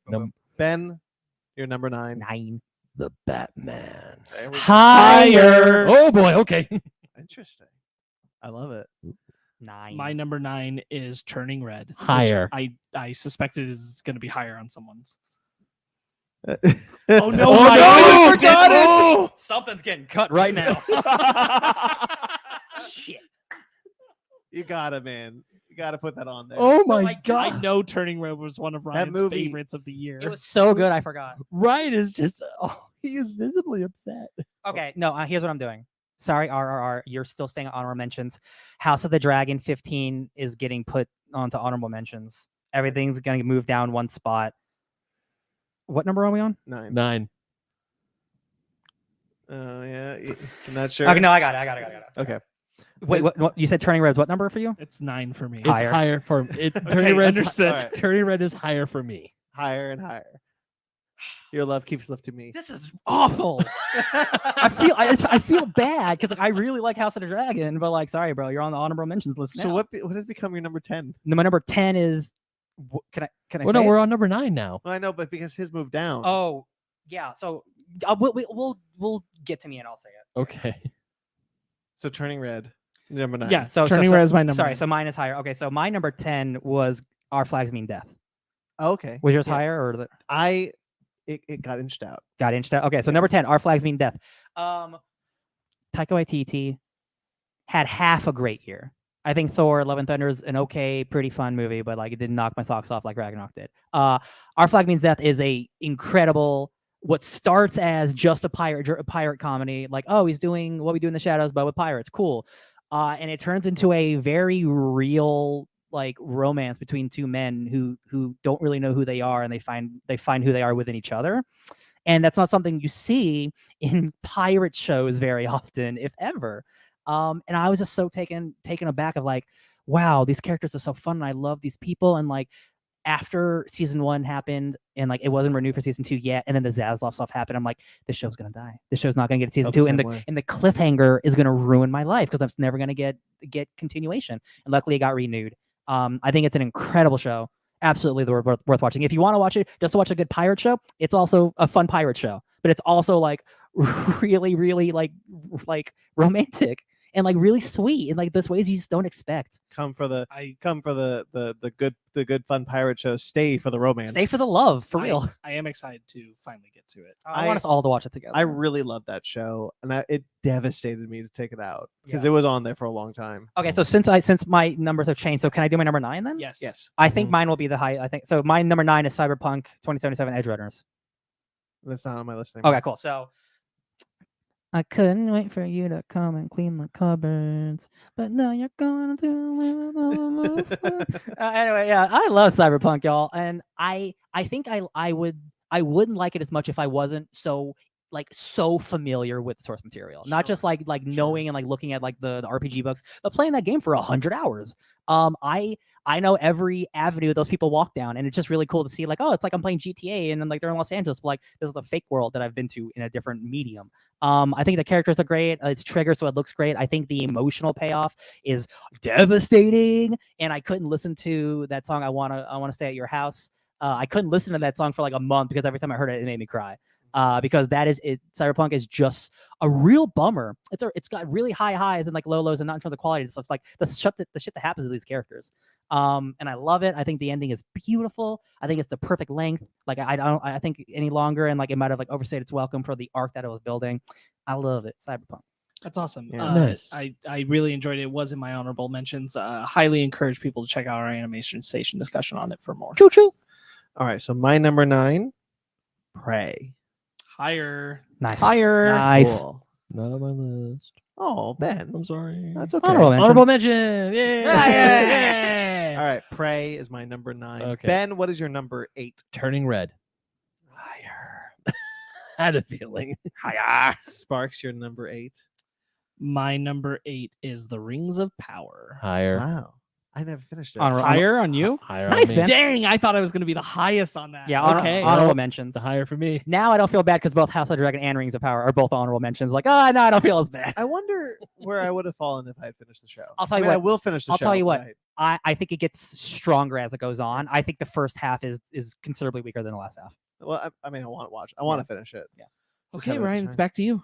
Number 8. 8. Number 8 is Avengers X-Men Eternals / Judgment Day, also / just Kieran Gillen, because this is what I did last year with Al Ewing, who wrote like 4 books that I loved. Yeah. Because Kieran Gillen not only wrote Axe and Judgment Day, but he also wrote like 30 tie-in comics, and he also wrote Immortal X-Men, which is one of my favorite comics. Judgment Day, I said this about Empire, but it's even confirmed even more now. Like, I think this comic, Judgment Day, is the best Marvel event since Secret Wars. And I loved Empire, but this is just operating on another level in terms of being a big scale and really personal. Because I've explained it to you guys, but if you're watching this the first time, you okay? The dog has moved the camera. Okay. It's okay. We'll change it in a second. Yeah. Judgment Day. It's about the Eternals. The Eternals, they view mutants as deviants, and Eternals, they kill deviants. Right. So they view all of mutant kind and Krakoa as bad guys. Oh, yep. Keep going. Oh, sorry, I messed up. There. Yeah. So mutants are at war with the Eternals, right? Some of the Eternals are good, some of the Eternals are bad. Thanos is involved. Thanos' uncle is involved. Uranus, who is like the new coolest bad guy of all time. This event's really cool. It's really big and bombastic, but the stuff that is truly awesome is the stuff that happens on Arakko with all of the new Arakko mutants, and it's Magneto and Storm and their brotherhood of mutants. It is some of the coolest shit I read in comics this year. Magneto, like I've spoiled it already, but like Magneto gets his heart ripped out and he keeps himself alive through magnetism and Storm. It's mind-bendingly cool shit that Magneto is just like in the air, just with like an electric heart, just zapping fools, and like they're fighting the celestial judgment god who is judging every single human being on the planet to see whether they're worth living or not. And all of these tie-ins are about their like extremely interpersonal like sadnesses and like, do I need to be judged? Like, should I get a yes or a thumbs down? Do I just need to die because like everything I've done has been for naught? Like, it's really interpersonal, like complex, sad shit all these characters are going through because it's the end of the world. It's just so good. And again, Kieran Gillen wrote like literally 30 issues of the main event, the tie-ins, Immortal X-Men, all these different things. And of course, Al Ewing's involved. He's doing X-Men, right? All this shit's great. But Judgment Day is so good. So good. I read the main event twice because I had it in single floppy issues. And then I read it again in a Marvel Unlimited with all the tie-in shit. Just great shit. Marvel Comics. Kieran Gillen's the best. You have me very jazzed about it. I know you wanted me to try and read it for this because I thought it man, would make it for you my got list. things happening in life. No, but I do want to get there quick. You'll get there.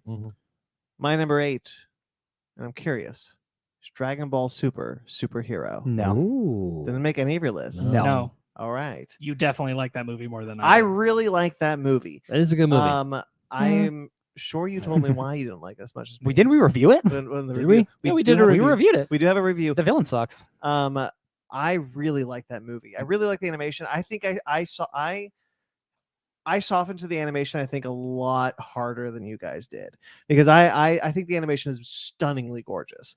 In the beginning, there's a bit in the beginning where like the bee is zooming and I was like, but like ultimately I think it gets better. I really love that it's a Piccolo movie. I really love what they do with Piccolo. Like, I think Piccolo and Pan are incredible characters that bounce off each other so well. It was so great to see Piccolo get the spotlight on a feature length film like this. Also, Gohan's there. I like the fights a lot. I really like what they do with Gohan also, because I think it's a crime that Gohan has been not getting the spotlight, and so the fact that we get Gohan in this is really cool. And I while the end fight recreates a lot of the same beats of the Cell Saga in frankly lesser ways, I think I really do appreciate some of the emotionality that is in there when it comes to the Gammas, when it comes to Gohan's new transformation, and even Piccolo's transformation. Piccolo's transformation is such a cheer moment for me. I do not like this movie as much as I like Broly. Broly was my number 1. This is my number 8. It would be insane if you did. I do really like this movie. I do like this movie a whole lot, and it had to be in my top 15 because I just adore it. I wish I liked it more. If you want to hear more thoughts on it, check out our review, Dragon Ball Super. I feel like everything we're about to name is like, oh, well, that's why I'm like it's helpful because we're giving her breezy points. That's a good point. Yeah. My number 7. 7. The Rings of Power. Okay, so now we can talk about it. So I was off by 1. Yeah, off by one. I love the show. I also love the show. I just really liked it. I mean, I know we talked about, we have big Thick Nerds watch about it. I'll just give like a really quick breezy points because we're almost coming in 4 hours. I just love how the world looks. I love the costume design. I love the actors. I love Durin. I love the guy who plays Elrond. Oh yeah. I love the reveal at the end. This show was I love all the stuff in the Southlands with that one elf whose name I cannot remember. Oh, You know who I'm talking about, No, A starts with an A. Yeah, the one who falls in love with the human girl. Sure. Yeah, you know. Okay. And just that whole story, how all the stories are separate but they connect. And also, Disa, is that Durin's wife's name? Yeah. MVP. She's I so love good. her. I love that actress. I love Disa. I just love everything about the elves, the dwarves, even That's my favorite stuff. yeah, even with Adar and the orcs and how and how Mordor gets created. Just careful. Brandon still hasn't finished it. I mean, I know about that spoiler. Okay, cool. I'm stopping him before it gets too far. Oh, okay, that's fair. Okay, because there are things I don't. There are stuff, but I am super excited for season 2. Mm-hmm. I just love how this world looks. There's Galadriel there. Yeah, Galadriel. I do like Galadriel. She's not my favorite, but I do That's like just me quoting a character. But just the way the world looks and just the way everything is. Don't forget that Bear McCreary. Yeah, Bear McCreary. God Oh my damn. gosh. What a year for He Bear snapped McCreary. too hard this year. Holy shit. When I watched, Yeah. real quickly, I watched Lord of the Rings: The Fellowship of the Ring, Mhm. And I'd seen 4 episodes of Rings of Power, and I was watching this, and I was like, oh, there's Isildur. Oh, there's a Gil-galad. Oh, that's interesting. Rings of Power has really paid off so far. I'm like in the beginning, I'm like, oh, I know that guy. I know that guy. I know that guy. Yeah. So really for me, it's just fantasy popped off super hard this year, and the fact that we're back in Tolkien's world again as a main media event makes me super happy. For me, it went into my number 8 because I think there are shows that were made better that didn't go higher than Rings of Power this year that I saw, but I think Rings of Power has flaws, but the flaws did not outweigh the absolute highs, like the creation of Mordor that you mentioned, Ben, or things like that. That I was like, I needed this. I needed this Tolkien optimism universe back in a big way, and I think like. To me, I was just so caught up in the feel of going back and the fact that it felt like going back, and that had been such an insurmountable feat. The fact that like it even is as good as it is with flaws is still impressive. Like a Lord of the Rings show just on paper shouldn't work. Like it just shouldn't work. It shouldn't, especially when but you're here like, we are, and like the Elrond and Durin thing has some of the most, probably outside of Andor, like some of the most moving dialogue. Character stuff of any show I saw this year, and stuff that's gonna stay with me for a very long time. That has the staying power of other sayings in Tolkien. So I couldn't let the year go without giving it its flowers. Yeah, I'm so curious what you guys are gonna think about Willow. Who knows? I need to watch Will. But real quick, Grayson's in the chat. We mentioned Bear McCreary. Thanks for sticking around, bro. Grayson says Bear does so good on all his musical masterpieces. True. You're damn right, Grayson. Here's the thing, though. I don't think Bear has done better than his Godzilla King of the Monsters score. Well, no, that's really good score. You Bear. know what? Yeah, Bear has done it. And you know what? His Child's Play score, I really like. Child's Play score is really good. But you know, there's a lot of good scores. Done so much stuff. There's something on my list that's a lot higher that Bear did musically. I have no idea what I don't know. You know what it is. Midnight Suns. Moving on. Yeah, moving on. My number 7 is Prey. Does anybody have that higher? No, I had it lower. Honorable. All right, cool. Prey. I missed it by 2. Honorable. Incredible film. Yeah. Frankly, the rare thing where like I think Prey is better than the original. And just like outside of a single shot succeeds over the Predator, in my opinion. And that shot is the reveal of the ship at the beginning. I wish that they hadn't done it. I wish they just left it as the fire in the clouds. I was so blown away by Prey. I was so pleased that they offered the extra dialogue track, where it's entirely in their language. The film is so effective. It's so well thought out. It revitalized everything I want to be revitalized about that franchise, and gives me hope for like what they could do in the future because it's so good. I wanted that film to succeed, and I think that it nailed it 110%. I 100% agree with everything you just said. Prey would have sat a lot higher if other things didn't come out, and I think Prey for a long time was my favorite movie of the year. I thought that movie was truly spectacular. It is my favorite Predator film. I think it is the best Predator film. The director Jan Trachtenberg is one of my favorite directors. He does so little, but everything he's done has knocked it out of the park. Yeah. He's got the best Cloverfield film. He's got the best Predator movie. The new design for the Predator is awesome. I love Amber Midthunder in the lead so role. good. She's so good. The whole cast, very good The action is the best action in a Predator movie by far. by far. Only rivaled maybe by Predators? Predators, not Predator, Yeah. the Predator, Yeah. Predators, which is my second favorite of the franchise. For sure. Yeah. I really like that movie. It nailed everything it needed to and more. And I can't gush about it enough that I was so happy that it got there. I honestly wanted to watch it again before I got to this, and I just didn't get to because I was like, it might go higher. Yeah. But it is where it is. Mhm. If you want to hear more, check out our pre-review. Check out Prey Rings of review. Power, Fake Nerds Watch as well for more Bing discussion on bong. Applesauce. Ryan, you're number 7. Number 7, the Batman. that. Higher. Nice. There you go. Love it. Oh, Very cool. okay. I like that we all have it in different spots. It's a good movie. Someone say it's a good movie. All right, Yeah. my number 7, Puss in Boots. Oh, Haven't seen it. Last Wish. Yeah, you son of a bitch. I watched it very last minute. There could be some recency. No, So, you know what? I'll There is say- no recency bias. I will say like the night before, so on Friday night, I knew Brandon had gone to a movie because he told me, yeah, I was in a movie theater. I was like, he's seeing Puss in Boots. That son of a bitch. He's gonna bring that to the top 15, and we're not gonna have time to see it Yeah. to evaluate it. I wanted to see it because I wanted to know if it would make my top 15. Mhm. So we found a sliver of time that we could make work, and we went to see it. And you know what? I'm not going to say a lot about it. In fact, I will say very little. I will only say that it is my number 7 for a very good reason. I really liked it. I cannot wait for you guys to watch it. I really Okay. really want to. I wish I could have, just to know, would it have changed things? Maybe not, but like I'm sure it would have been well considered. And as we've seen in the trailer, animation is stunning. Animation is stunning. I was talking to you about it Ooh, yesterday. Stunning. Real quickly though, like DreamWorks, between The Bad Guys, which was a huge surprise, It was. and Puss in Boots: The Last Wish, great year for DreamWorks. Hell yeah. Great Yeah, year. Bad for Guy. DreamWorks. I'm actually mad at myself I didn't see Bad Guys in theaters because that movie was really good. It's really good Bad movie. guy. I am glad I sat on my plane to England though. And I don't want to say anything more about it because I want you guys to see it. You got it. Gonna see it. Number 6, correct? Mhm. Let me double check. I'm pretty sure. Beep, bop, bloop. Beep, bop, bloop, Checking bloop. the Oh, calculations. Number 6. You guys are probably gonna have this higher. Peacemaker.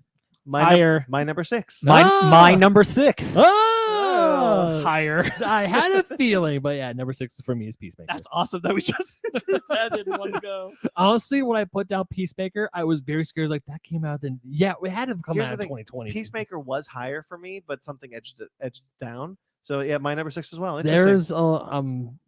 There's a few things that the reason why Peacemaker is at number 6 where it is. Well, is let's get to we'll it get when to it. later. Sparks Yeah. gets to it. Sorry. Mine's later.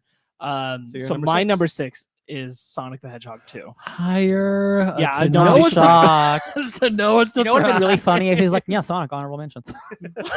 I would have been like, are you a pod person? I really thought Sonic might have gone higher, but I had to be critical a little bit of how I felt about some things. And I was like, Sonic the Hedgehog 2 belongs where it belongs, and it belongs at 6 for me. It is awesome. It Mhm. made your list. It was on my list for a long time before I rewatched it on the boat.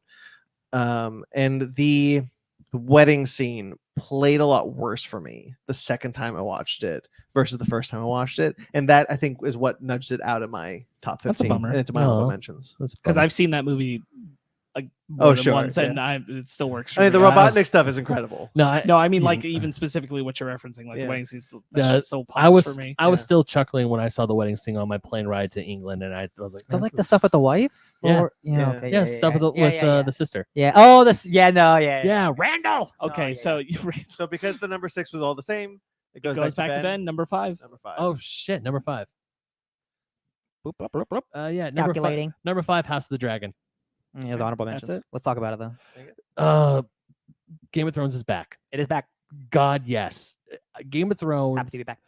House of the Dragon was it. Talk about a show that I came in with the lowest expectations, and it blew me out of the water nearly every single week. It does have flaws. I will not say that it does not have flaws, But to me, with a lot of things, the flaws are so minuscule, it does not impede my enjoyment of this show. And just the drama, the shock value that Game of Thrones brought to it, I feel is there, but it's also there even more. Like we all, like the three of us have seen the end of House of the Dragon. We know what happens at the end of that show. Munch. Yeah, much indeed. And were just like, we saw it coming, but at the same time, even though we didn't, for a split second, we thought, oh, he's safe. Nope, he chowed. Munch. Yeah. And we have a whole review series about this, so definitely check that out. Check it out. But just the fact that every week I was excited to watch House of the Dragon. It was nice to have that feeling again. I mean, I'm going to quote Ryan here. I was excited for some hot D. Don't you dare, Grayson. Sunday nights was hot D night, baby. Yeah. And it's my night. It was definitely it was definitely a show that I was glad to be back, just like Rings of Power. But House of the Dragon was one I was more interested in. It was the one I was more glad to be back in that world. And I was just glad that it washed the taste of, I mean, it hasn't fully washed the taste of season 8 out of my mouth, but it's just, I'm happy to be back in a world that's so familiar, but also so foreign at the exact same time. Yeah. I like the violence and like the shock value, like that is part of Game of Thrones, but like really I'm there like just for anything is about the characters. And I think this has some of the strongest character work. Oh yeah. It has, even though it has now dropped down to my honorable mentions, it has my favorite performance of the year, and it's with Viserys. It's with Paddy Considine. Yes. Oh yeah. That dude, if that dude doesn't win an Emmy, I'm gonna lose my mind. I'm going to be very upset. He's so He'll certainly win a fakie. I'll give him a fakie. That's how run it, cut it, ship it. His performance in episode, I believe it's episode 8. Episode 8, yes. Like it's a scene I think about all the time, and it's like it's this man who's like 45 years old, but he looks 90. He is dying every second. Yeah. And he's surrounded by his family, and he's just so happy. He's just so happy, and his heart literally cannot take it. The way he plays Viserys throughout the years, throughout the multiple time jumps we have, and just to see him go from worst to, not only does he deserve an Emmy, the damn costume and makeup crew deserve Emmys. Oh god, he looks so gross. Just like when he takes off his mask, you see his cheek baby. Is like his eye is gone, his cheek has eroded. He just looks like this husk this of a is man the stuff, Lionel. The husk that he used to be when he was sitting on the Iron Throne. And just all the characters do an amazing job. All the story, to me, I think the story is fantastic. Yeah. And I love this show. Yeah, and I absolutely am so happy to be back in Westeros, and he better get that goddamn Emmy. Go ahead, please. For it being in my honorable mentions, like what edged it out for me is I never got over the lack of certain characters because of the time jumps. And like that pulled it back too much for me personally. But I can't deny that like there's such an incredible female focused story being told that really warms my heart to see. And I'm really hoping that a season 2 will end up in my tops because it will focus more point by point on the people it should be focusing on rather than trying to get us to a certain point in the story. And I think that is, and it didn't bother me as much, but it is a negative of the show is the time jump stuff. And now that the time jump stuff is over and we're just with the characters that we're going to be with until they all die. Yeah. Like we're here. We're back into Game of Thrones without any of the nonsense like that came before it. War of the Queens, baby, or War of the King and the Queen. Let's go. Yeah, it's great stuff. Yeah, I'm super pleased about so it's Ben's number 5. That was my number 5. Sparks, number 5. So my number 5, I don't expect any of you to have it, and I feel like it's something where it's we all agree it's pretty much an immaculate season of television, but I think we're just kind of trained to not think about it, and like I kept going back to when we discussed it, and I was like, it just has to be in here. It was too good of a season. Is it Miss Marvel? It's The Boys season 3. No! Because The Boys season 3 was practically a perfect season of The Boys. This sucks. And can we restart? How did I forget about The Boys season 3? And I can't tell you guys, like I really looked at the list up and down, and I'm like, there's no world where The Boys season 3 can't be here I'm because mad now. that was such a incredible season of television. I can't drop utterly- Marvel Snap either. I No way. utterly and Now- completely forgot about The Boys. Now, here's the thing. I don't blame you guys. I think there's something about like It's always we kind know of there The at the Boys. constant. We know The Boys is a measured content thing where like It's always good. it's hit that point for us. There was so much new content this year. We didn't know how it was going to go. And The Boys is something where we know it's always going to be great. Yeah, And then this season was incredible. it's true. But it was the middle of the year, and I get it. I never let go of that. So it's at my number 5. The Boys season 3 was such a great season, and you should definitely listen to us discuss it on the Fake I was News Watch just because I know all of you guys loved it.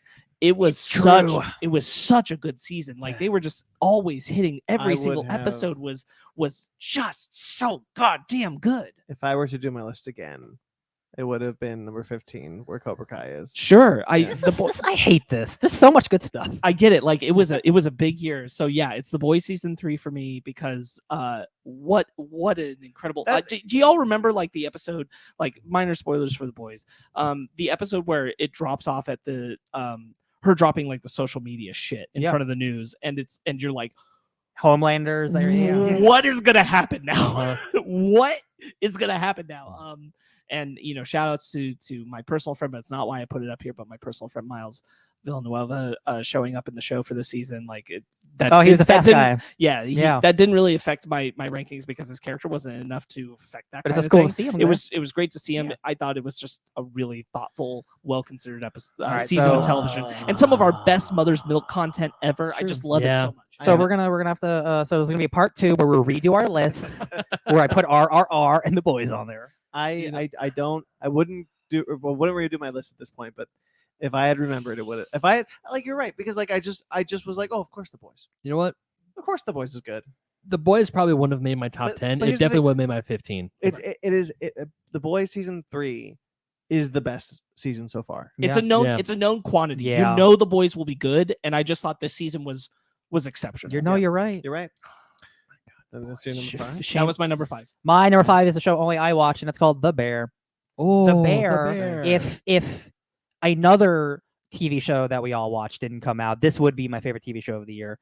The Bear is just such a beautiful drama about working in a kitchen and the relationships of working in a kitchen and the type of people who work in a kitchen. But it's also a beautiful story about like family.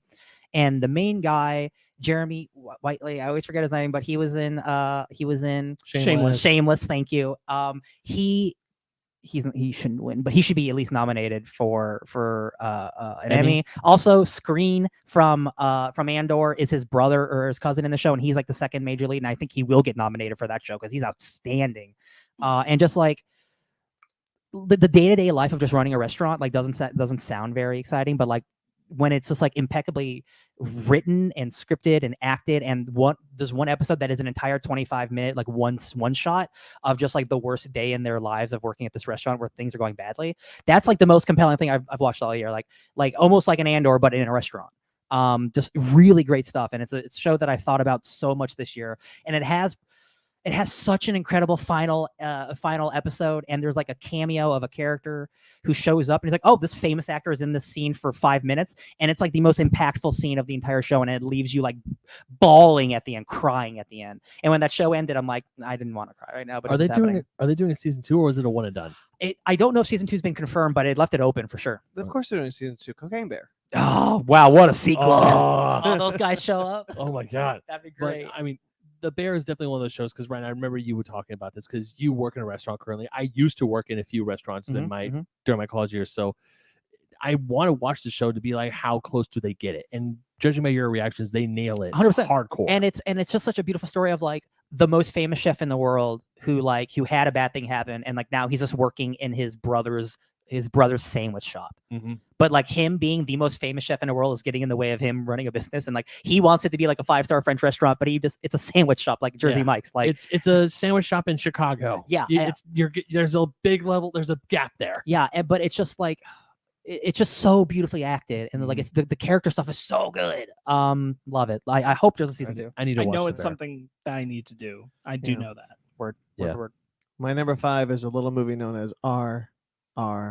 Oh, thank God. It would have Time to talk about it. Is it? I'm so mad it's not. I forgot. Like, Here we go, baby. Nacho, RRR. nacho. Not Catching maybe a little bit of wind and backdraft from Promare, but RRR. Nacho Nacho is a great song that I listen to all the time, but that is not the reason why it is my number 5. It is my number 5 because it is an incredible movie. One of the most incredible movies I've ever seen. It's also one of the most movies. It's one of the most movies. It does everything I love in this type of movie. It's got ridiculous action sequences. Everything it does is the most. It's at the 11. most friendship. It's the most action. It's the most explosions. It's the most animals. It's all the animals. Baby, RRR has been talked about all the live long day on every YouTube channel, on every Twitter account who's seen it, and I will only do I could parrot all of it. But it is an incredible movie that hit me so damn hard. Yeah. It's my number 12. That is no slight. I love everything in my top 15, and I love a lot of things I didn't even mention in my honorable mentions, and then them. It was a tough year. So it's a tough year. RRR is exceptional. I loved it top to bottom. I think it's so moving. My only slight is that I'm still pissed Netflix doesn't have it in its original dialogue. Tagalog. I just don't understand why we don't have that available. It is weird. I am upset that the Indian film industry no longer does physical copies of anything, of any of the movies. Yeah, truly. I feel like RRR, because of it's getting nomination, this will be an exception. I do think there will be an RR. I'll tell you what, I bet Criterion's going to hunt them down 100%. I could see, here's the thing, RRR, I would 100% buy a Criterion Channel RRR.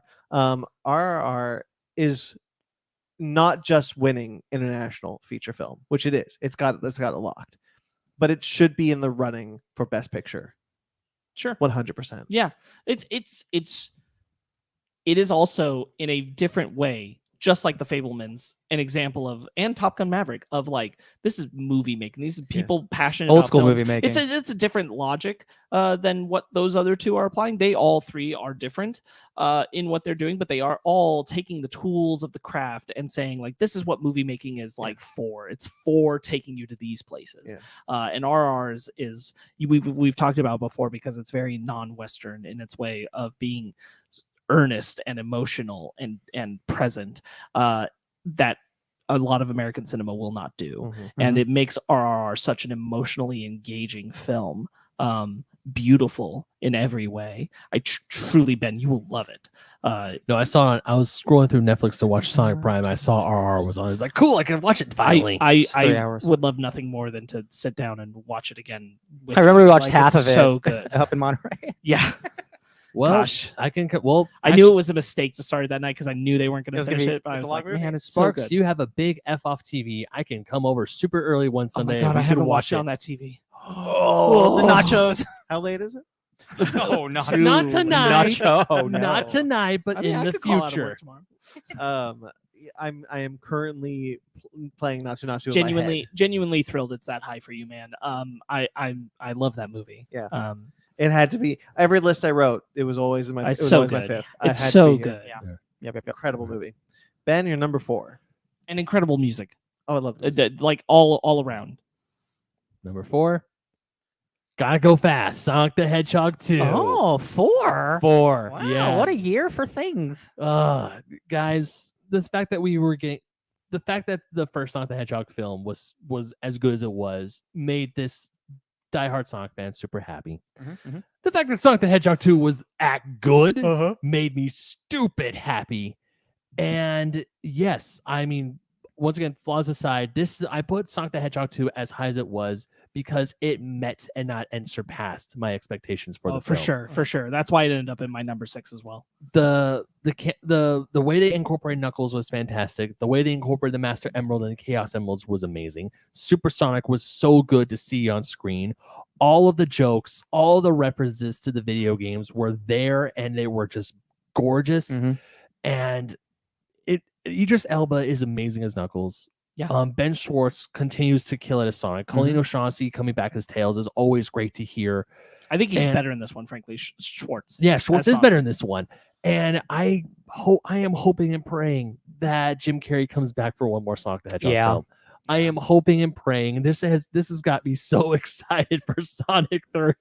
It's gonna be really sad if they Yeah. recast him. It is going to be sad, but even if Agent Sloan becomes the new Robotnik, Oh, yeah, he's honestly, so I good. Know him. He's awesome. He's You know funny on what? Twitter He too. You know what is. they could do? They could recast Jim Carrey and not acknowledge it. Mhm. And here's who I think could do it: Jack Black.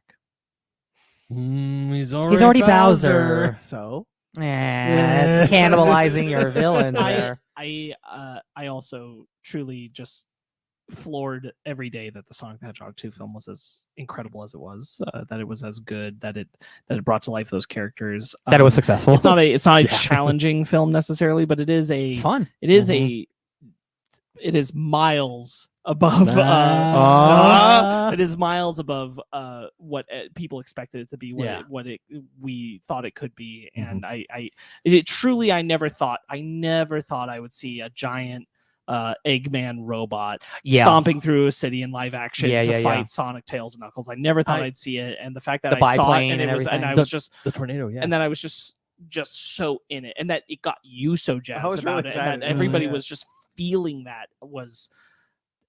I'm amazed. Even the human stuff, I was not. And all the references. Yeah, I was also engaged with the human stuff. The It was mention, funny, balance yeah. was better. the mention of Gun, the guardian units of the nation. God. From Sonic Adventure 2. And, like, just the fact that Deep cut.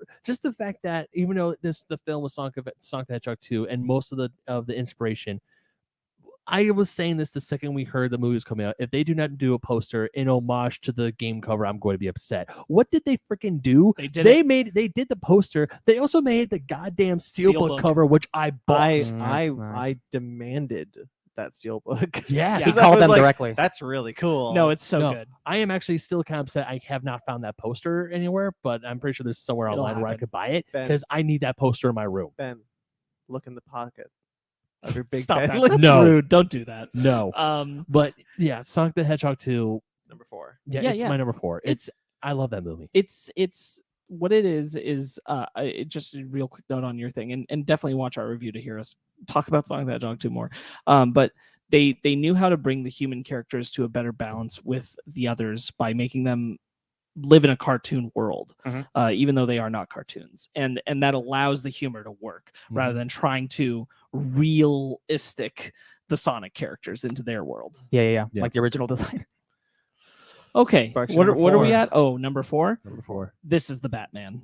Yeah, There okay. you go. Okay, Here we are. go. We did it, guys. Oh, yeah. We're at the bat. Is it all of our top 10s at least? Yeah, It is. it's my I number 9. think I Nice. was the last No, one. mine's in 13. 13. Okay, gotcha. Mine's number 9. Yeah, so number 4, the Batman. I initially thought that this was gonna go lower. There were a lot of other things I was weighing it against, and I went back and I'm like, the Batman's the Batman movie I've wanted for a long time. Yes, 100%. And in so many ways was so well done. Mm-hmm. And I'm like, even just in score alone, I think about that theme all the time. yeah. I hum it all the time. And I'm months from seeing that movie. Yeah. I have rewatched it several times, and it is. Yeah, it was my number 7, and I initially had it lower, and I just kept rising up, and I'm like, I really like that movie, man, and I was sold like in the first 10 minutes because I think that opening scene, it's like they think I'm in the shadow, they think that they think I'm in the shadows, I am the shadows. I think about that line all the time because that's the hardest thing Batman's ever said. Yeah. And just that first opening scene, it's like, man, he knows. Matt Reeves. He knows he had a vision and he went for it, and it's a vision I've also always wanted. And Catwoman being one of my faves, like, oh, she's so spicy. Yeah. Just the fact the Riddler, Penguin, all the villains in this film. I have not unfortunately. Oh, come on! Don't you know Spanish? When I haven't No rewatched- habla español, fellas. God, it's the That's best. great. But Jim Gordon, I love Jim Gordon in this movie. Yes. I love Robert Pattinson as Batman. I love Andy Serkis as Alfred. Oh, I haven't seen it since. Every time Jeffrey Wright called Batman man. Come on, send man. me. Come on, Yeah. man. Come on. Unfortunately, I haven't seen this movie since theaters, but this is definitely one of those things where I know if I'm going to watch it, I'm not just going to watch it passively. I am going to pay the attention. I'll tell you what, it would have been higher, and I've watched it multiple times now, but I think the final act is not nearly as strong as the rest of the movie, and it feels like there's a point after the Riddler gets captured that another hour of the movie So happens. I thought about that too, and it was one of the things that was making me push it lower. Yeah. And then I was like, But Yeah. I really like when Batman's leading them out of the dark, and it's literally about this lesson of him recognizing I can't separate myself from humanity. I have to connect to humanity to make a difference. That's the only way I can make a difference in Gotham. And I'm like, shit, man, but you bring it all together in the end, and that final pitch is so good. And like you get there because of that third act. And so I'm like, even though I think it is clunky, that last the final moment like the makes up last for it beats are so with good. that girl. I honestly think if I'd watched it more throughout the year, I would have placed it higher. But this is definitely because when I put it on, I was like, I gotta put the Batman somewhere. I knew it was gonna be in my top 10. I'm actually kind of happy where I have it now. But had I watched it more, and even just talking with you guys, I'm like, I could probably move the Batman a little bit higher up because it truly is an amazing Batman film. It is a true drive. I love Robert Pattinson's interpretation of Batman. I love how the suit looks. This is His contact lenses. This is the year 2 Batman that I've been thirsting for a long time. This isn't just the year 2 Batman that I've been thirsting for. This is the Batman I've been thirsting for. This is the Batman that is the closest that we've gotten to the comic. This is not. This is unapologetically about Batman. He is frankly a ridiculous character. Yeah. That too often filmmakers try to make realistic in live action, and you cannot do that. And cool. And like cool. He's a weird loner. I don't feel like they're trying to make him cool. I Yeah. feel like things he does are sometimes cool. Yes. But I don't feel like they're trying to make him cool. Yeah. And the thing like he's it's really cool that he's sloppy. He gets hit. He doesn't quite make the escape from the GCPD. Nothing more clear of the sloppiness than the fact that they let him keep the eye makeup when he takes the mask off. Yeah, and man, that's just such a small detail that I love. But it's so important. And like I really think this is the closest we've gotten to a perfect Batman movie, if not the perfect Batman movie. For sure. The scene with where the Batmobile is introduced is one of my favorite. Oh my the god! Batmobile chase scene. It sounds like a most dragon. Incredible Batmobile scene in any Batman live action film ever. And we mentioned the score. I remember for like a few months after the movie came out, people were using the Batman score in their reels and their TikToks, and it works so well. Yeah. We've definitely got a lot of love for the Batman. Please check out our review. Yes. The Penguin starts filming in February. Yay. And we'll move forward to your number 4, Ryan. It's Turning Red. Yay, Right. Turning Red. God damn, do I love this movie, y'all. It's not my favorite Pixar movie. At number 4 for 4 Town. Yeah, I did that on purpose. 100%. did it. I did it on purpose. 100%. WALL-E, I think will always be my favorite Pixar movie, just because like it's like a silent movie, sci-fi movie for like half that movie, and I love that. This movie, I connected with the characters, and I think it's from the jump, from minute 1, it shows you we're musical, we're big, and we're bounty. Our characters are full of life, and it never drops down below that. Nope. All the character stuff is so great. I love the family dynamic. The big kaiju aspect of it is like I didn't expect. The songs, like I rewatched that final scene where Fourth Time comes in and they're harmonizing with the moms, and I'm like, this is some good shit. And again, I wish I would have died to have seen this in the theaters. If I saw this in theaters, I bet it would even be higher. I'm sure. Me too. But yeah, Turning Red's excellent. Turning Red was my number 8. No, what was my Turning Red? Turning Red's my number 9. Yeah, Turning Red was, I think it was higher for me. Yeah, Turning Red beat out the Batman. And for me. It was my number 8. It's a movie about like young women in periods. Yeah. Which is like that's like incredible. That's crazy. It truly was like Pixar brought something so wholly new to the table, new for them. Again, like this is another time where we've it looks different. Yes, how great it is that Pixar's branching out away from their own typical style, and like we saw that with Luca, and now we're seeing it again with Turning Red. And Turning Red was just such a beautiful, personal, emotional story. I sincerely just impressed with how effective it was, and the style choices that they made to go about it that accentuated it, like putting it in the 90s, focusing on the boy bands, all that kind of stuff. A genius film. Turning Red was definitely a film that I'm still mad at Pixar for putting it. I mean, don't get me wrong, I'm glad it was on Disney Plus. It's not Pixar's fault. Very specifically, it's not Pixar's fault. Okay. It's Disney's. Did I say Pixar? I meant Disney. You did, but it's Disney. My apologies. I meant Disney. I'm still mad at Disney for forcing Pixar to put this on Disney Plus. The music by the GOAT Ludwig Göransson. Oh yeah. that dude's just Disney's like king. I mean, I guess Michael Giacchino as well, but like, man, Ludwig, he killed it. He's one of them. There's like two composer kings in Disney right now, and it's him and Michael Giacchino. Yeah. But one of the things I love about this movie is just how different it is from other Pixar films, especially with how you see the panda transform and how May uses the panda off the bat. She doesn't hide it for half the film, and then there's a big reveal.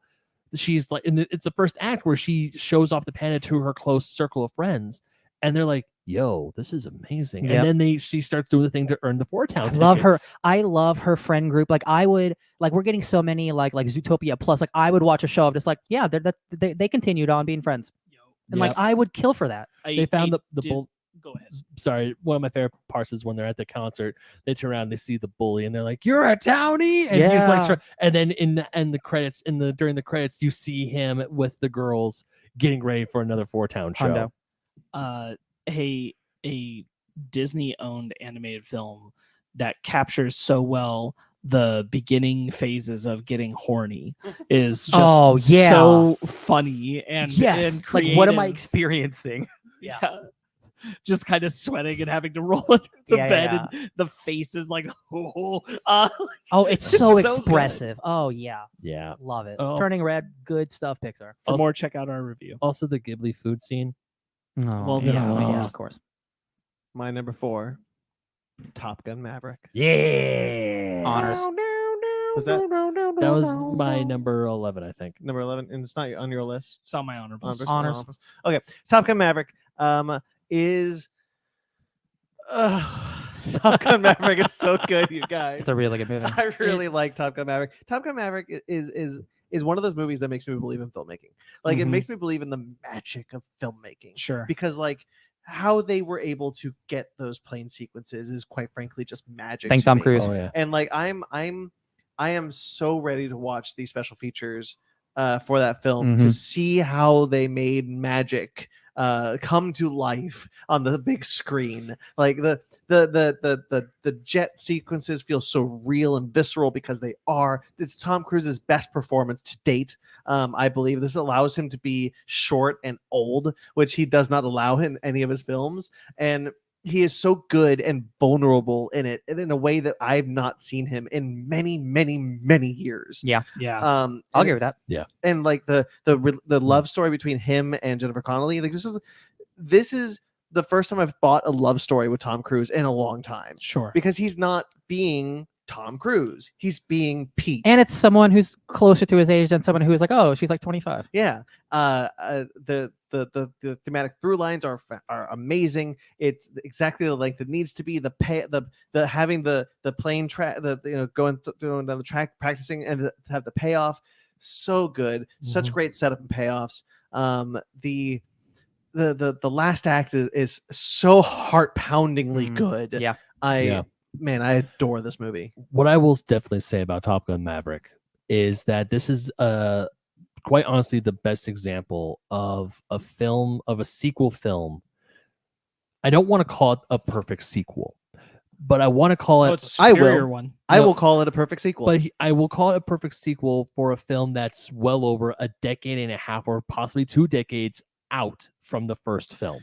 Bro, it came out in like the how 80s. old do you think you are? Top Gun's old as shit. Came out in like the mid 80s. The 80s. That's not a decade and a half, Ben. That's like 30 plus. Okay, cool. There you go, 30 yeah. plus. That's okay. a decade, yeah. Well, that's what I mean. I was trying. Man, a decade ago was 2013. A decade and a half is 15 We are years. old now. We are old now. It sucks. So let me rephrase. 30 plus years There it we go. took for this film to get a sequel, and quite honestly, it is the best example of how to do a film like this and make it not just great, not just good, but great, and in my personal opinion, better than the original. It pays. Oh off. yeah, that wasn't hard. Easy. It's so much better. It's so much better than the first one, in my opinion, as well, and I think all of our opinions. And the fact that, like, I think that that one of the things that really helps this film is that it's not just about planes; it's about morality. It's about mortality. It's about Tom Cruise. It's about Pete Maverick dealing with his mortality and dealing with the fact that he is getting older and he can't be this hotshot test pilot anymore. He has to. What is he going to bring Pass to the the next buck. generation? What's he going to gift the next generation? And he comes with the crimes that happened in the 30 years after Top Gun. He Goose's son, Rooster, he pulled his application to the academy, forcing his career back by years. And he goofed up. And it doesn't do the thing that I really don't like. Look, it can be done well, and I've liked legacy sequels that do it well. But like his life from the first Top Gun to now, to Top Gun Maverick, was good. He's a decorated captain. He's doing what he loves. There are things that didn't go quite well, but he's not a down on his luck old man who has to come back to Top Gun. He's like successful. Yeah, and he's I love that they did that. He straight up says, like, I lasted 2 months. It wasn't for me. I'm doing other things now, which is flying this test plane. And The Dark Star, which I flew in Microsoft Flight Simulator. This movie had such an impact that I downloaded that game and I played a flight simulator so I could do Top Gun shit. Yeah, I put it in my honorable mentions. It only didn't clear the bar because like it is incredible filmmaking and it is exceptional in that way, and there's a lot to really love about it. It simply for me did not have enough meat on the bones over the other things I would have put up there. Yeah. Like it didn't need to be more for the movie it is. It did not. Yeah. But it's a simple film. And other things have been more complex with a lot more for me to need to chew on.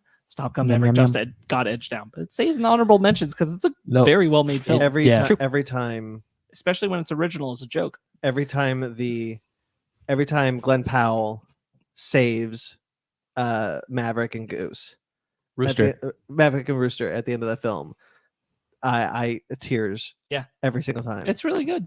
Such a good moment. Yeah. I love that film. So your number 3, Ben. Number 3, Andor. That's my number 3. Higher.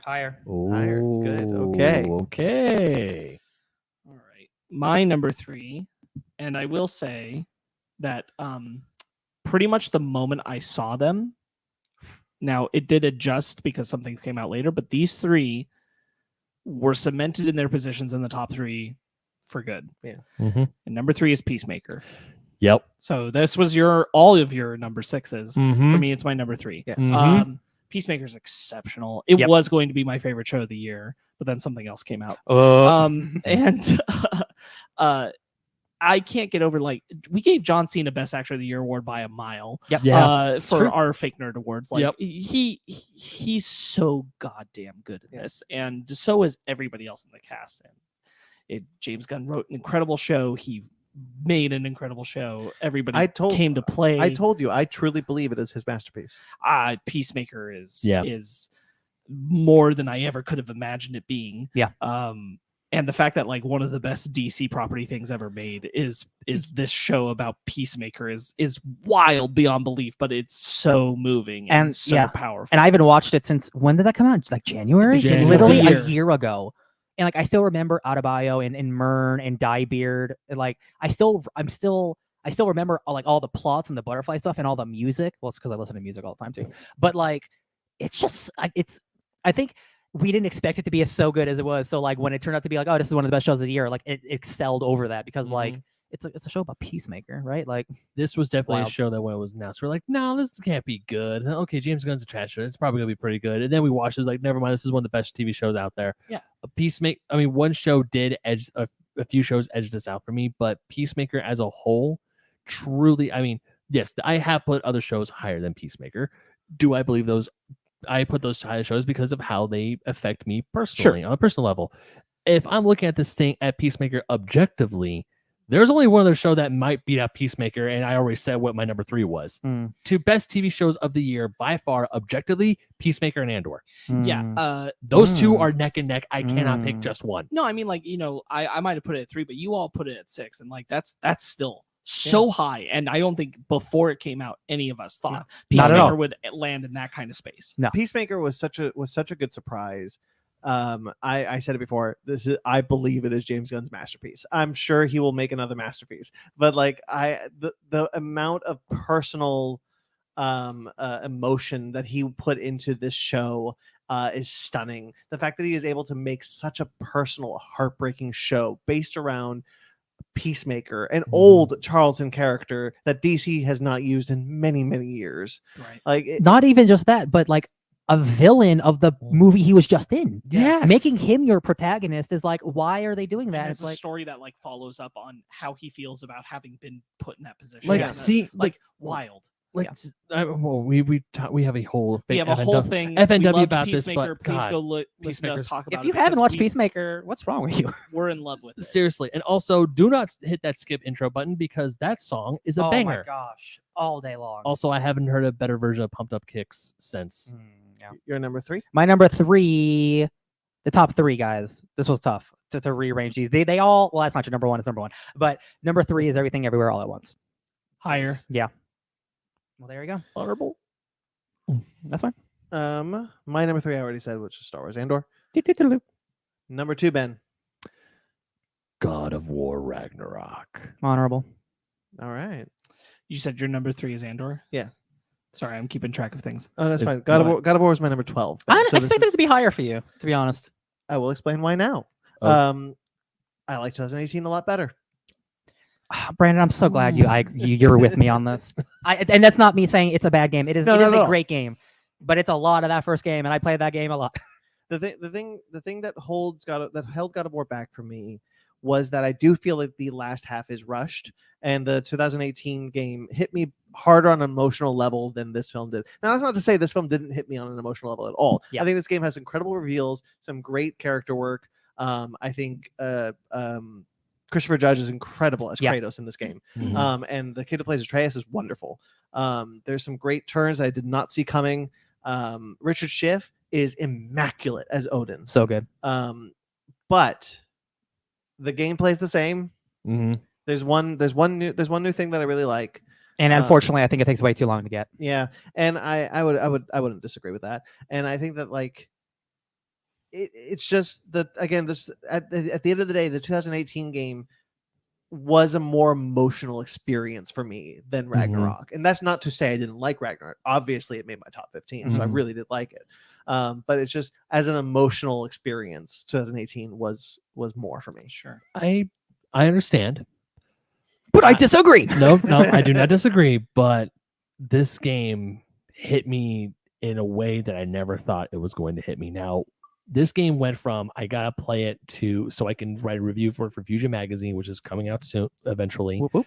And then it went to a thing where I want to play this because I want to see the end. I want to see the world. I want to explore. I really like the map design. I want to adventure. I want to get to the story. I want the different characters that you meet along the way, the different characters that become that were enemies to become allies. I love. Be careful of spoilers. I know. Be careful of spoilers.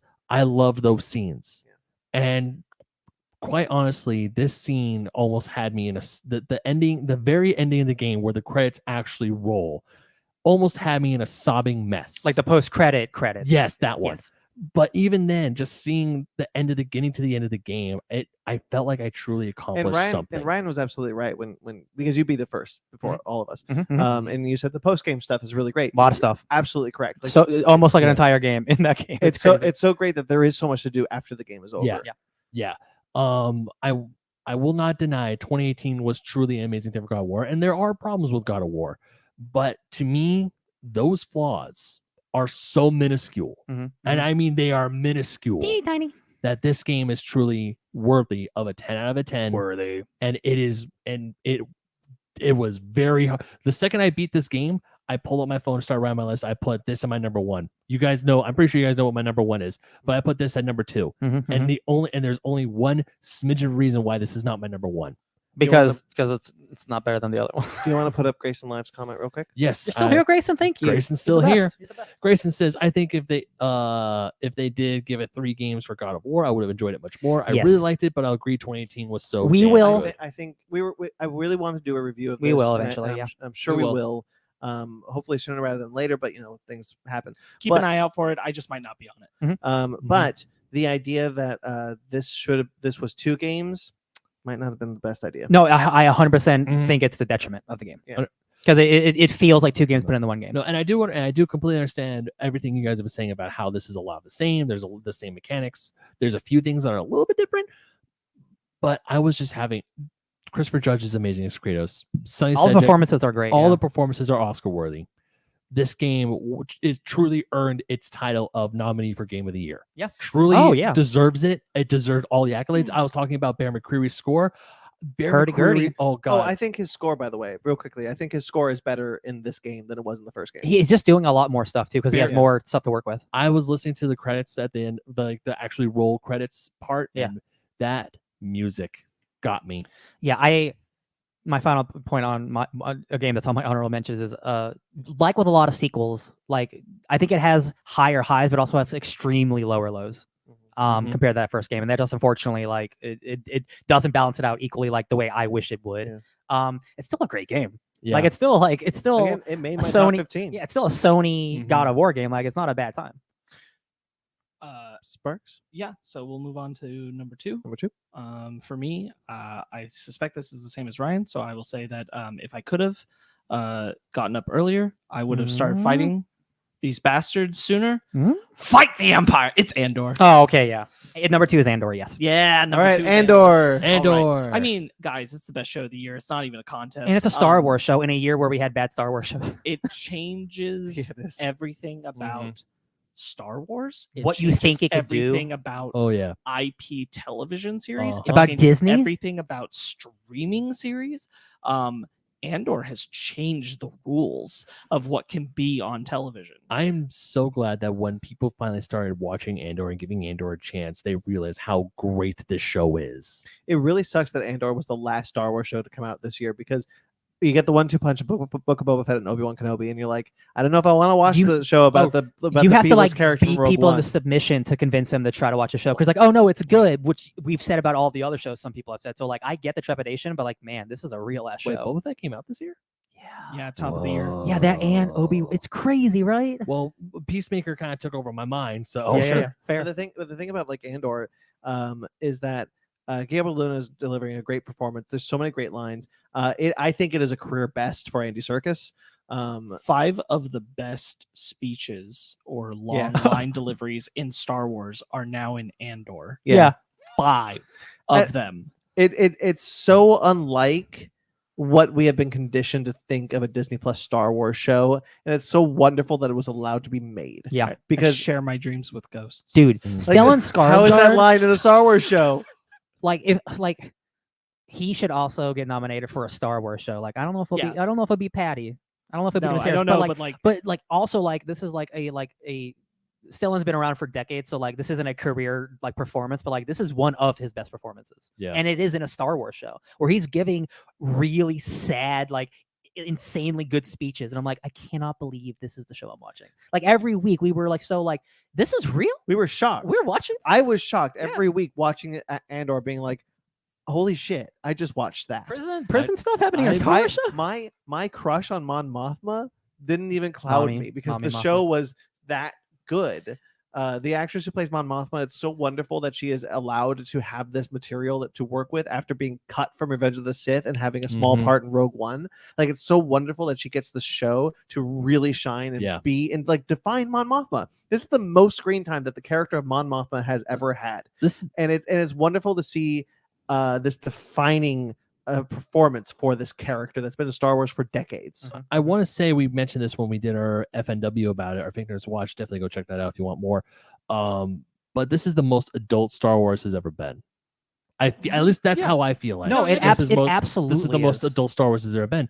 And then this definitely brings into light about how we, as children, we forget that the Empire is truly an oppressive force. Yeah, they are literal space Nazis, and this show is not afraid to deviate from like, oh, we gotta make it kiddie because it's Star Wars. It's fun. Like the most hardcore adult that this is a war that we got was Rogue One. Now with Andor, it's like, no, we're going into TV-14 territory, teetering on MA a little bit. They don't sand down like the hard edges. No, they don't. Like a Clone Wars would or something. No. Again, not saying that's a bad quality thing. It's just like the audience they're trying to talk about. This is what's always kind of been on the outskirts with Star Wars. Star Wars is a kids property. Yeah. Like first and foremost made for adolescents.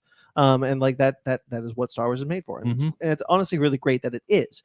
But like Star Wars has been playing with this idea of fascism in such an interesting way since Disney bought it, that because of the PG-13 nature of most of the movies and the animation and the animated nature of most of the shows, can't really dive into it as much as you'd think that they should.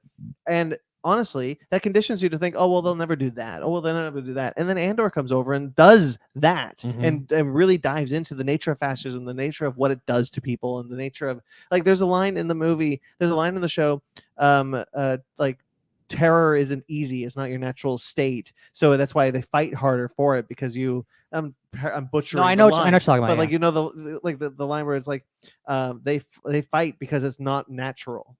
That's why they have to fight so hard to oppress you. Controlling people isn't natural. That's Yeah. why they fight so hard Yeah. for it. Yeah.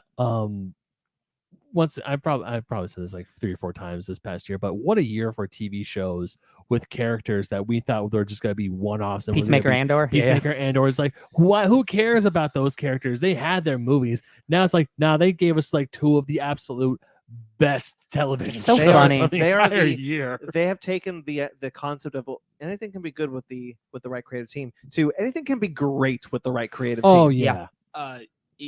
Andor was a story that needed to be told, and other things that have gone on to streaming services have not been that way.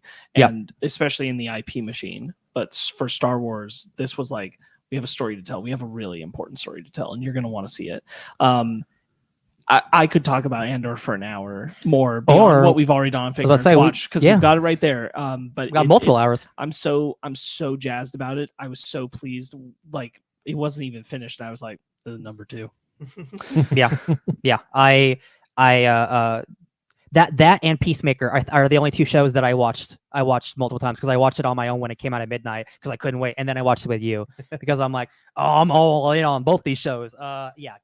Good shit. I waited a little bit Ryan? for Andor. I just made sure that when I did watch Andor, it was in the arc chunks, and that just made it just a great viewing experience for me. Right. Ryan, you're number 2. My number 2 is Andor. He said it with Oh, me. you're number 2. we're both Andor. Cassian Andor. So my number 2 is Glass Onion. Honorable. Nice. I had that lower. I really love Glass Onion. I like it. I like it better than Knives Out. Mhm. I've come to terms with the fact that I think it is a better movie than Knives Out. I love Knives Out. Knives Out is incredible, but this one is so good. I love the cast. I really, really, really like Daniel Craig as Benoit Blanc in this film. He really gets to shine and delivers some truly great lines. Mhm. I don't know how many times I have quoted, "No, it's just dumb," It's just dumb. over and over again. There's a line in this movie that floored me. The clip is out there. You can check it out if you want to, but I highly recommend watching it in the context that it is, and I will not repeat it here because I will butcher it. Glass Onion's great. I put it at my number 11. I really, really enjoyed it. I just thought it was funny. It was smart. It was sharp. I don't think I would personally put it over Knives Out, only because I think the supporting cast, not everyone gets to shine as well as they do in Knives Out. Sure, I understand. And that's that. really my major Mhm. thing about it. But other than that, I just really like it. Yeah. I think it's so, like, the twist second half and everything reveal is the well done. Yeah. The big twist is so good. because And like, I didn't see it coming at all. Me Like, one of I- the things I really like about Ryan Johnson's murder mysteries is that he is so ingrained in murder mysteries that he can play with you. Mhm. It can be like, oh, you think this is one way or but it ends up being the other. And I think Glass Onion is the epitome of that idea that, like, well, Hercule Poirot adventures, you know how this is going to go, but this isn't a Hercule Poirot adventure. no. This is a Benoit Blanc adventure. Benoit Blanc. And I think this is I think this is Daniel Craig's best role personally. It's at least my favorite. I don't know. He's pretty good in Tomb Raider. It's at least my favorite role that he's ever done. Yeah. Yeah, awesome. Favorite movie of the year. Glass Onion. Okay. Ben and Ryan definitely have the same number 1. Yep. Yes. Do you guys want to go on it now? Do you want to wait a No, little let's just do it bit? now. All right. All right, Ben, go say it at for the it, same Ben. time. 3, 3, 2, 1. Elden Ring. I was gonna say something else and I totally blanked. Please don't. out. Please don't, Yeah, you son of a No, bitch. Elden Ring God. is not just my favorite game of the year. It's not just my favorite thing of the year. It is one of my Do the ring, Ryan. it is one of my favorite just pieces of art that has ever been created. I already know I want to get a tattoo of the blasphemous sword, the sword that I used for 100 hours in that game. Uh-huh. It's a sword that is taken out of a giant snake man's mouth, pulled out, and it's got like the decomposing bodies and like arms are hanging off. It's like Shin Godzilla's tail kind of. Essentially, sword. Brandon, it's your worst nightmare. It's amazing. Yay. We've talked about Elden Ring probably hours at this point on this podcast and other podcasts. Every time we mention Basement Arcade, we do a Basement Arcade It's quarterly. on every quarterly. It's There's on 2 episodes of Basement Arcade. Seriously, Elden Ring has been, ever since this game came out in February, I knew we were in for a treat. I knew we were in for something special. And this was it took well over 7 months. Oh God, Ryan's showing Brandon. Yeah, it's super gooey. He's showing the sword, the blasphemous sword. It's the coolest sword I've ever seen. But yeah, this game was inside my PlayStation 4 for the longest time, and it finally came out when I got God of War Ragnarok. Yeah, I played over 198 hours total, and that is with playing online with Grayson, with you, with my brother, just playing all sorts of things. Grayson is in the chat doing the a little bit of Sparks. Yeah, he just a little bit of Sparks. Sorry, a little bit of Sparks. Yeah, Grayson's in the chat doing the because he would text me and he would stay up early Friday mornings and be like, "You want to ride into glory?" I'm like, "We're riding to glory." Yeah, I play a lot of video games on multiple systems, but on my PlayStation specifically, I played 700 hours of video games. 1/3 of that was Elden Ring. That makes sense. 230 hours was Elden Ring. And I enjoyed every single minute. Even the bosses that were giving me trouble, I would just take a breath and just go back at it. Yeah. This game, you learn and you beat them. As much as I loved God of War, I mean, Elden Ring, everything about Elden Ring was fantastic. The art design, the story wasn't like in your face like God of War was, but the art design, the creature design, the characters. It's a video game. The gameplay is always the gameplay was there. I was playing this game so much that when I would play other games like Kirby or even when I would try the Cuphead DLC with Fanny, I'm pressing the wrong button because I'm thinking it's the dodge roll from Elden Ring. Oh yeah, or we take a break and then we come back to Elden Ring, which there are videos. And then they're like, it's been 2 months. Yeah, like when we were fighting Drink. I have no memory of this place. Like when we were fighting the Dragon Placidusax. And my boy. No, Placidusax. That's his name. I know, it's just really funny. Dragon Lord. Yeah, we're the great Dragon Lord Placidusax, and King Ghidorah. Yeah, the 2-headed dragon. Ryan and I are trying to kill this boss, and Ryan's like, "Oh, that's not the right button." And then we finally get our groove back, and then we kill it, and we're like, 15 attempts later. You feel like you're on top of the world. Yeah, it's like drugs. It's great. Yeah, like every time you beat a boss in any FromSoft game, it's great. But like Elden Ring, just like it gives you player choice in a way that no other game I've ever played in my life has given you. And I said it is the ultimate Dungeons and Dragons game where you can play any class with all your friends, do any boss. It's all open for you. You want to change up your stats that you have, you can restat and you can redo a new build. It does not play against you. They give out those rebirth things like candy, larval tears. Those larval tears like you candy. Played a mere 25 hours. Sparks, I know you have stuff to say about it. So it was my number 15, and I had to put it on my number 15 because I didn't get the full amount out of it that you guys did. I didn't have the time this year to do it, but that is more than I usually put in plenty of other games. That is the full length of other games. And for me, the thing about it is that Elden Ring is so beautifully rendered to be tell your own story in this world, and that I played a lot of role-playing kind of games, and it's never felt like I'm just doing my thing. Yeah. I'm just doing my thing like you would in tabletop role-playing. And I can create my own narrative of my character, and I'm guiding my own story, and it feels so fulfilled in that way.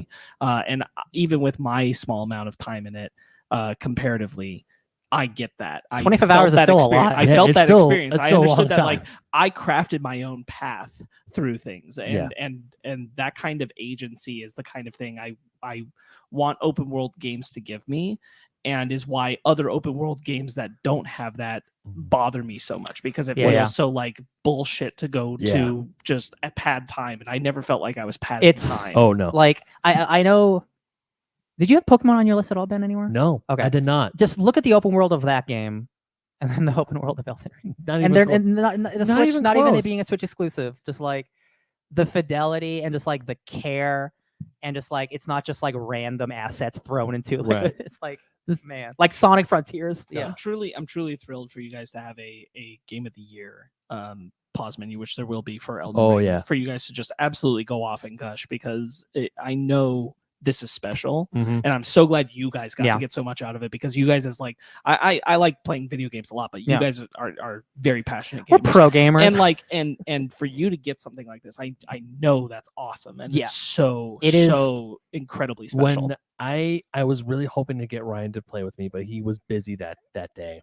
So I summoned a bunch of people in to help me take down Melania, the Blade of Mikola. The worst. When She's the I worst. beat her with help. I will not say I 1v1 it. That was a cat. A cat scared the shit out of Brandon. The scratchies. He put his claws in my thigh. Yeah. Oh, that's even worse. The She, scratchies. Astra, why do you do things? Because she's a cat. She is a cat. But when I defeated Melania, Yeah. I felt so elated. And then there are times I'm playing bosses on Cuphead DLC with Fanny.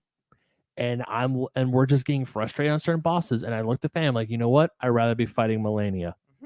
She's like, you rather fight her? I'm like, yeah, I'd rather fight that bitch than this one. Yeah. God, it's just there is a pre Elden Ring world and a post Elden Ring world now.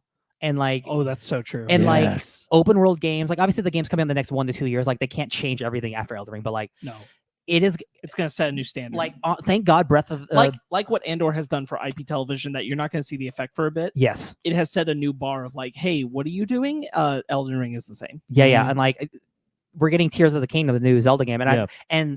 I am not worried about that game because Breath of the No. Wild is dope. But Oh, like no, I'm other not like worried. the next Assassin's Creed game or like whatever the next Yeah. big open world game that I will play because I play them all, it's just Mhm. gonna be like, man, this is not the same. This There- is not the same. There's a reason, because in my second article for Fusion Magazine, I wrote an article about Elden Ring. I was about maybe 25, 27 hours into the game. And I was far enough that I thought it's not a review, but I felt that there was enough, I played enough so I can solidly say that Elden Ring is from Software's magnum opus. I still believe that. Yeah. Nearly 200 hours later, 100%. Elden Ring No, yeah. is 100% from Software's magnum opus. And Ben, you've played other Dark Souls games. Like this is the Yeah. culmination of everything they've ever done. I am so happy Fanny got me my PlayStation 5 when she did. Mhm. Because when she got my PS5, I got Demon Souls, and I can't get past the Tower Knight. Yeah. I can't do it. And I'll I help you. don't like the Tower We can Knight. go back to it. But playing Elden Ring, I'm like, this is the best. No matter how many times Margaret killed me when I first got to him, just playing the rest of Elden Ring and just exploring the world. Just exploring the worlds. I had such a great time. Astrid, don't go up there, baby. The game is always rewarding. And like, Yes. and my final thought will be, excuse me, like I can't believe there are like 5 or 6 like big open zones, right? Like, and I just can't believe how many times we're like 100 hours in, I will open a brand new vista, and it's just a giant, beautiful thing with so many things to do. I'm just like, I don't know if I'm ever gonna beat this game, and then I did 230 hours later. Mhm. And I still haven't 100% at everything, which is I haven't. unbelievable. I know I'm missing like 1 or 2 bosses, but you know what? There's 186. Jesus. But the bosses I did defeat, and when I became Elden Lord, it was so satisfying. Man, you got married. Just like I did. Look out for that Game of the Year discussion coming to pause menu. Great stuff. Sparks, your number one? My number one, and I knew it would never move from the moment I saw it, was Everything Everywhere All at Once. Yeah, if I didn't have that game, that would be our number one. Movie of the year. Yeah. Absolutely phenomenal film. For me, to have a film that tells a story about this generational family burden, but the way that they do it is that the story encompasses not just telling her story, but her story of her relationship with her father, her story of her relationship with her husband, and her story of her relationship with her daughter, Mhm. but not solely from only her perspective, but allowing theirs to also be present and seen and fulfilled through the narrative of the film Mhm. is exceptional. Not to mention all of the wacky multiverse stuff that they do on such a small independent budget. Everything Everywhere All at Once, it was a little lower on your list, is just a masterful and beautiful film with some of my favorite performances of the year. Only Andor and Elden Ring beat it. Those Yeah. are pretty tough. Yeah, exactly. It moved me completely. It's inspiring in a creative standpoint, the way that they were able to work around every idea into fitting this low budget film. And Michelle Yeoh giving one of the best performances that I've ever seen from her. Yeah. and her Stephanie Hsu, who played her daughter. Oh my gosh. I can't the final scene at the end, like when like they have like their big heart to heart and like I'm crying in the theater, like I can't watch that scene on Twitter. I just can't, because I know if I watch that 2.5 minute scene, I'll start crying. It's incredible. It really cuts right to the point and cuts right to the heart. And I think about the line, "In another life, I would have been perfectly happy to just do laundry and taxes with you." Yes. All the time. I'm gonna cry now. Yeah, I think of those rocks. Thinking about it, it's so good. I think of those rocks and just how, like, man, isn't this quiet? Isn't this lovely? And the not cheesy way, I think, that they incorporate the idea of her learning to engage with the way of loving life that her husband does. And when she says, "I'm learning to fight like you," and she brings kindness and compassion to who she is instead, is so well executed. I loved it. I loved it so much. Yeah, it's if this were just like a family drama, like with all the actors and everything that's happening and just like them dealing with that, it would be incredible. But the fact that it's also like a wacky multiverse action movie at the same time, and none of that like counters or like defects any of the other drama that's happening, how it's all just seamless. Like there's dildo fights. It's dramatic, it's incredible, comedic, and it's everything everywhere all at once. It really is. And action packed all at the same time. And that's and again, like the low budget nature of it, like the Daniels, like it's insane, like what they're able to put on screen with like so little money. Like this and Swiss Army Man, like what are they gonna do with a budget? Like it's crazy. Like they're so talented. Yeah. My number one. I'm so excited. I know what it is. Star Trek Strange New Worlds. Engage. That was down at my I gotta double check. Where was that on my list? I had 11 alternating between 14. I had alternating between 2 and 1. Glass Onion and Strange New Worlds kept switching a lot, but finally I just, you know what? I have not stopped thinking about Star Trek Strange New Worlds. That's so awesome. That is the show. That is the show of the year for me. I love Andor. I love Peacemaker. But Star Trek Strange New Worlds was such a beautiful piece of science fiction, such a wonderful reminder of why Star Trek is good and why people of all ages need to watch Star Trek all the damn time.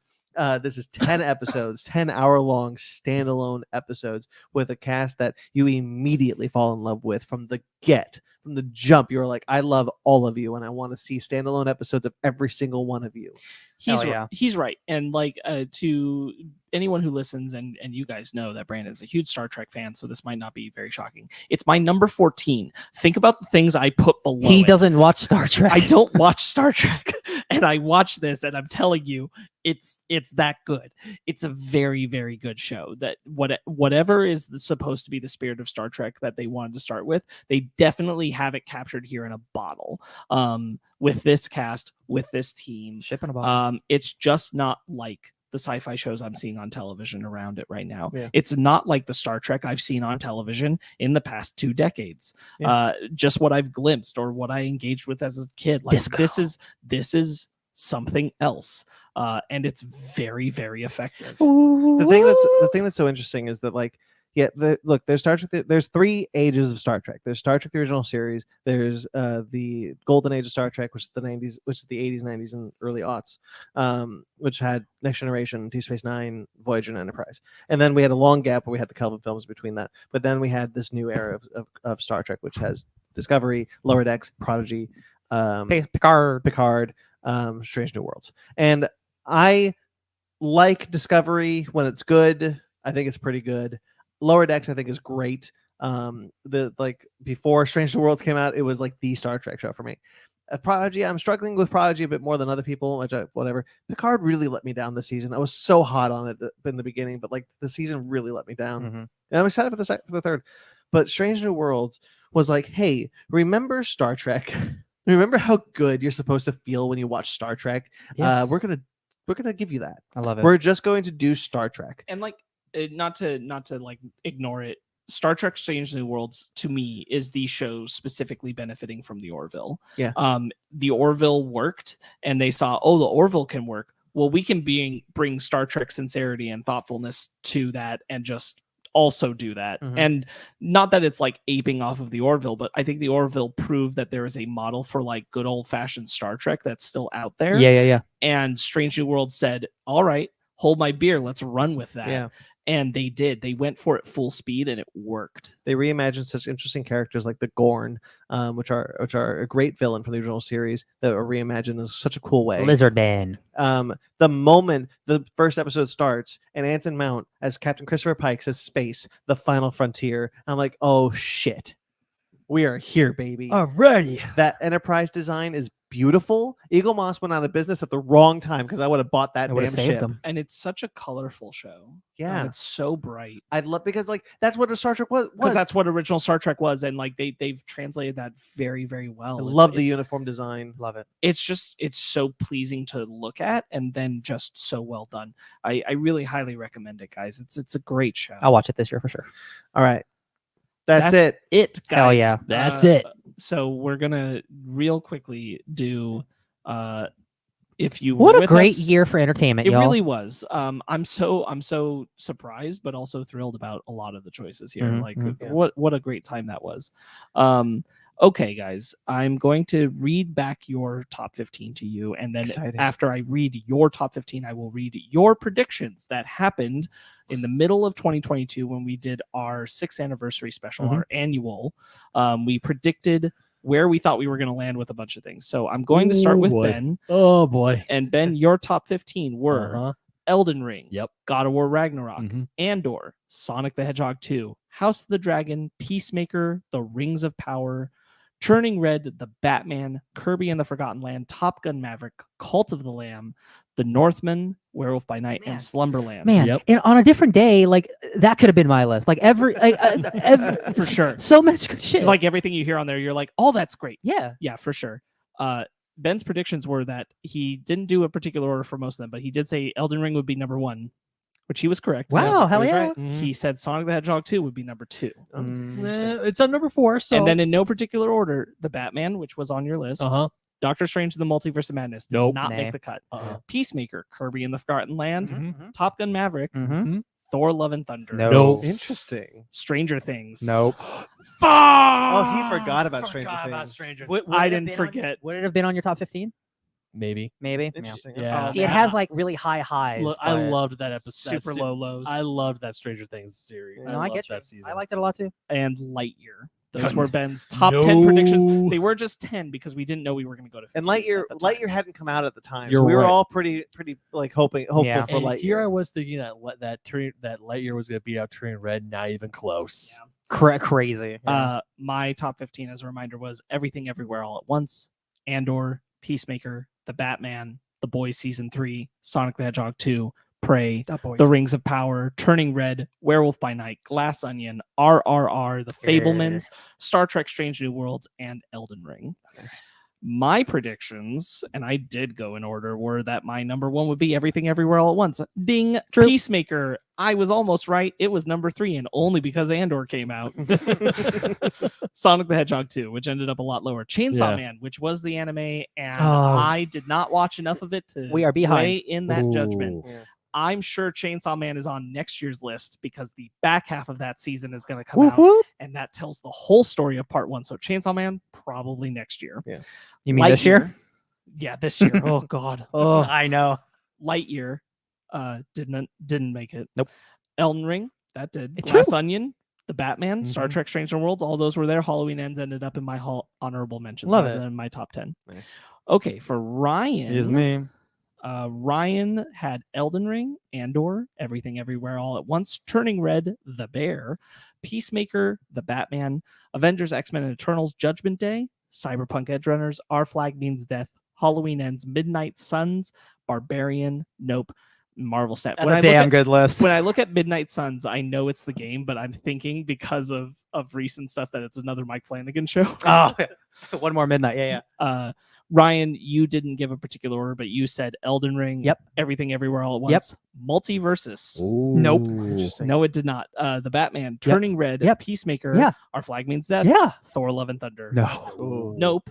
Nope. Midnight Suns. Wow, I almost got Wait, all of them. You almost got Thor: all of Love them. and Thunder come out at the time we made this? No, Okay. It was an that's- estimation. That explains That's why, why. it's so many of our top And because we thought, multiverses. And multiverses, I think what like both Ryan and I were pretty optimistic about it at the time that it was going to end up there, and I think we were just really caught up in the fact that like the game is impressive. Like we were just It's great to play. So like, it's really good. oh, this is much better than we thought, but like there was so much other shit. Honestly, this year. if both Midnight Suns and Marvel Snap, if I didn't play either of those, it might have cracked it. maybe. Because I really like playing that game. But like, no.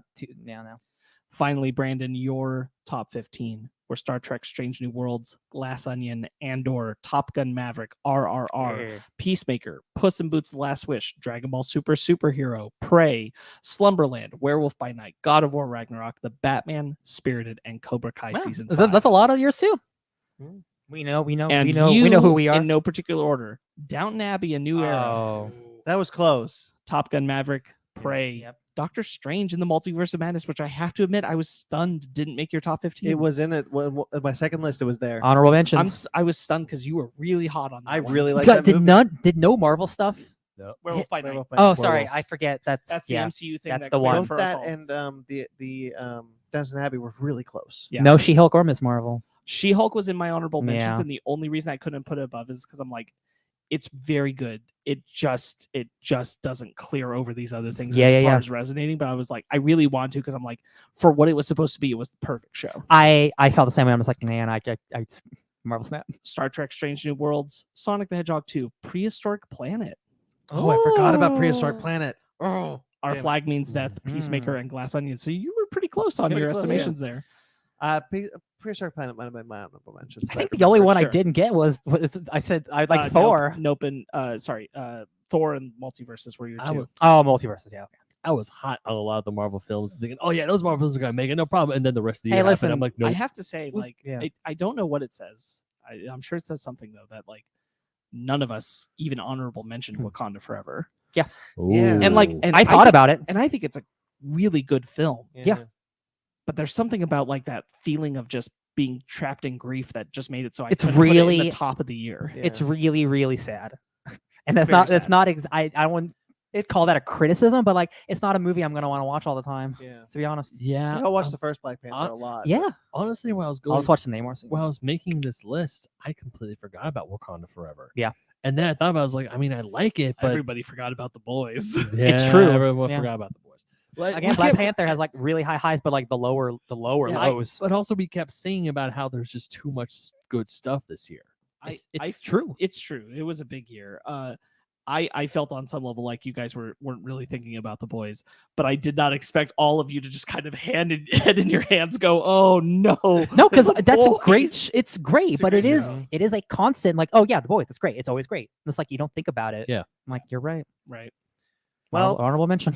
that's it. The 2023 season has started strong Only 5 hours. with a almost 5.5 hour show. Let's talk about Evangelion real quick. No, Next week we will be back with another episode, most likely. Who knows what that's going to be? We will discuss that later. I will not be there. Sparks will not be there, I'm but doing a little thing called getting married. hopefully Yeah, you'll that you be are. who will return the week after. Yeah, but I don't see why not.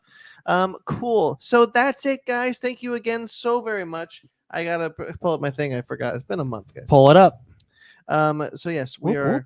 We Time to go hope to that bed. you enjoyed the first episode back, and we hope that you continue on this journey that we will take in this 2023 season. And hopefully we got some good stuff in the pipeline. We got some fun stuff in the pipeline that I really hope happens. Pipes. Some Indiana Jones stuff that I'm so jazzed about. It's the year of Indiana Jones, baby. Oh my god, a movie and a Great. game. Grayson's in the year- chat, guys. He says, "Bravo, guys! Thank you, Grayson, for sticking around for over 5 hours. You're the best, bro. Before we go, though, Ryan, What? it's your book club next week. Oh my Do God. you know it? Hell yeah, I do. I've been so excited for this book. I took a picture of it. Hold on 1 second. Dun, dun, dun, dun, dun, dun, I wanna get the. We are going to read.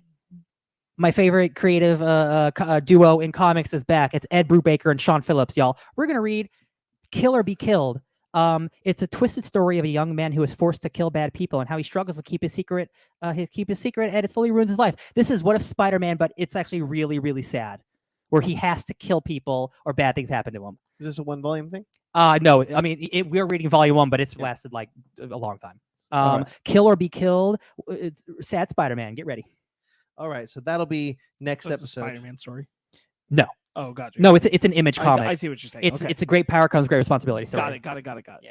But murder. So that'll be the next episode. So stay tuned for that. All right, guys. Thank you again for listening. Of course, you can check out all sorts of shows that we have on this channel.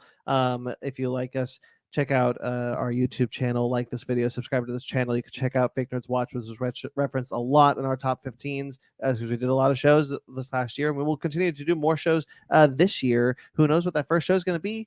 It's only time will tell. So Fake Nerds Watch will continue on. Basement Arcade, which is our video game Let's Play series. You can check out some games that we did last year, and stay tuned for more games this year.